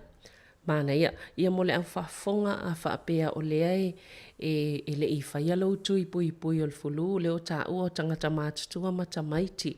Ia ele lei lava le so ta I mo telefonia pe ona whaailoa o le o wha lua tasi tolu walu fitu ono o ele lei lava le whaafasili ia mawhaise mapuk pe whaatonu so wawanoa whaingofia I fo I mo le au whainga luenga ia ona ne I toa tele. Ia e whaingata ai ma umile taimi e whaatalitali. Ai leo lo o mwhaiona mau maile nei awa noa tāua. Ia mai se lava o le o tātou iei le vai tau o le fulu. Ia o le fo I whaalongolongo atu. E whai lava si o ngaonga o nisi o vaenga o le fo I vai rusi po o siama o le fulu o tātou iei le nei vai tau. Ia tāua tele le puipuinga e mai se monai tangata mātutua. E iei nisi vaenga tāua lava o le au nanga a le waka a tawhanga o le te lua fia whailoa I le tae au le nei. Oi, I whapitai lava a Savelina ia o le mata upu ma fia whatoa atu le nei tae au o le mata upu le o le stroke. Tono lo o tele o tato tangata o wa aipe o I losi tangata o safa I le wha mai lea o le stroke. Mana ia tele. O le whaftai a lewa langa mai le mata upule nei. Ona ele I mamau atu nei sa iese ta sina tālu sanga mai e whaelo atu fo i vaenga i olo anga i mai e whaelo atu pol kalame ma tala noa i pol kalame e se olo soifua malolo ina. Pe ma whai ona tala noa se tasi le maile o le stroke a lea la o le a o lua ona wai eina i o tātou tangata e whai ngofia lava ona a fia i le wha amai. Ia o nisi e a fia e pe i le i lava ona tā pēna i tū langa o ngā onga e o iai. O le tā ua la le o pe i wa fofola mai a lua ma tā upul tai o nei. Ia o pe ato no le atali e le fesili ma le mana onga o le tangata sa wha atau mai. Ia e fia wha longo lava i se pol kalame e tala noa i le stroke. Ia e tala noa ia po le alea mai o le stroke le o tātou i lua tūlanga e o iai. Ia e tā ua le ilo vaenga i pui pui a mai ai. Tai, ia o le stroke o le mai oso o le whai ai. So e tuku le stroke pe a motu fia le tafe o le toto i se vaenga o le whai ai. O le poloka fo'i o le poloka o se toto i le whai ai. E maasani ona maafu ai le tūlanga ona o se poloka o wā le ala toto i le whai ai. Ia. So a whapea la a punitia le tafe o le toto i se vaenga o le whai ai. E ono a fia ai fo'i le lei o na ngalue. A wala o poloka o le aise toto e aro i le whai ai. O le a whaina ai le mawhaia e le tangata o na Savali, Sautala, ma le ai se tulo. Ma ana fe au mga luenga maasani. O a unga le stroke.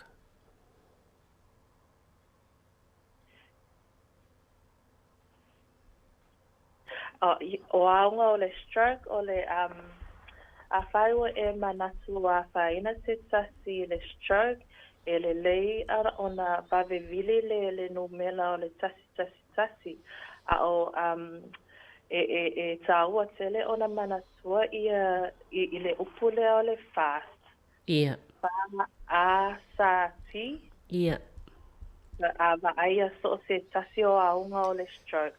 O le whā o fōlinga, o le fōlinga o le tangata, a ai atu o le mawhai o na ata pe sipa le tasi tū o lo fōlinga, o le aao, e le mawhai o na si uma ia aao e lua i lunga, pe o e ai atu ua vai pe ua pa u lalo ia lo lima, le mawhai o na ngaioi. O le sā, o le sau noa, o le sau tala, a eva ai atu e tangata o le mawhai o na sau tala, le manino le sau tala, pe ua nunumi i fōlinga o le...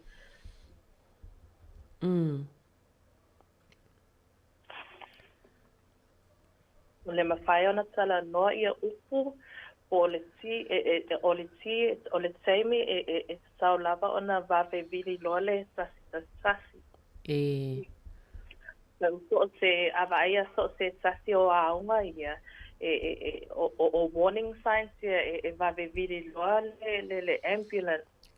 Au paasali.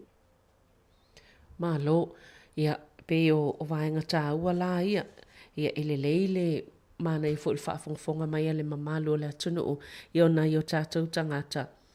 Ele lei ona no fosilafia i tūlanga te tasi e mawhai ona i loa o le stroke lea i a mawili vave loa le tasi. O ani tonga fitinga o lai e momona whai le tangata lea wai e pe umi lava ona afia ai a o nisi fo i tangata pe e toi malolosi inene i se au au nisi fo i tangata pe o le a tu maua i pea e mwhaiona o i se lua sauna ngai le vaenga. So o le vave o le sota inga o le ambulance o le vave fo ile na o le tonga fiti e mawhai ona whai i le tangatele o le osafa i le stroke a wā atu umi loa atu umi a le e a fia te le ai lava le stroke so O isi tangata a vave vili lo le ambulance pai ia tonga fiti le falemai o tau manuia o o tau manuia o mawhai ona sa vale o mawhai ona tau tala a o tangata ia o umi tele ona whaatali o whaatali e sa ili ia se fisosoani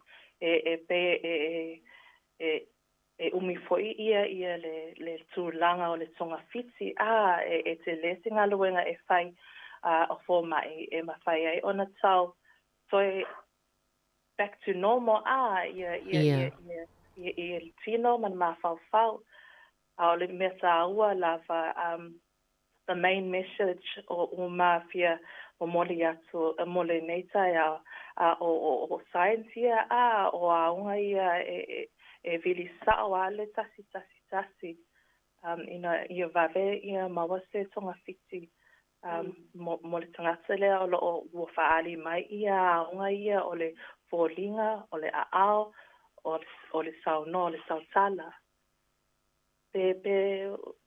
ia le leise tali na ia ma lo faftai ia pe o vaenga o le mafuanga la lea e ala iona tāua le vave ona vili ia mata o le mamata itu le lei ia unga ia pe ava ia lo tangata e te tau lo ona awal faatali e vili lo le tasi ia mafa matala ia unga ia wa mawele tangata lea ina ia vave mawale fsosoani a waine ia oi maenga o le maile o le stroke ia malo ia se itatau o mai la wai o le ale mafuanga e lei ona afia le tangata i le stroke a o a fo ila a wala e mawhai ona whaiti ai le a afia o le tangata i le stroke. Ia pasai lava mo le Cecily, ia Alicia. Ia, so a wala e mawhai ona whaiti ai lo a afia le stroke o le toto maolunga. Tele o tato lo o safa le toto maolunga. So e taua tele le siaki le maolunga o lo toto. So ta i lo fo maelea o le lo fo maelea o lo GP po o le nurse ma whai o siaki ia lo toto. So o le normal toto le tangata matua le adult. E taunga siti le 120 over 80 so te lagu fulu vai le valus fulu maolunga tu ina ia o tauna so siaki matua fesile fo mai pe ole ase tonga fiti e fai molo toto lea ua maolunga tele o lesi me o le masima ia o tato nga pasinga e fia tele e whaonga masima sa o le lei so e taua tele on whaaitia masima e whaonga a wao le tele on masima i o mea ai o le mafuanga fo ilea e tele ai pe si ia i lunga lo le maolunga o lo toto so le masima e afia ai lo toto maolunga o le paleni o lo mea ai ia mea masani foi o mea masani o le masima o le paleni o mea ai ia awa le ula ia tama whai ngai oi ia lau tino mo le a whai tū la ia so uma e whai se whaamalo si tino exercise ma le o le inunga ava e tama whai e awa le inu ava e tipilalo le inu ava ma le siake o lo cholesterolo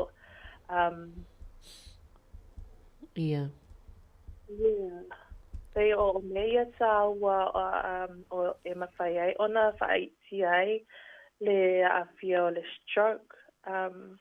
Ko o mea umai e awhia i le ala toto, e puloka e ala toto. Māloa, e moni lele, ona wa o le whaafesili e tō la i mai isi taimi, ona o isi tātou tangata e pelona tā ua le alvaenga leo le tau mawhaawa. O isi tangata pe e mālosi vaenga ia. Ai te iau whaafo se i ona maua le stroke. Ano winga a whaape misi mai lesi mea leo le whaape o le tau mawhaawa, o le tapaa maisi mea. Ai a whai o lai tele le tau mawhai le masima. Ia olona winga e wa ai uma po o awa e ngā ta itasi. O le ai lei ona maafua ia le ona maua isi tangata i le mai leo le stroke. I e sa le lei lava sa velina sa i e sa ua lava le o so o se o me o maona sa waso o so se vaina lava ia e afia lava e le lei tele ona sama fai ona i tia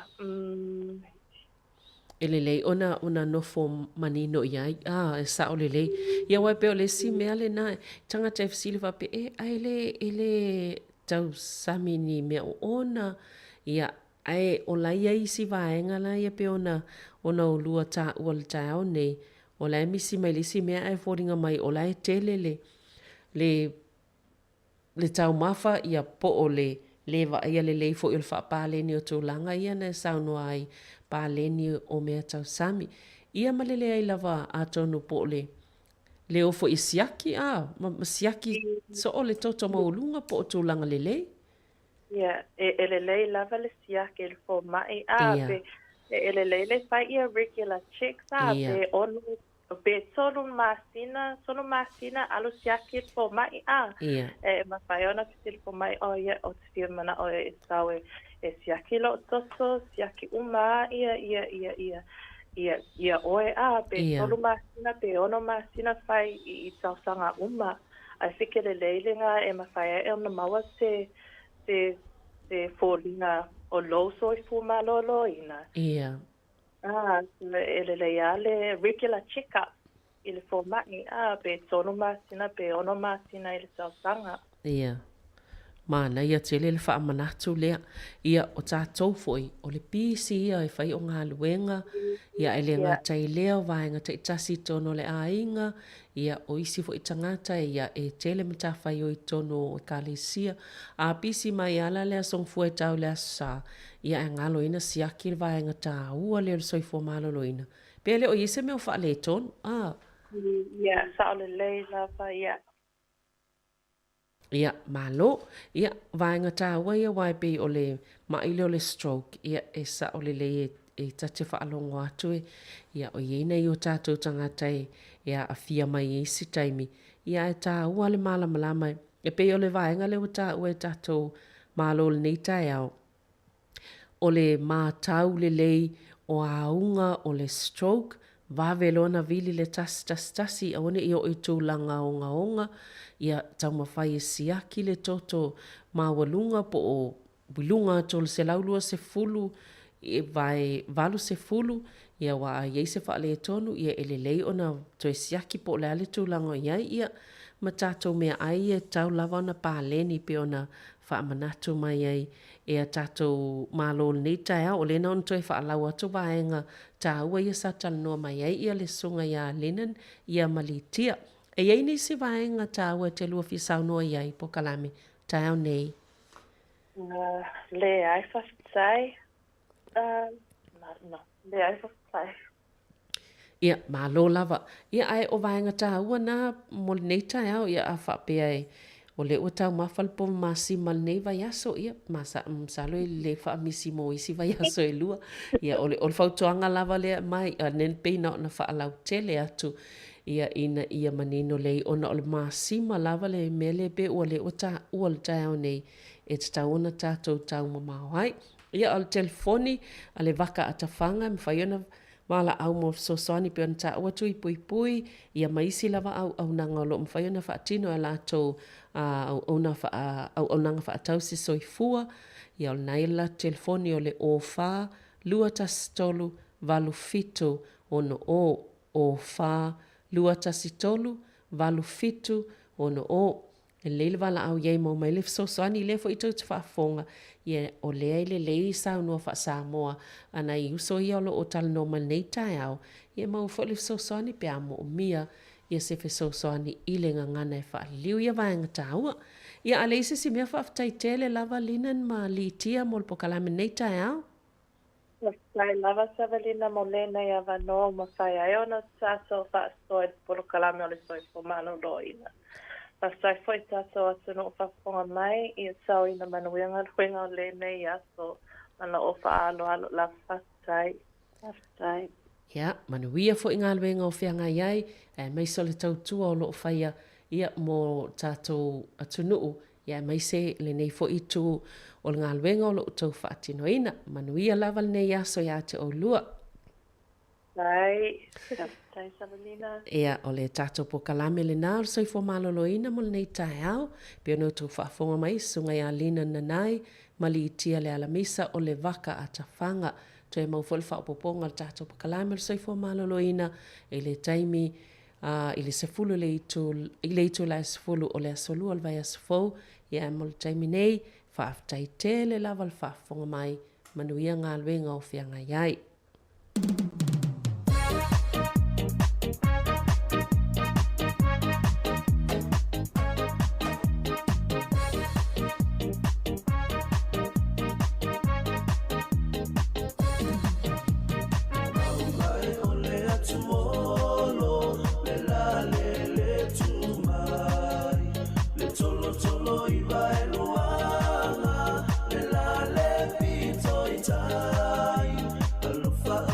Sia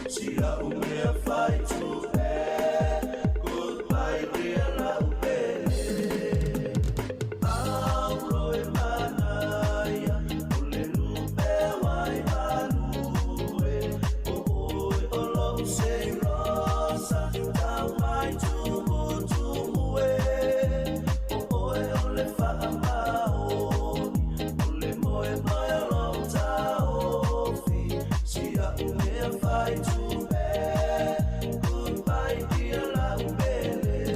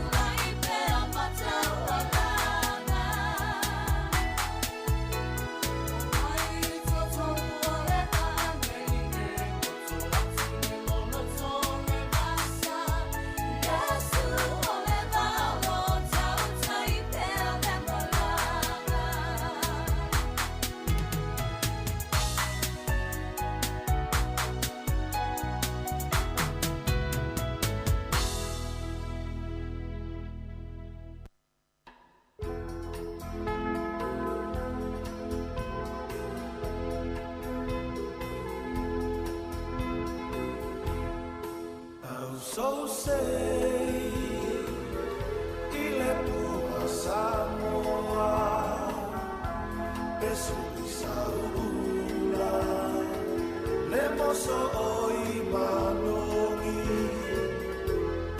Fatu sau pese Ini pese amanie Fia fia gana Ese le mata o fie Angi mai fie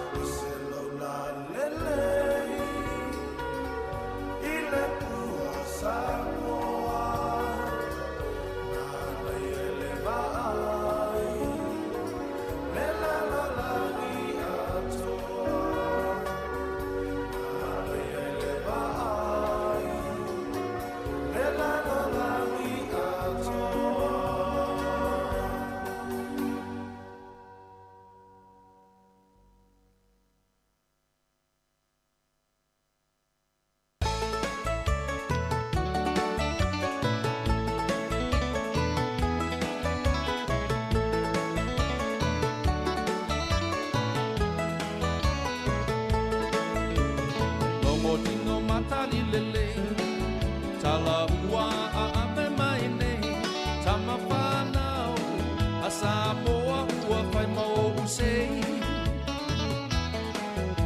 Lau ta alo a mali e o Malau sa ili malo Uai no ai Samoa i o mao O si o tātunu E lelo ai le paapanua A lau ta alo Uai no ai ta ua Alo i whaanga tama Ai le ngalo i lo uanganga le tāpua ina O lo o tuku mai le muli papanga Ua pātili mamata o toa tusi toia ina A ole tina wa tutulu mai ua le pisa Ia uli uli lo tino Ai mala mala mau mata tama Samoa Se ia tape toto wala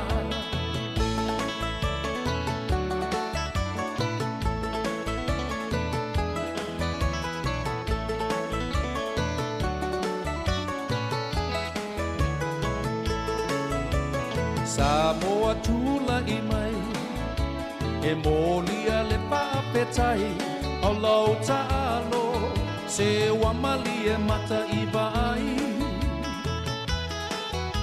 Lau ta'alo pa'atau sala E le tau mate e se isi A e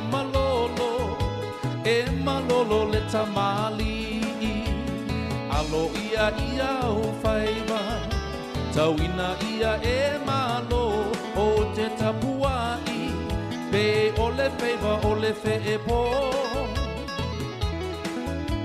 Avane ia i le tanga vai Olo o ta whaavai ai Pe o la paulo o ai se whaasanga tauai Ua pāti mamata o toa turisi toia ina A ole tina wa tutulu mai ua le pisa Ia poli uli lo tino Ai mala mala mau mata tama Samoa Se ia tape toto wala Ua pātili mamata o toa tulisi toia ina A ole tina wa tutulu mai ua le pisa Ia poli uli lo tino Ai mala mala mau mata tama Samoa Se ia tape toto wala Tama Samoa Se ia tape toto wala Let me hear you whisper. Let me hear you sigh. Let me put my arms around you. Let me draw you nigh to my lolima. Tal my depo ua. Tawina e iloa. Olo ua lo falena.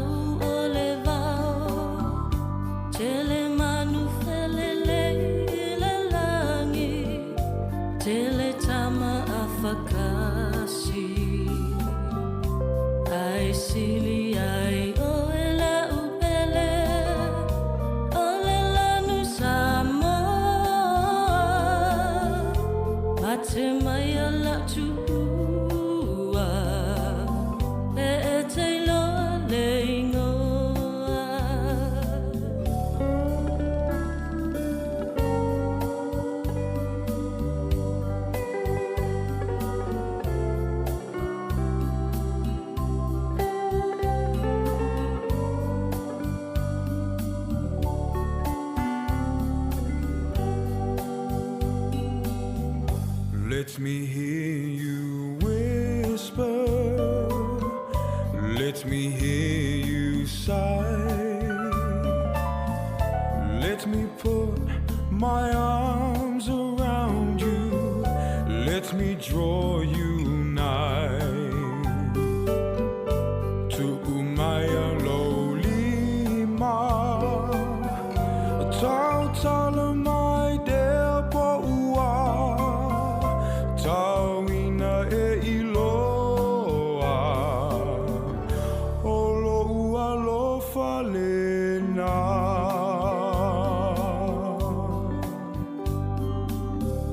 Tele I a ole sami.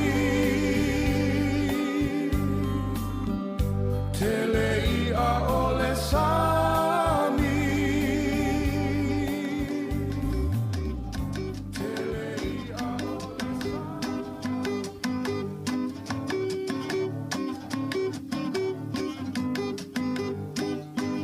Le la lo langi nei ona pu. Male peta wa yo malo. Ai amu ia Samoa. Taulo tolo na olanga. Le la lo langi nei ona pu. Male peta wa yo malo.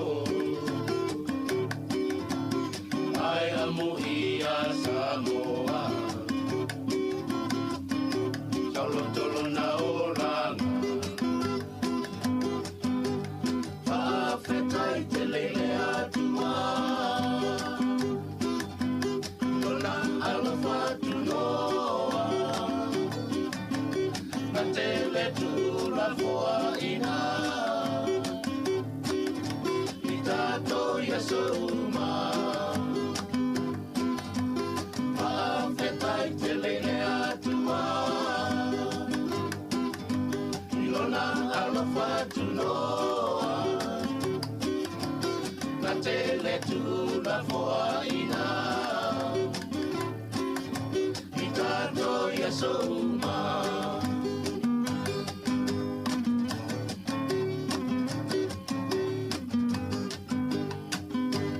O te pese atu mawhaainoa. Lo nei loto whanoa noa. Ia nganu atau o mai. Tato tele masani ai. O te pese atu mawhaainoa. Lo nei loto whanoa noa. Ia nganu atau o mai. Tato tele masani ai. Whawhetai te lele atua. Ilona alofa tu noa. Na te le tu la foa ina. I tato ia soruma.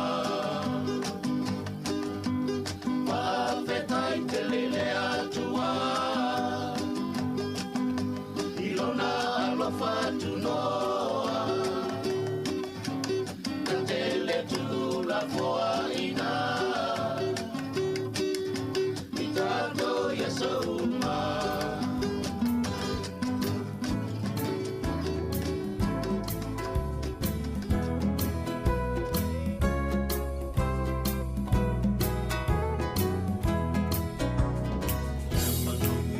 Salalau, Filogi ai elisau, Manongi ese ese, Anua pepese leo que se ne wasilau paseme. Belenga jaile lau fanua, tua sivi leva ona tua, o fungala au, pero se nua nua, felanu lanu a iona fua.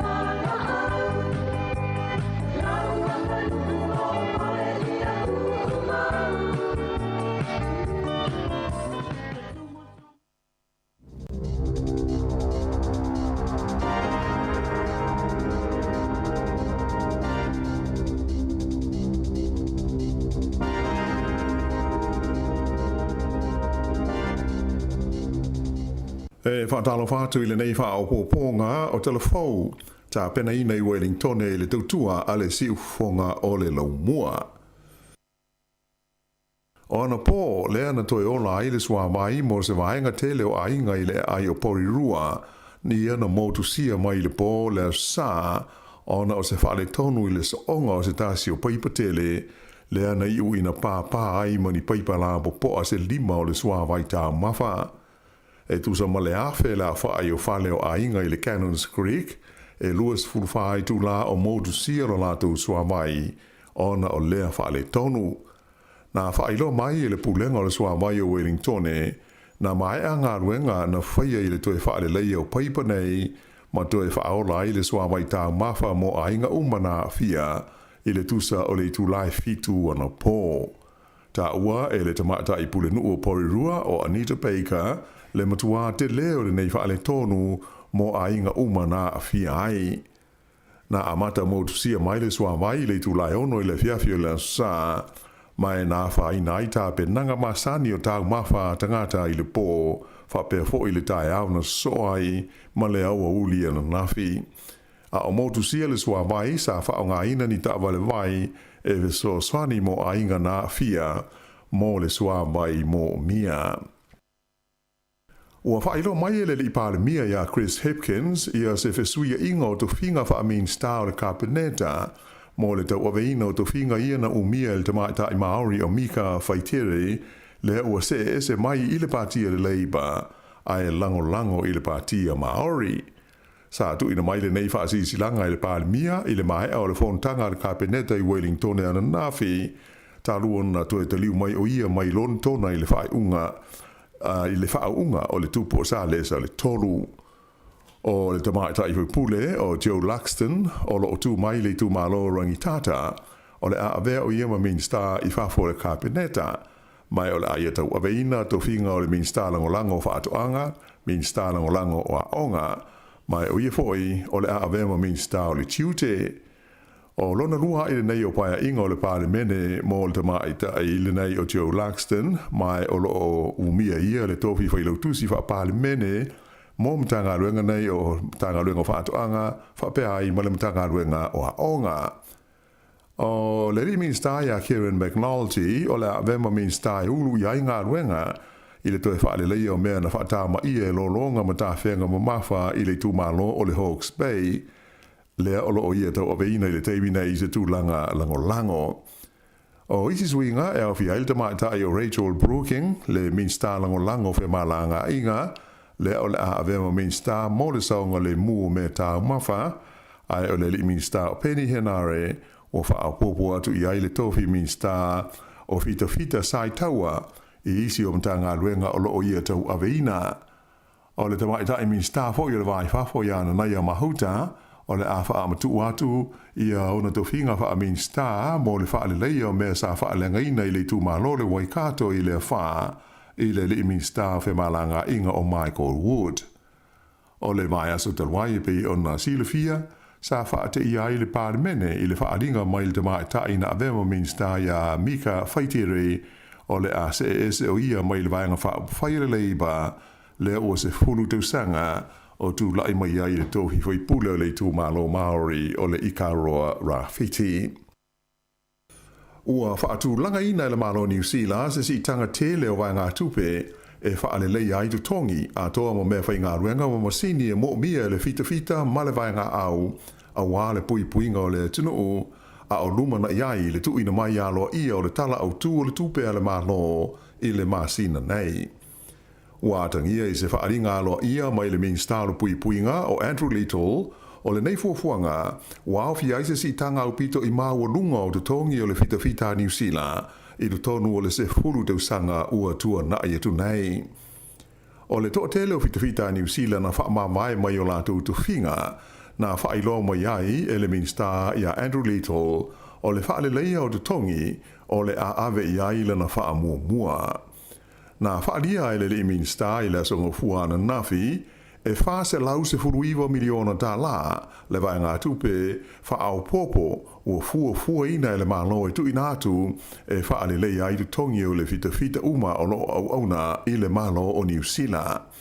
O le se le ni o le amawhai o na maua e fita tai tō tāsi, ni si tanga o te tongi e a mata i le tai whaha awhe tā la, i le anga i atu i le se furuma le 5 awhe tā la, e fua lava i o la tō tūlanga, a toa matiute ma le vaenga o le fita o lo o tau tua ai. O le neisi tanga, o le a amata o na wha mamaru i le aso mua o Iulai. Nā ta ua fo e le minister, o le ao fie le talo le tupe a le malo, ia leisi vai ngā tupe toru se lau 2.4 miliona tā la, mo le wha fawina ma le wha le leia o aseta a le vai ngā au ni sila. E wha pe fo i ona wha atulanga ina ia leisi iwa se 4 miliona tā la, e wha le leia ai masini mo le utu ina o waalele i le malai waalele o le Air Force i o Hakia, ma leisi iwa se 4 miliona tā la, mo le wha le leia o masini mo fesota inga, i le wā o Manuao ma wā tau a toa ma le au mai au ni ta ma le tau o le tu ainga e ngoa o le Bushmaster ia e matua malu puipuia mo la tau e wha au ngā hina. E valu se fulma le 5 miliona tā la o le a wha le iai ia whale o le fita e au fiai whale 5 se fulu i le no whanga o le Army i Waiuru ma le whaafo wina o isi whale e se fulu toru la whaai i Burnham, whaapea Linton ma o Hakia. O le tangata Pasifika le na loka i le waweawe leo ma le ofisa o whemalanga inga i au kilani le mai aso talwai. Ua maua no visa le tu mau e nofwai i New Zealand. Mai o la le mwhai ai o na tipoti ese o ina a o ia mai le tunuu. O le neimi ta upu pe o na whailo mai le loia o si one foliaki le o lo tu mo le li le nei. Sa oso whai ai le whale le nei tangata i le tu lai 5 i le waweao. Mai na vele mo mea sa wha amatau ina ai mātu o tu vale ia lana wha naumalona a inga. E ui ina te ena i lo visa o whemalanga inga le taimi e pei o na wha alia e le loia. A ena i oe i lātou e le o na pau leo se mata upu ua loka matau fia ni tangata ua owa aso i te tonu o New Zealand. O le astofi na te nei, sa to e lau li liwi na i le nei mata upu e le minsta lango lango whemalanga inga ia Rachel Brooking ma pasi ai le tu ina atu o se visa le tu mau i le nei tangata. Mai wāwano ai o ia e tālu sanga mō le pē mita nofo mau.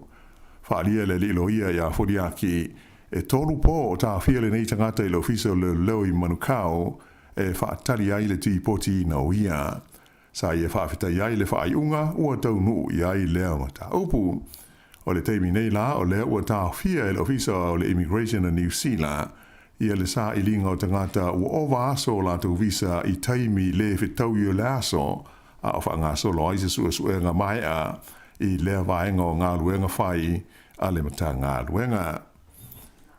Ua mai tawina le si tia maua runga la whai o tamaiti i le tonu o aonga i le kuata mua e pe o na whai lo mai i wha maunga le mata ngā luenga o aonga. Sa tu le mai le va le valus fulfa ma le valus ful ma le valu pasene la fa i tamaiti a onga na o onga i vai aso taitasi le kwata mua o le nei tu sanga o se a fa inga le leite le pe a fa tu se le tu langa sa ia i le tu sanga o vai le sa na o le ono se fulua anga i le fitus fulu malu pasene e wi la i le tu langa le lei a to tele pule a onga na la tu fa lia e fa pe e le o mautinoa pe mawhai o na whaale lei a tili le nei tūlanga i le lumanai. O le mōri mau o le pule a onga i Newtown o Hillary Lintott sa i e tau ai o le mafuanga au tū o le lea onga o tamaiti ona e mamai e ui ina iai fo i ainga e whenga i pēr mo whaingata i le au ina atu o le whanau i a onga. Ta ua fo i le tamaita i pule a onga ua te le lava le swinga i le pau o la whae tamaiti a onga e a fia ma maua i le COVID le nei tausanga o matua SS ma mao ma le kuata mua o le tausanga tanuai lea sa matua to a tele ai tamaiti a onga e lea onga ona o le wha mai. O wha maunga mai le mtanga luenga le soifua malo loina ua i loa ai e se furu lua afe lua se lau fitus furu fitu la whae o mai fau o le COVID-19 fruiva na wha mawina i le tono New Zealand i le vai aso ua tua na i atu nei. O le vai aso atoa lea na wha ahi uina i le vai ruanga o le po le sa na tenei sa wha mawina i ma la wha inga i tolu se fulu o tangata na mali liu ona o le COVID-19. o lea wha inga o tuai nei i le lua afe fitu se lau iwa se furulua lea wha i tangata ua whano le soifua ona o le COVID-19 iwa i le tonu o New Zealand hei. E to rua se lau wha iwa i lea wha i tangata na tau fia i whale mai mo tongu fitinga e au fia aile to se furulua i potu o mai tinga ina. O le vai asa i ona tua sa se fultasi afe ma le ono se fultoru la wha i o mai fau ai lua se furuono maliu sa wha mauina i le matanga aluenga. Pe ona si le fia o le wha iunga le vai asa na tenei, na ave e sea ai le wha tonga o le soifua maloloina o le lalolangi, le WHO, ia le wha mai koviti mai le tūlanga na iai, o se wha mai na lama tia ai le soifua maloloina o le lalolangi. O le taimi nei, o le ua ave i le koviti sfuiva le wha aupunga, o se tasi o wha mai tau ave, ua le o toi mano miai, ia ni fuafuanga mani tūlanga whaana tinati o tongu fitinga e pei ona sai ai mua i tūlanga whaale wā o mālo. O isi i vaenga o le tātou tala, ua tuina mai la bata inga o ti munga mamafa atoa masavili mālolosi mo se vaenga tele o New Zealand, e au fiai manu mai tū mālo nei longa ona te tele ai ti munga lata mai nei. Ua se e atu i le tūlangi sifo i a winga susu o le tau, lea sa a fiai ni si vaenga o New Zealand le vai asa o mamae, ae o le a amata i le so o na toe li liu mai, ma au mai ai ti munga mamafa i tūlangi i mātū ma si sifo a o wha solo malie i le tūlangi sa sae. O le tumalo Northland a amata ana pō na wha maruinai la vata inga o matangi malolosi ma ti munga, mai o lo valo ia le o atu i le fase 4 mm le swa timu e palasi ai i lea vaenga o le motu i mātū.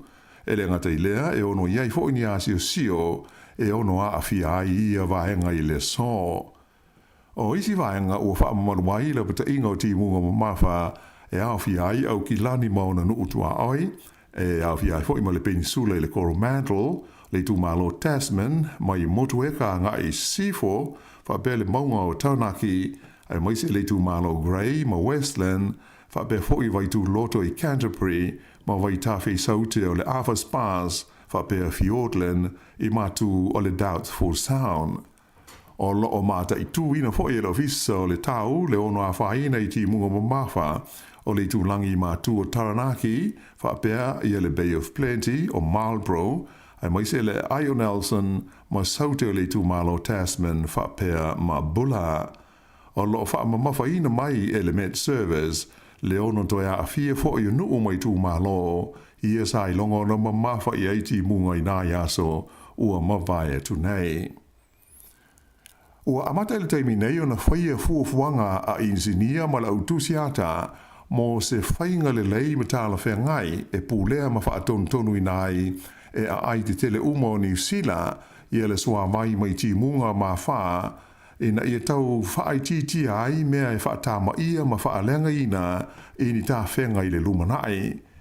O le sua mai le maua mai i ti munga i le taimi o ni e wha ma winga wha le tonu o le tau po le stormwater sa i longa o na tele mea na whaalenga i nai ma whaatama ia i le aso malolo au kilani a toa i fo ima le taimi o le wha o Gabriel i a Februari.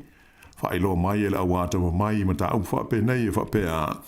O le whainga ma le awala o le apulea le le iai ma wha tonu i le swa baile nei i le lumanai ta ua tele i fuafuanga wha taati tia e tali e tuai i wha whita hauli e mafua mai i suwinga o le tau.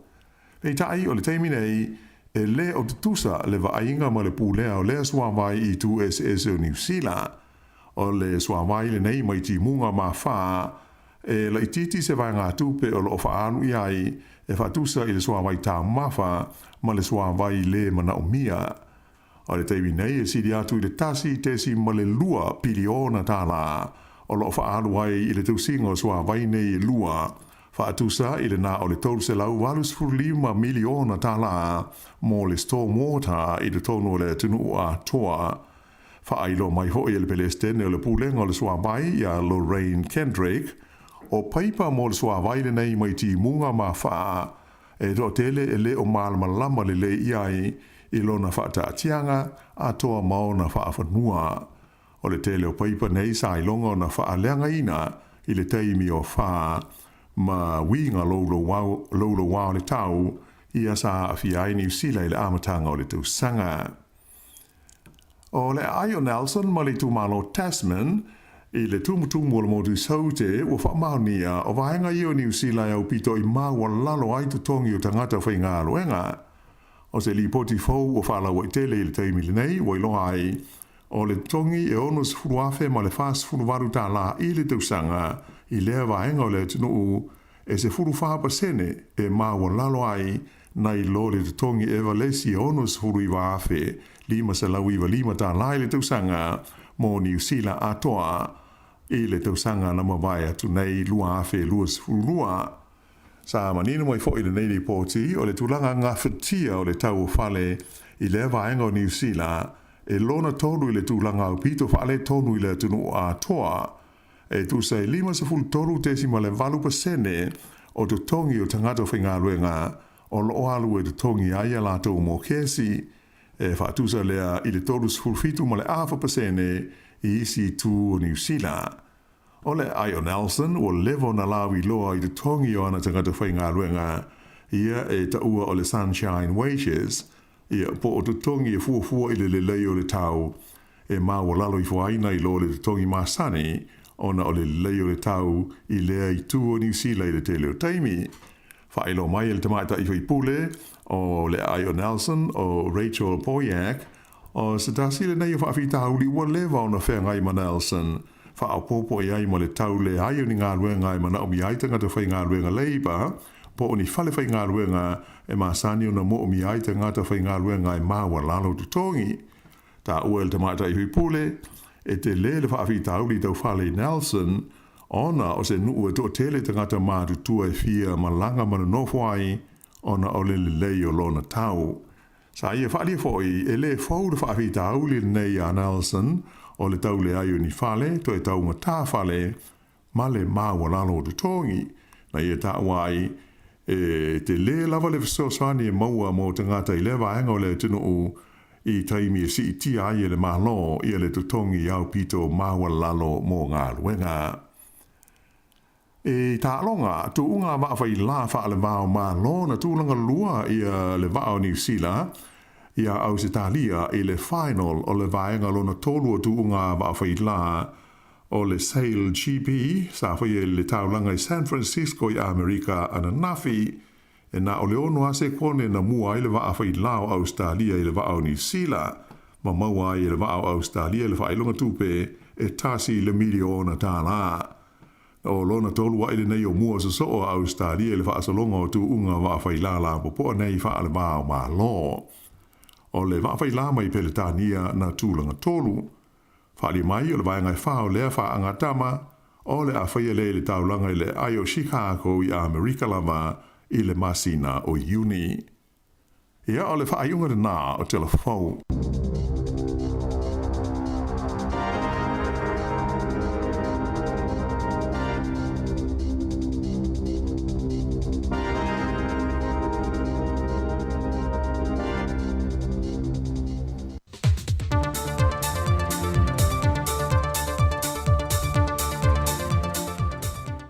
Talo falava, o se mai el whaafonga se whaopoponga le nei, o tātou telefou mai Samoa.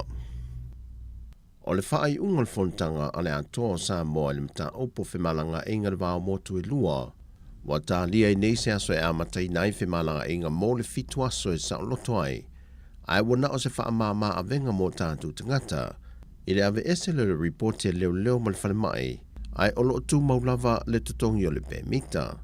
Ai wale whaapea mo tangata Amerika Samoa i malanga mai le atunu. E sa oloto se i vanga nā i lava se pepa i whaai loai. Le aso e te tawana toi te li wai le motri sa sae. Whaai loai ta i tai o pāti e lua. Le whionga te tai o le atunu fia mena ami mta afa. Aina fsilingi a foi le sa a vea mapale mea mua mua le mta opu lava le nei. Malafa a liai e le fau le mta opu le nei o whemalanga inga lava nei malanga sa oloto. E le mau whailoa inga ma whaatalonoanga sa whaia mua. Peitai e leo se tūlanga e whaawhaingo fia ia Amerika Samoa le tālo sangatu alo tātou atinu. O pe tau tu mama mai to nga me foi le wa e mo mia le pepa mai. o le lipoti mai leo ia pei lai fōlinga mai e whaamatu ese ia nāme. Ai lai mana o mia ale tutongi o le pēmita. Hoi le ai sia tātou mea le ei mo le lau tele o tangata malanga mai. E le ai asisi mea su e na alpau ana mea ia iei sau pepa malanga i tutoe malanga ese atuai. I tutonu o le ipa sipulu asa. E le o se maka upu fōng karango mo mofo le mako kaini. Ai mantua fo. O Amerika Samoa la fo e kausu e nganga ia kupe. Le tawai le ia le whai upe mika. E fo i la le nganga taulanga langa. E la ia whasau loto le whainga malanga i tuelua. Malanga fua kako, malanga fua mai la koio. E le whaingo fia le melanga. O lo sila pilte i tae o le tunu o marika peneta. E se awala e whaapaleni ei le whainga leo lo i ei le temile nei mō tangata malanga mai Amerika Samoa. Ai a mata i tū mō mua le pēmita fitu aso lea. O whaamā mai le avenga mai o tātou tangata e le whemalanga i e whaia reporti e leo. Ma le reporti a le soifua malolo ina. O wafo le atunu o mapusa o loa e a wina mai atunu e whafo. O le whaitutua mauti noa lea wa wha ailoa nei e le sui kom sinum tanga ringo leo. Babali i Mona Lisa tia i kete, o loo wha audu fale mana nā mai ei te tono le atunu. Whala au wha sa ina e mai se lava le aisa. Wha pia fo i mala au malo se le wha tanga ina i lalo le tula fono. Na toe pina le tā ofile nei o le sui kom sina, e se tasi os wha inga leo le wha ai unga le vaiaso i tua mua uta. Ma tā ofia mai ei se ta mai onos fulua tau sanga, ma nisi e toa wha, e toa tōrua li, ma ta mai ta e toa lua. Wha lia papalii, o se tasire nei o tūlanga wāli e mai mamaita wina, o le tele o sa whainga nei a o fia ai le aisa, o whaatupula ia leo whai o tinamata maita ia a fia ai. O se tūna wha lia papalii wa te tau leo fisa le tiute, o na matuai wha maoni i le langa ina leo so se pusa o loa e wha whan mai lea tunu, o na o le tele tu ai ngā meto tio wha o aina tangata wha tau aisa, e na nāma iei o loa i tu tonu la tu pusa o loa. Ai i le teimila vaitasi wa whaaftai te lea tuai le komseno na tanga ruenga leo i lea tunu. I la tau i o lo fsoso an tele na tanga ruenga, e reportia ne le ofisa va inga fau la tu te va iei ni a inga e le i ai mo mua. E pe fo i o na va iei le a inga le na tau fia mai tua mua uta, le va iei leo ta avale taungata e fōringa mai un ta avale tangata whaipi se nese, e a whea lea whale le lewa o le pō, ma ua sui whare soi whanga wa aia ia a inga, e le i ai mo mua. O le aso lusafu ma le lua o le maasina le nei e tutu la i ei lantou nei luma o le whaamasinonga, e mōli angolo lantou umia leo whala au whaasaina o le aisa, o paipai whaongai ne ulai nai le aisa, ma le umia o la au malosi, e le whaatangai nei le atunu. O le te talo papalii, ia wha wau pele fesoa swani mai o le atunu o ili matanga ruenga, ina ia ripotiani ili matanga ruenga ni wa ainga masalo miai, nisi o lo lato wha tawinatu, whala au wha saina.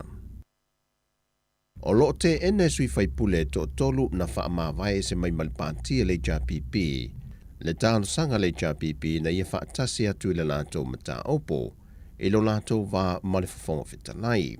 Peitai o lo tādia se whai ungal whaamsinonga e wha atatau lea tālo sanga. Wha adia lo i o lo tūlai mo le JPP, foi maono se fo ai nuu. E na ia manino le tali e tu i nātu i fōla sanga na tua ia ia i lātou ne to tolu le pātia le JPP. Na mafuai o no lātou wha se ese. Ai meiso lo lātou lui na leo le tūla fono o whainga pālota. E le mawhai eo na iese sa o lo tonga i pule eise sui whai pule.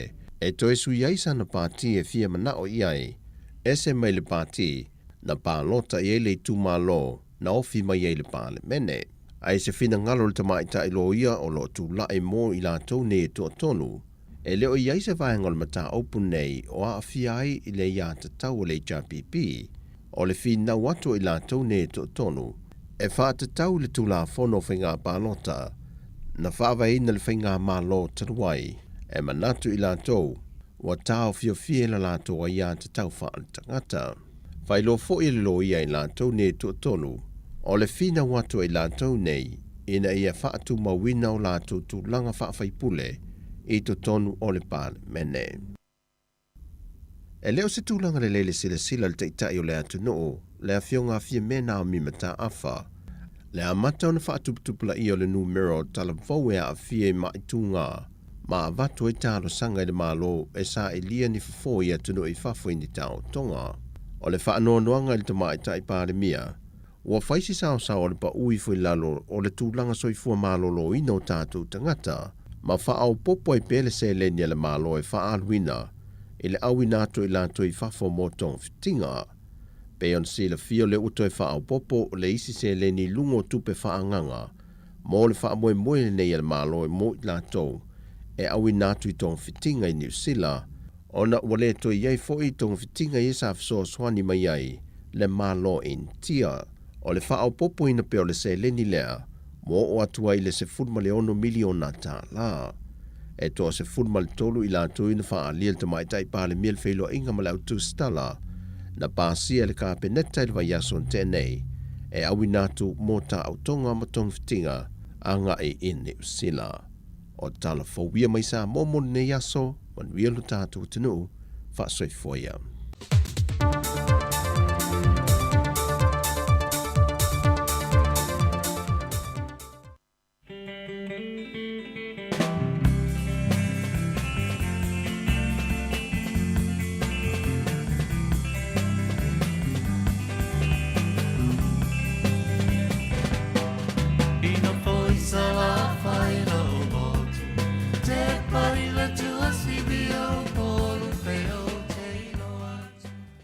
Ia toi whamalo tu tato au whafunga ni vaenga o leo uli leo wa luas fulfitu minuti te eile i tu lai se funu ma le lua.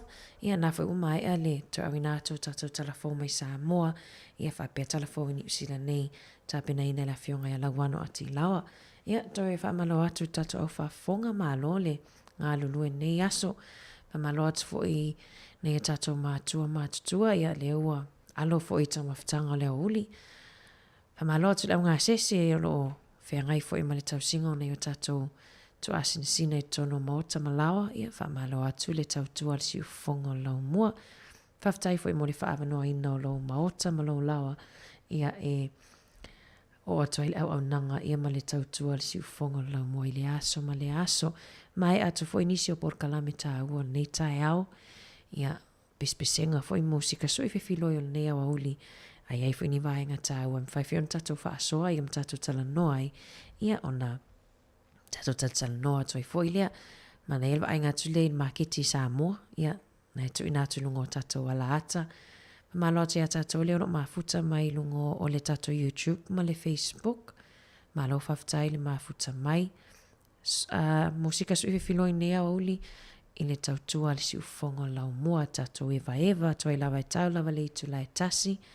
Whaamuta foi leo tatou tautua i lungo le tatou frequency, po le tatou ala leo tasi ono te sima le tasi whaamo, ia ai whaawawa toi lava i lungo tatou penga te whailangi se ia pa ia le itu lai lua. Penino tia whauma le pese nofo i sa la whai lo moto.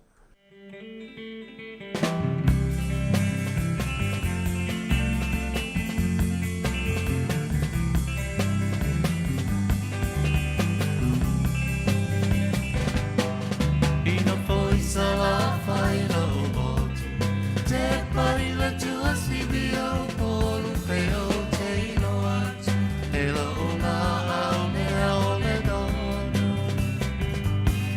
e o le la au e sua mari e o le suka mai silie o tuku anei e pia i tatanu o le whare mari stay my darling no fai tini leo tiele hanoi le ngalo na wa mi fa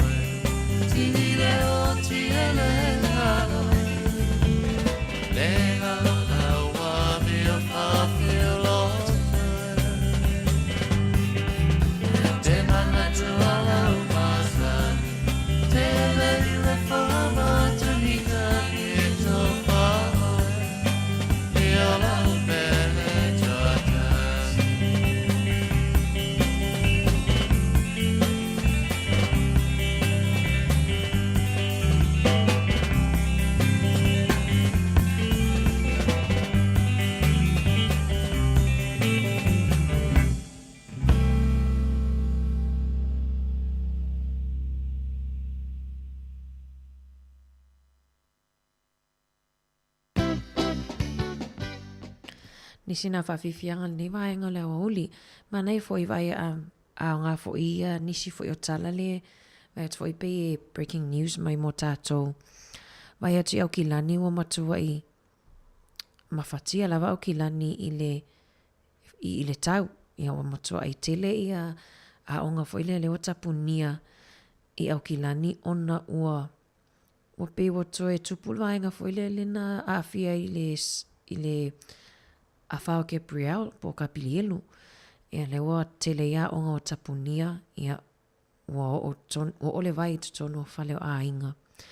Ia le whasolo tule au ki lani le aluanga I Northland.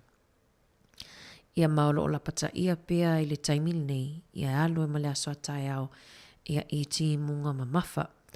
O whangadei ele I maua mai lava se tala I nai tamaitia tamaiti malato whaia onga lea sa le olo o lalo se o le ana. O le ana o ai foilea pese lato field trip. Ia na o ila le ana I o lai o staka I lawa taimi nei pe o ele I toi mau se tala pe o mwhaiona lawea ina mai o lawa. Saule tala na le lao lai na o atuai ia au nanga o fisa foilea tali atu I whaalawe whafo sei.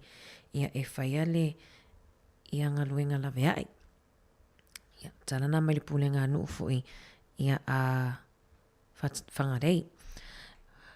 Ia, tatatano fui le swing o le tau, ia o le tau ana le ilale sa tatatano atua ia whaid pokala me I le fionga le li pule ia ma le pule nuu fui, wa perisui pule nuu tato I pule lua, le fui sa ta uai ia le tele fui o awala ia ma a inga fui na afia ia ono o paipa fui lena papa ia motusia I le vai I le weekend ia ma le asfarai le whaasoro me le asfarai o le tāua foi le o le lapata inga ma le whautuanga na avatu ia e tautua na whaaputu le vai foi le mo asola ia e mana o mia I pe whapene te ua pe whafose e atu le paipa ia tu ese vai foi le ino e whala au to ina malo matua whaatali le luas fulfai tu la le e whaatali se ia ngā luenga toi whaalelea.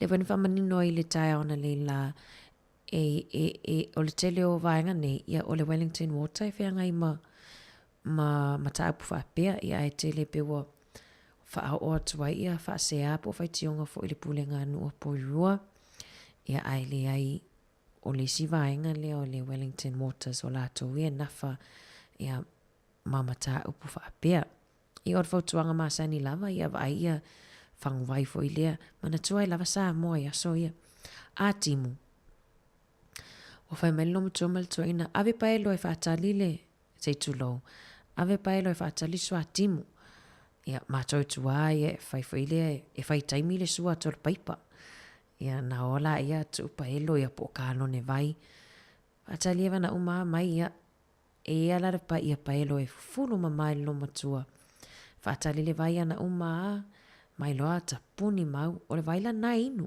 o le vai o le sua timu ia whaatali ma paelo fo ile e whaonga mō tailinga se itu lo. I wa toi manatua lava ono o vaenga fo ile na tele na pepe ai paipa na i ainga i champion whaasolo atui nisi o ainga Kenneth Creek o Alston lea fo ile na awhia i vaenga lea. Ia whamanatu atu ia tatou vai e whaatu mwini paelo ia pe lua lava pe tolu tu ese lava le vai inu. Ia tu ese fo i vai e whai vaenga fo i pe whamamai no ipu. Ia, whautuanga maasan. Lesi vaenga lenta ua talanoanga le lao, whaonganga leo e-scooters. Ia, o te lo se umasu es whasa mōl tato upuna. Ia, lewa te lea tato i ponidual vaenga lewa. Le lava se awala tato leo ia tuai. Olo o tat whatutu mai ai. O le whautuanga o polkalame ia o le a mai al whaonga aina ia ona tuulea i tuula awane i tuua lunga o le tato footpath ia po le awala fo ile le sava vale i tangata ona e whaalave lave pe ona ta ua le whaatala noanga na leila. E whaalave lave i masini fo i e le feo ai nei tato tangata e ia nei tato tangata i ngasa ngase whapitoa ia e o mai e tau le sao pe a whapea e whaalalava solo lungo o tato footpaths i o whautuanga ia tu whale ia tu ulungan mutia ia pe whaatu whale fo ilea i se vaenga i loa i le whaalawelawe i taawale a po onofua po obeo a nei tatou tangata ia. Ia nisi nao o whautuanga fo i atonu fo i au ngā fo i mo tatou au whaafonga. Ia e o le awhaawa o tatou whaafifianga so i whiwhiloi peselea mai le tia maa a we le tufa. A we le tufa po feo i le tufa lu au nei holi.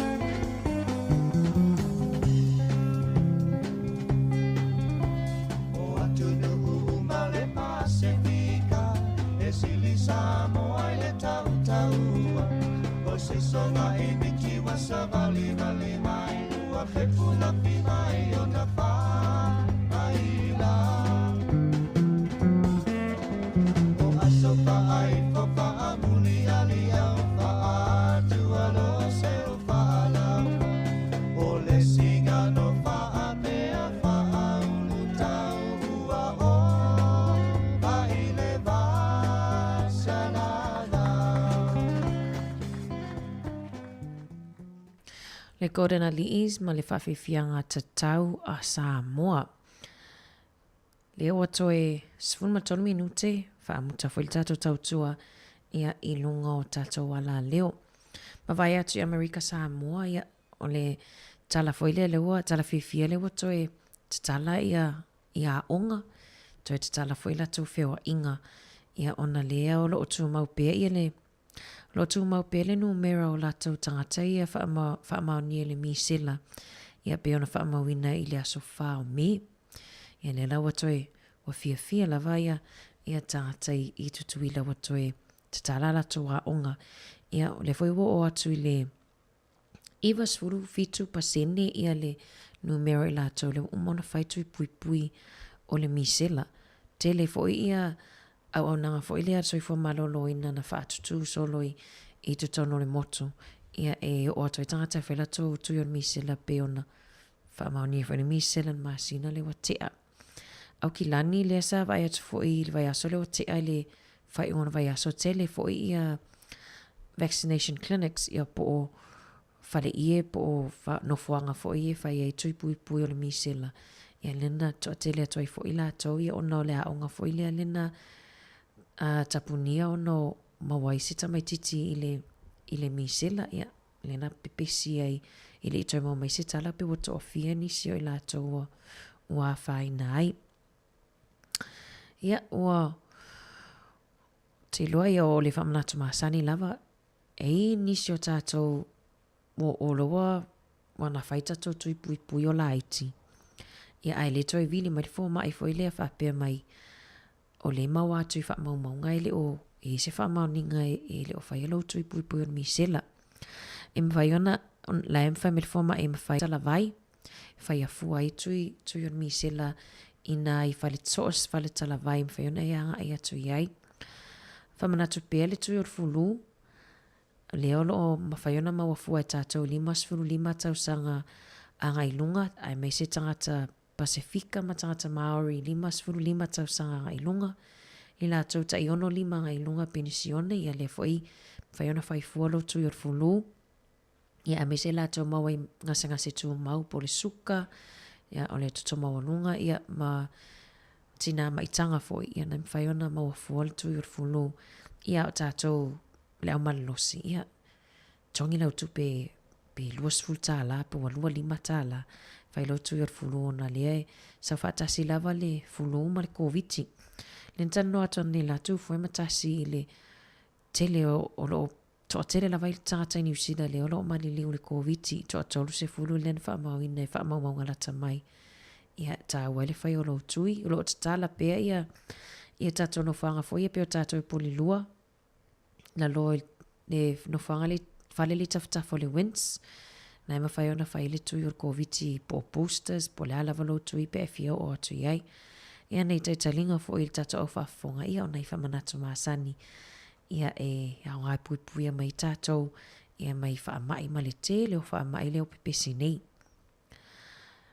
Mai ale tato whawhiwhianga lea toi taliu mai tato whaamawai atu le nei tato wompa anga i lungo le tato wala leo.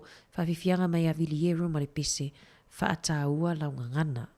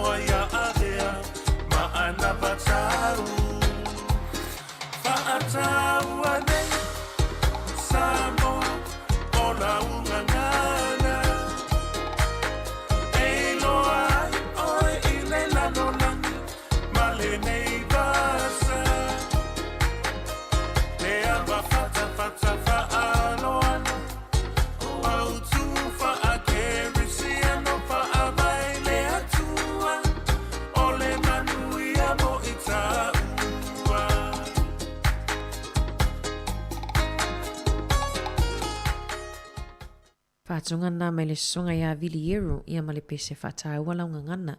Vai aso nei le ana sau noat fo ile ia le pulenu a tātou Anita Baker ia le alo whamaluina ai le ngangana Rotuma. Ia pona i tātou uso i Rotuma. Le ana sisi ele fua i ia tātou i Porirua ia telo fo ile ana telefoin whātino ina ia singa fo i fua i nisio o tātou pito nuu. Ia ao le manulau ti la vale nā lea o loo whetau i le mal tātou peselen tātua nei. O le manulau ti nā tele o vaiaso ngangana ia whaasolo nei le na amata le vaiaso nei. O le whātāua ino ma le whātou mau ino ngangana. Ia mana ia fo i wao tātou Samoa. Ngana Samoa lea o loo whātāua ina ma whaamanatu ina i le aso luas fuluvalua me. Ia peo tātou e whaai ue i le masino me. Ia tele fo i vaenga tā ua mwhaiona tele ia ngaluenga mwhaiona tātou whaia ia e whamanatu whātāua ina fo i tātou ngana tātou tautua si whonga lau mua leo lo whātāua lawan ngana ia so uma ia e ala le tātou tautua ia ai wā mai fo i taimi tātou te tamawai manai o tātou wō pa anga uma lava lo whaafonga mai lungo le tātou ala leo tasi ono te simatasi wha mo le atulianga nga whaafitai ia i le tau mafuta mai fo i Porkalame le siufonga lau mua mai lava le fitu le tae aona le ilase i pa ia mai fo i le nei taimi wha mangalo fo i tau tua pe au iaise leo ua le tau tamali i lau whaafonga anga ia manu ia te le lava fo fuanga mwha moenga o tutoi o le nei aso wha manu ia le atua ia i fo fuanga uma mai le fionga i le lipule mai mātou nei mātou te whātou whasoi fuatu mona i o tātou wōmpa anga umalunga o le tātou ala leo.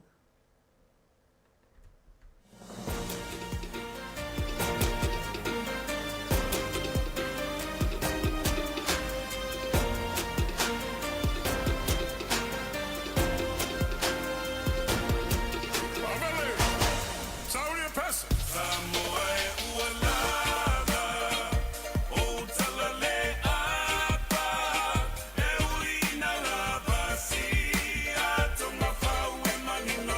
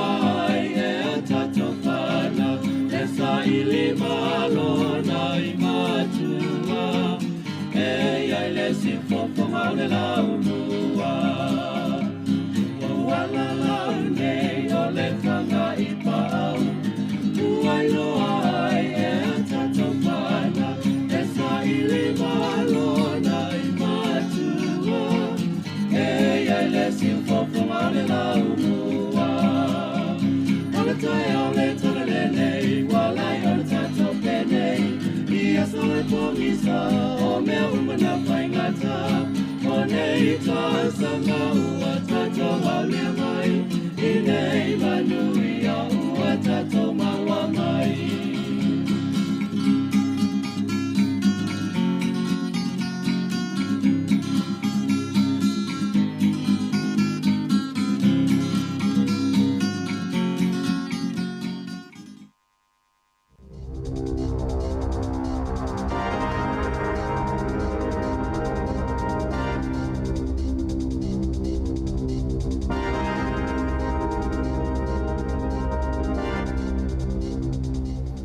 Whaatalo whātu I le nei wha o pōponga o telefou tā pena I nei Wellington e le tautua a le siufonga o le laumua. O ana pō, lea na toi ola I le swa mai mo se vaenga tele o ainga I le ai o porirua ni ana motu sia mai le pō le sā ona o se whale tonu I le soonga o se tasi o paipa tele lea na iu ina pāpā ai mani paipa la po a se lima o le swa vai tā mawha. E tu sa male afe la whaai o whale o ainga I le Cannons Creek, e luas fulwhai tu la o motu sira la tu swa mai, ona o lea whale tonu. Na whaai lo mai I le pulenga o le swa mai o Wellington na mai a ngā ruenga na whaia I le toe whaale leia o paipa nei, ma toe whaola I le swa mai tā mawha mo ainga umana fia, I le tusa o le tu lai fitu ana pō. Tā ua e le tamata I pule nuu o Porirua o Anita Baker, le matua te leo le nei whaale tonu mo ainga umana fia ai. Na amata mo tusia mai le swa mai le tu lai ono I le fiafio le sa, mai na wha I nai tā pe nanga masani o tāu mawha tangata I le pō, wha pe fo I le tae au na soai, ma le au a uli ana nafi.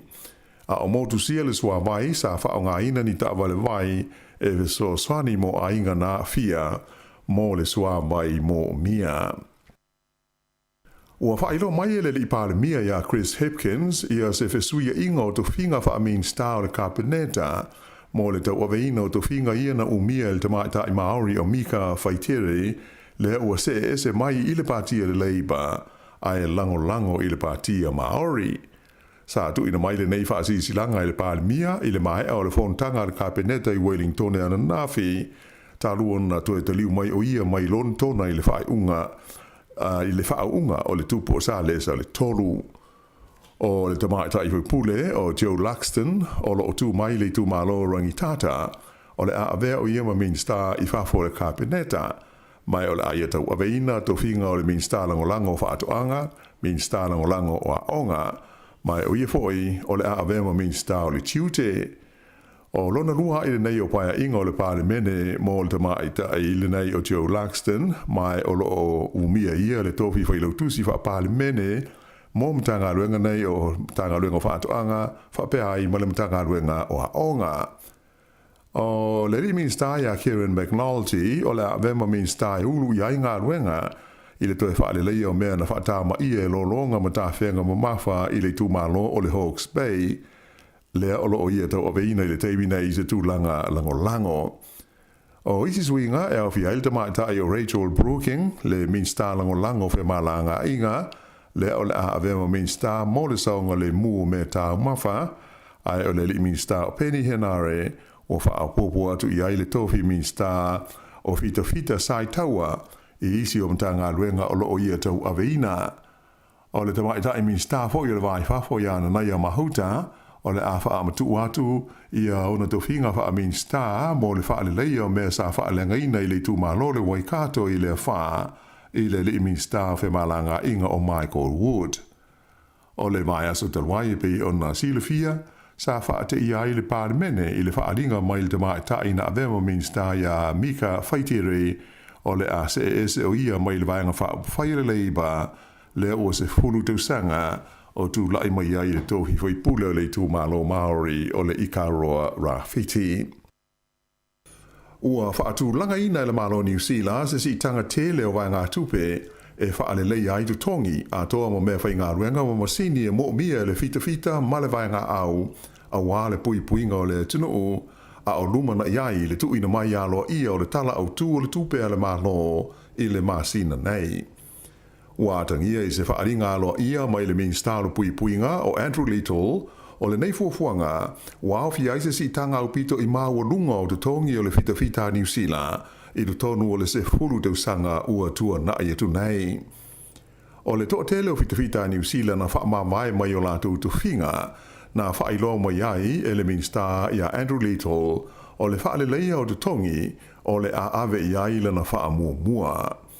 Na wha lia ele le Minister I le songa fuana nafi e wha se lau se furuiwa miliona tā la le vai ngā tupe wha au popo ua fua ina ele malo e tu inatu e wha ale lei ai tu tongi o le fita uma o no au auna I le malo o New Zealand.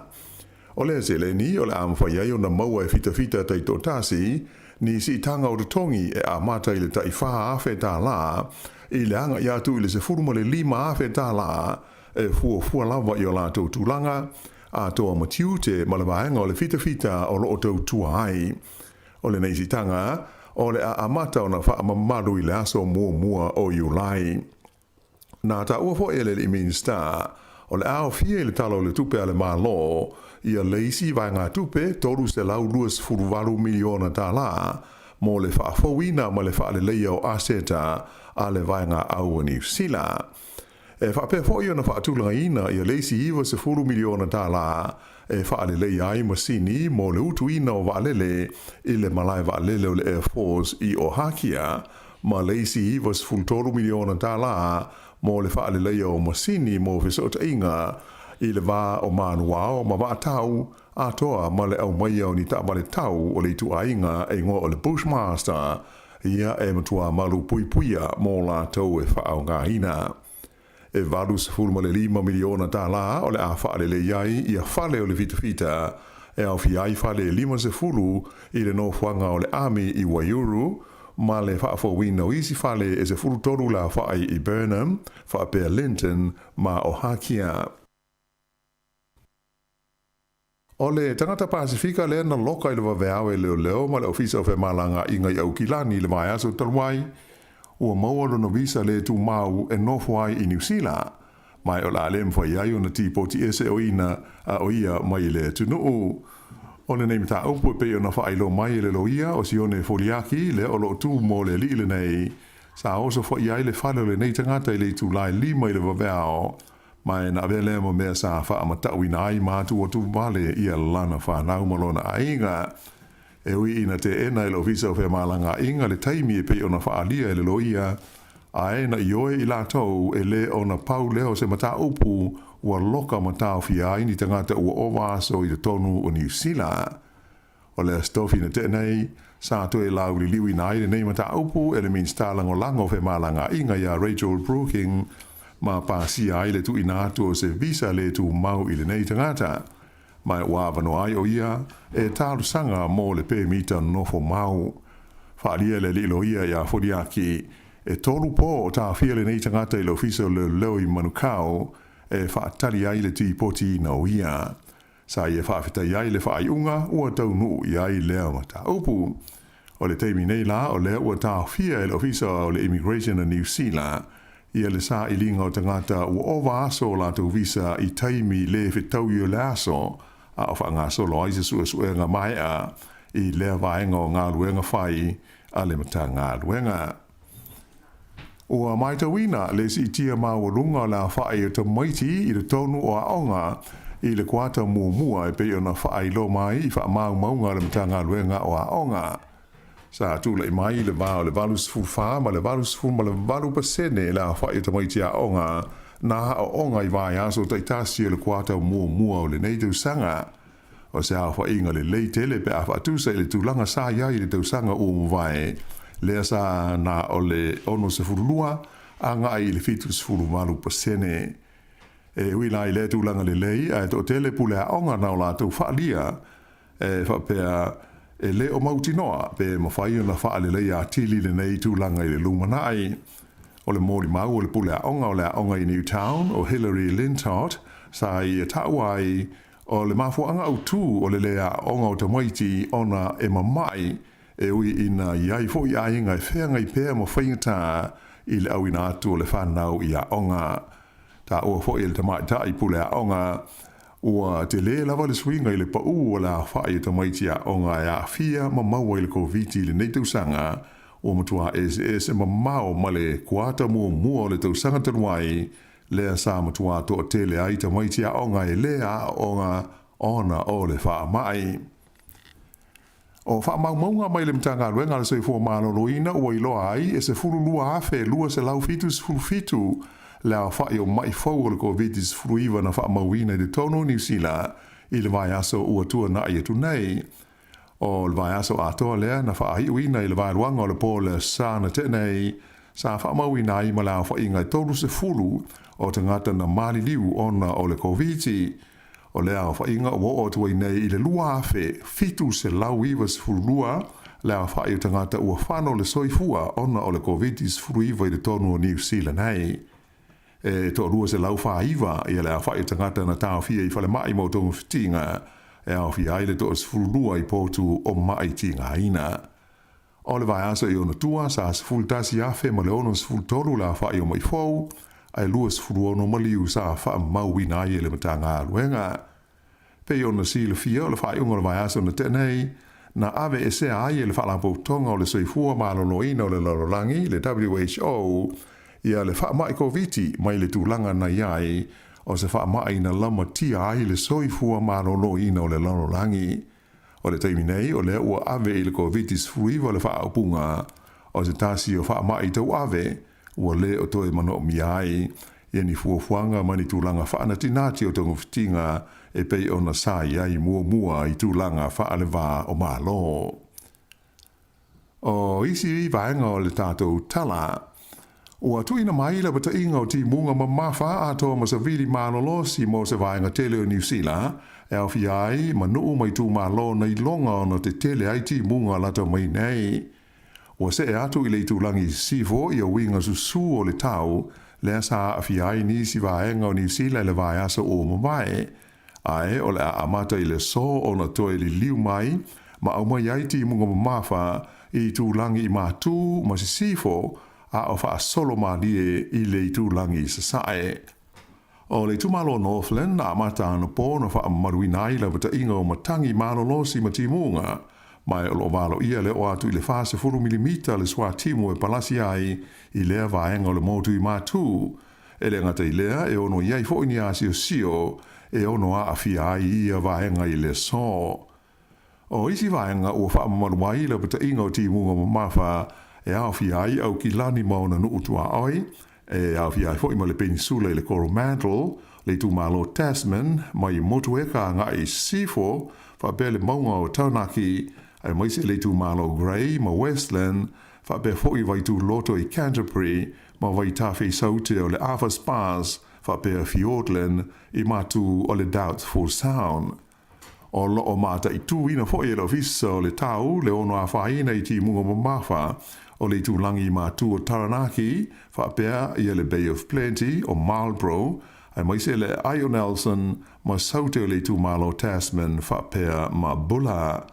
O lo whaamamawhaina mai e le Met Service, le ono toia a fia fo i nuu mai tū malo, i e sai longo na mamafa i eiti munga i nā yaso, ua mawai tu nei.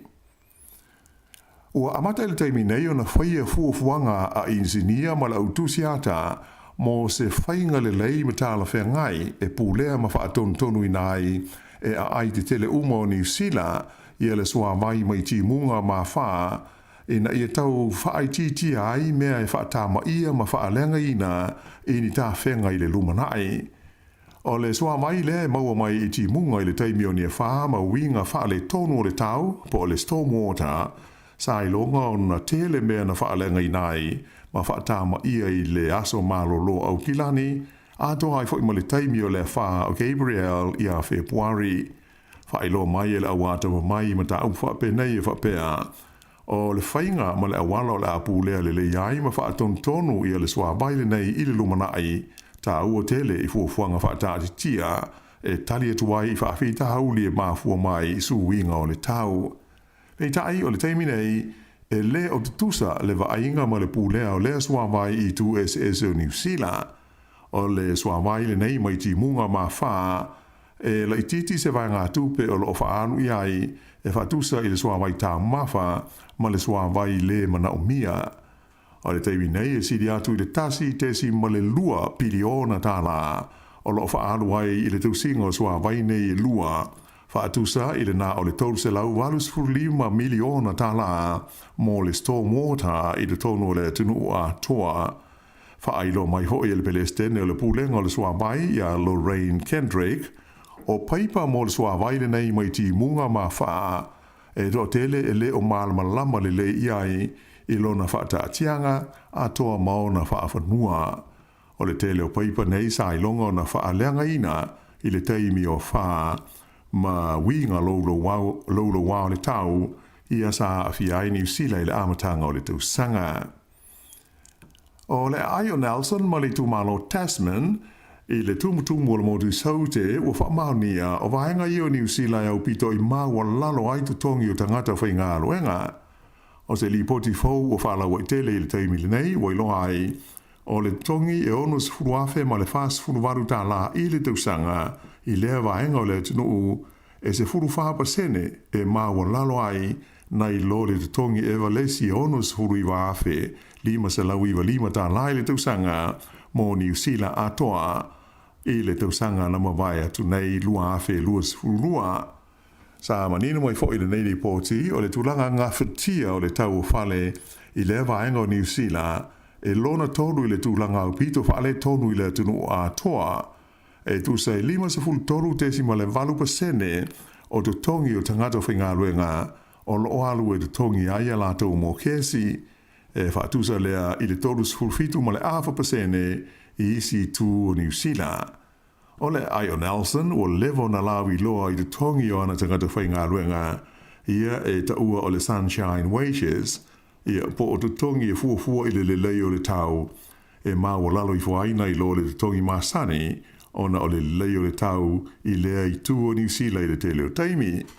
Whaelo mai e le tamaita i hui pule o le Ayo Nelson o Rachel Boyack o se tasi le nei o whaafita hauli ua lewa o na whengai ma Nelson wha popo e ai ma le tau le aio ni ngā ruenga e mana o mi aita ngata whai ngā ruenga leiba po o ni whale whai ngā ruenga e maasani o na mo o mi aita ngata whai ngā ruenga e maua lalo tu tongi.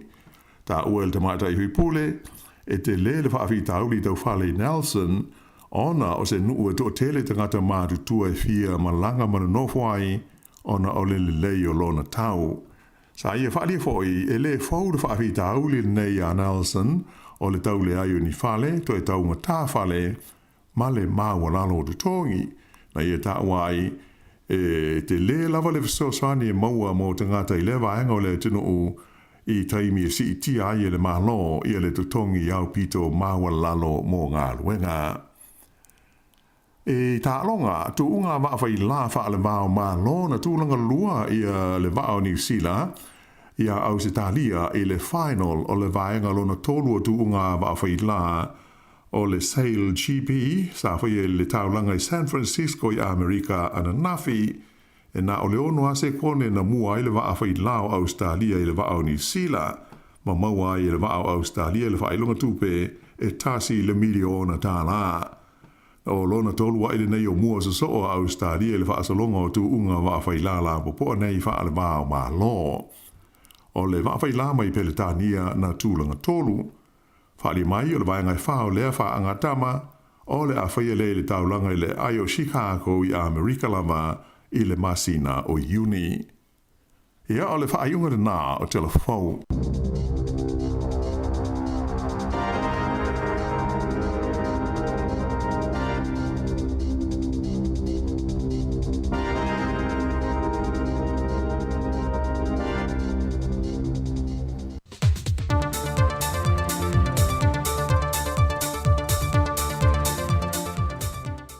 Talofa lava, o se mai whaafonga se whaopoponga le nei, o tātou telefou mai Samoa. O le whaai ungal fontanga ale atoa Samoa le mta opo whemalanga inga le wao motu e lua, wa tā lia i nei se aso e amatai nai whemalanga inga mō le fitu aso e sa loto ai, ai wana o se whaamama a venga mō tātou tangata, i le ave ese le reporte leo mal whale mai, ai olo tu maulava le tutongi o le pēmita. Ai wale whaapea mo tangata Amerika Samoa e malanga mai le atunu. E sa o loto se vanga na I lava se pepa e wha ai le aso e te tawana toi tali waile moti sa sae. Wha loe te ita o panti e lua, le whionga te ita o le atunu fia mena ami mta afa, aina fsilingi e foi le sa a vea mapale mea mua mta opu lava le nei, malafa a liai e le foulu mta opu le nei o whemalanga inga lava nei malanga sa o loto, e le mau whailoa inga ma whaatala noanga sa whaia mua, peitai e le o se tūlanga e whaawhaingo fia ia Amerika Samoa, le talo sangatu alo tātou atinu.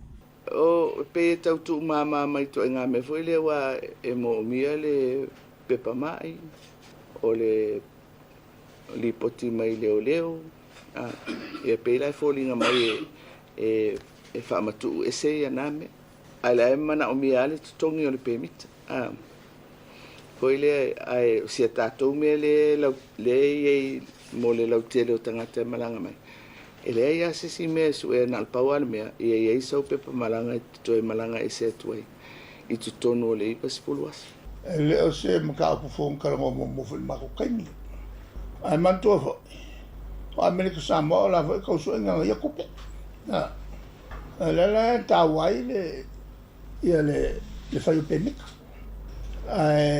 e fo ila le nga taulanga langa ia fa sa loto le nga malanga I tuelu malanga fu ka ko malanga fu mai la ko yo e le fengo fiel melanga o lo sila pelte tai o le tunu o marka peneta e se awala e wha le ni ai le whainga leo lo i le temile nei mo tangata malanga mai Amerika Samoa ai a mata I tu mo le pe mita fitu aso lea o wha mai le avenga mai o tātou tangata e le whemalanga I e whaia reporti e leo ma le reporti a le soifua malolo ina.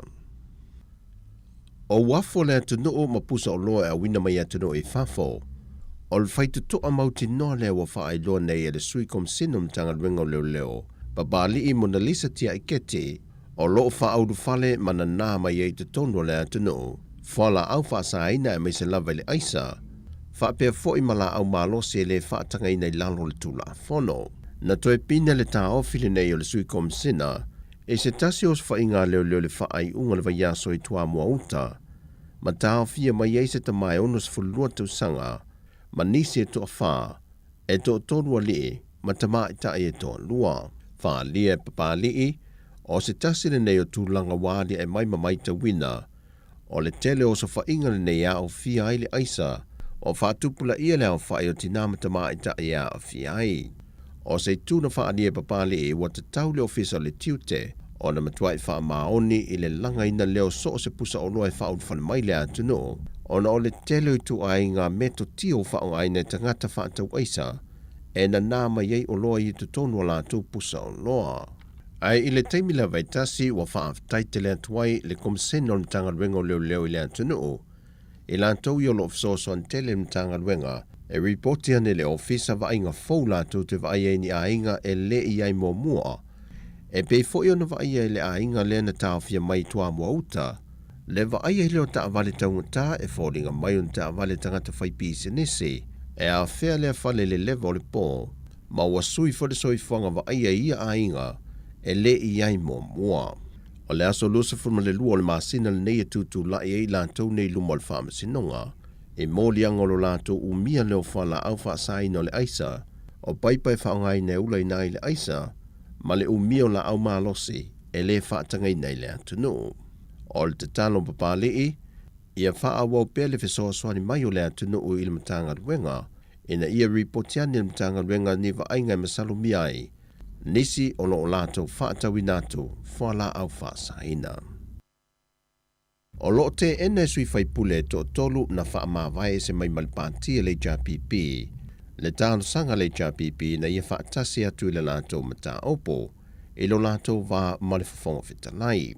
Peitai o lo tādia se whai ungal wha amsinonga e wha atatau le tāno sanga. Wha adia le lo ia lo tula e mo le JPP, foi maono se fo ai nuu. E na ia manino le tali e tu inatu I fola sanga na tua ia ia I lantou ne to tolu le patia le JPP.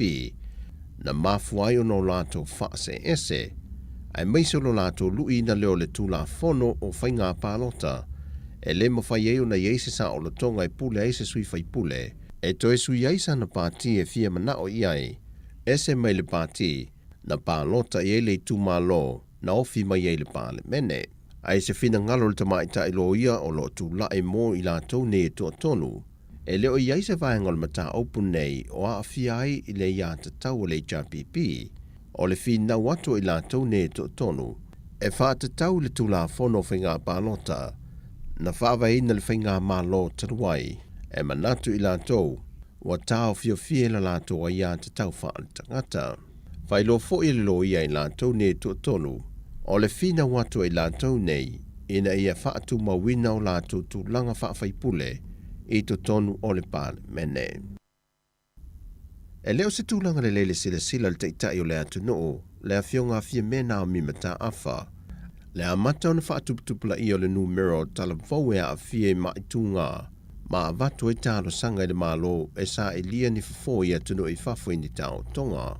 O le wha anoa noanga i le tamai tai pāle mia, ua whaisi sao sao o le pa ui fui lalo o le tūlanga soifua malo lo ino tātou tangata, ma wha au popo e pele se leni le malo e wha aluina, i le awi nato i lato i fafo mo tong fitinga.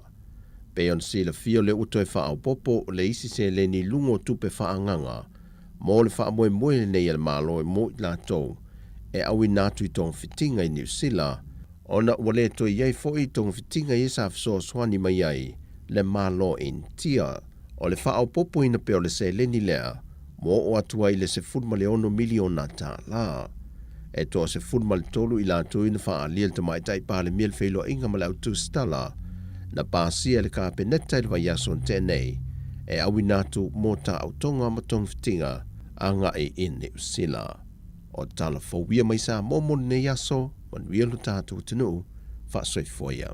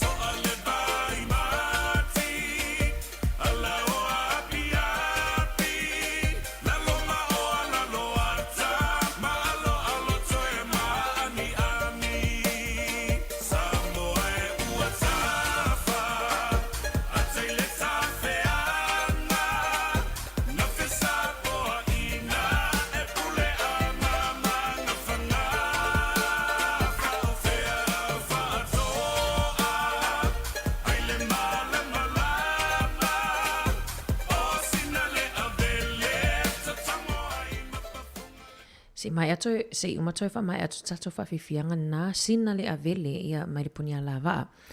Wawai atu au kilani talo fai au kilani. Ia whapea fo i le mafuta mai se tasi o tātou au whafonga mai au kilani. Vili mai, tolu walu lima lo o whatasi. Vili mai mesta to reporti il tūlanga fo i lo ua ia le tau i le tau pitonu. Vai atu i ua ia inisi o whaletusi i mesi.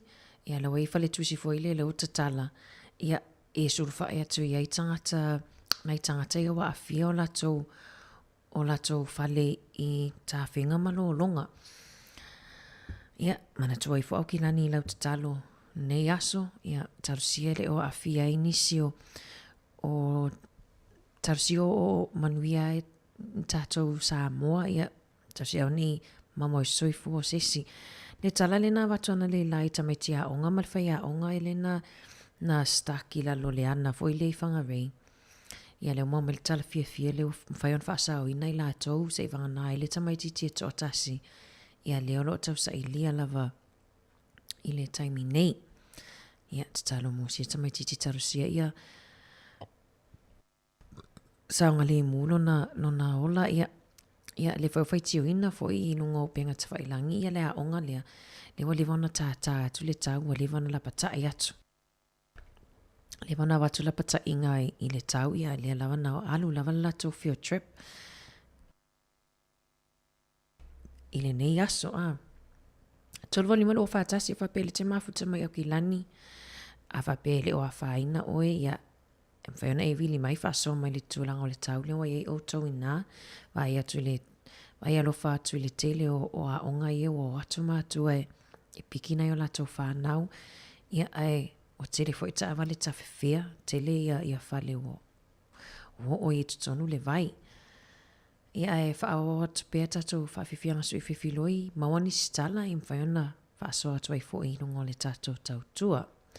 Whaawa watu whawhiwhianga ma le punia la waa, le ua te alai titi lawa le afo le tu la e tasi.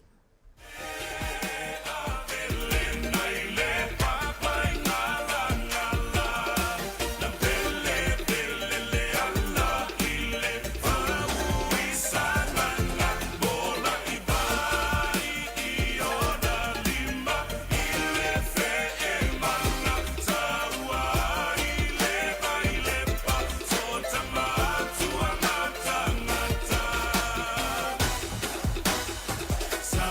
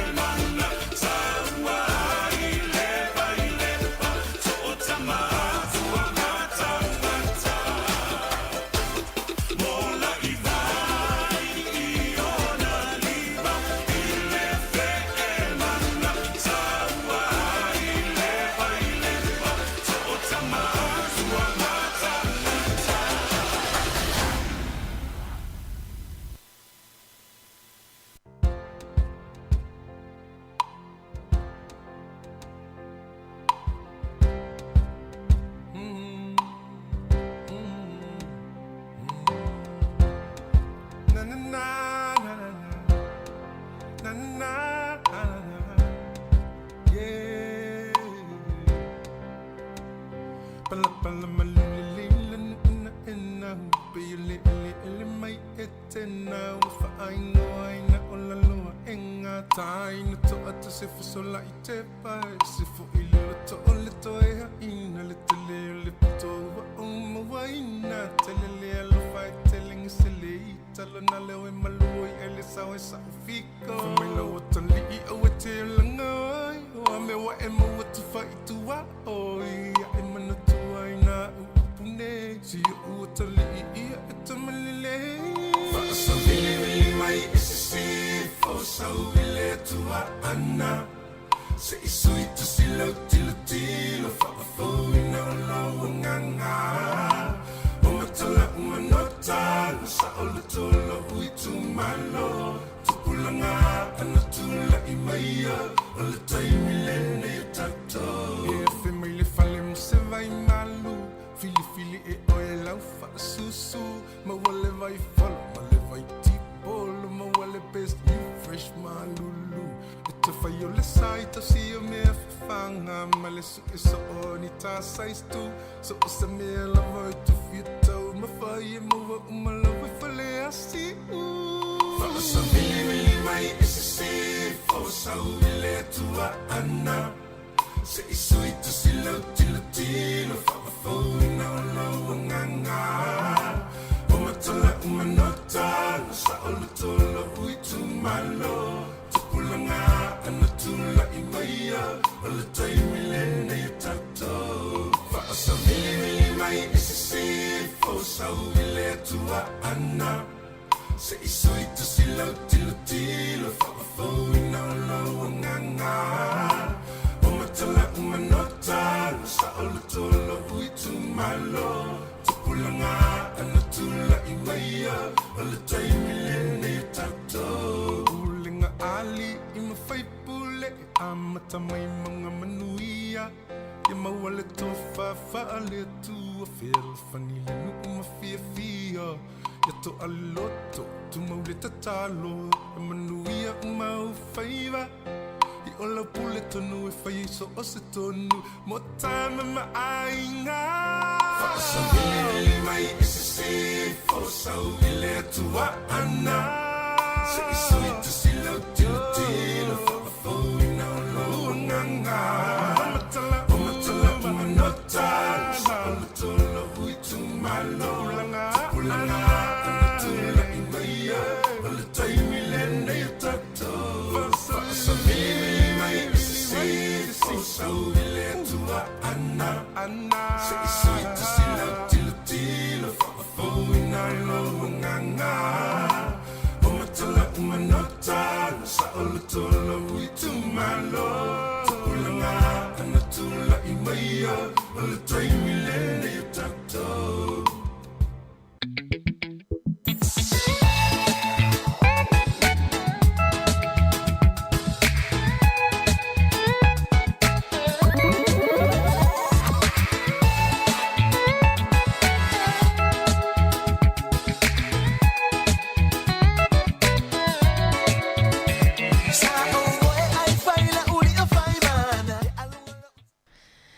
na mai atu whawhiwhianga mai a vania toloa ma le pese tupulanga ana tula i maia. Tula i mai tatau o ma ke tile o mana nai a mai lato koko ma lato chips, lato whaipula o mai tau mai tatau i rungo tatau ala ataia, mai atu le lasi o fua whatoanga ma fua whaeleleanga sa mua o esi, o moli mau keni na o toile camera, whai. Maua marasaru lima e salo le fale, ia o koko, ato koko isi, tātou ana ia matamaitina o tamaitina to sa moana e pasi e toile camera o luau, tauanga, tau talo, ia tele na sosia ma le alofa le atua si o tātou ainga i Samoa.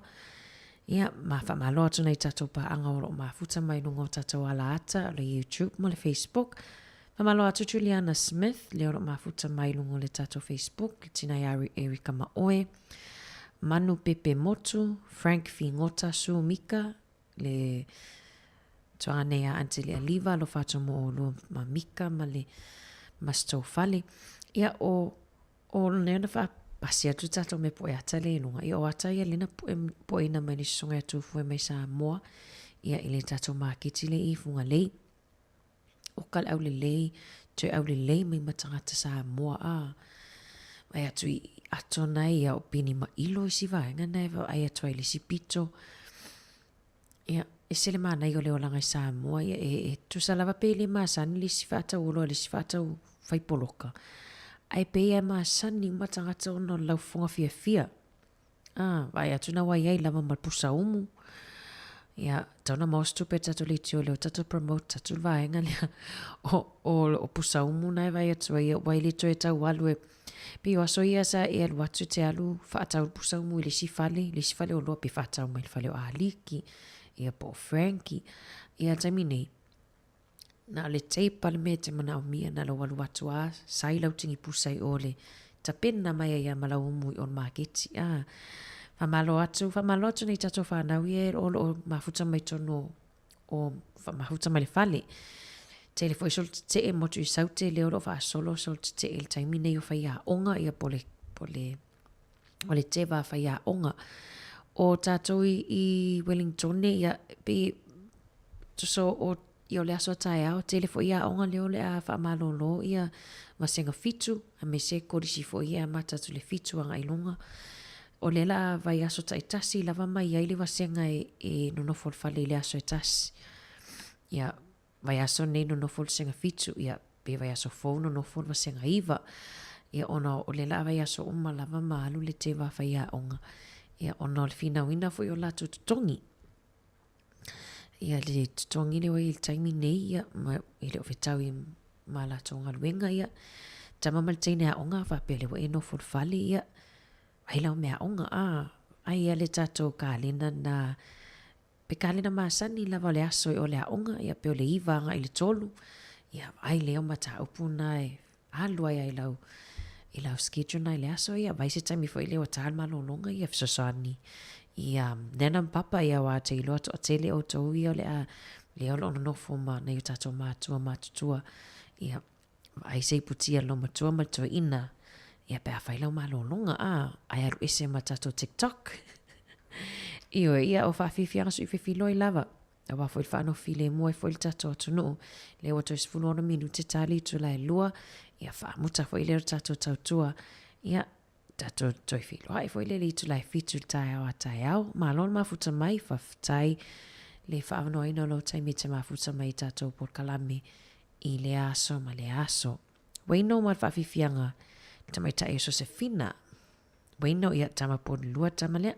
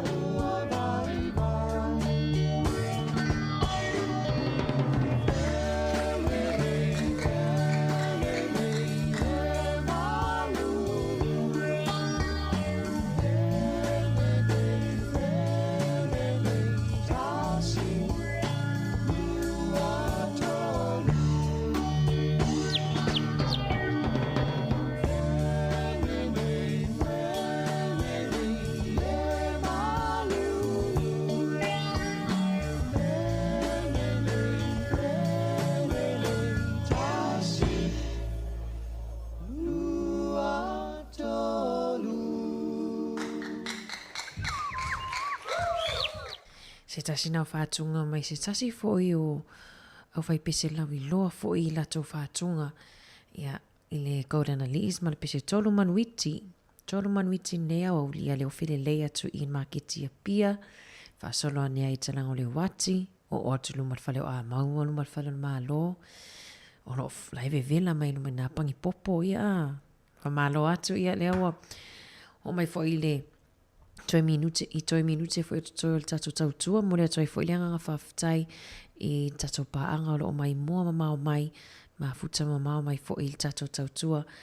Ia le si fonga lau moai Wellingtone. Ia whamangalo fo i le tautua pe o iaise. Upu a sala fo i lau whaafonga ia la fo atu inu le ai nā. Le ai mātou te matua atu la vai nā ia e whaamahalo mai tautua.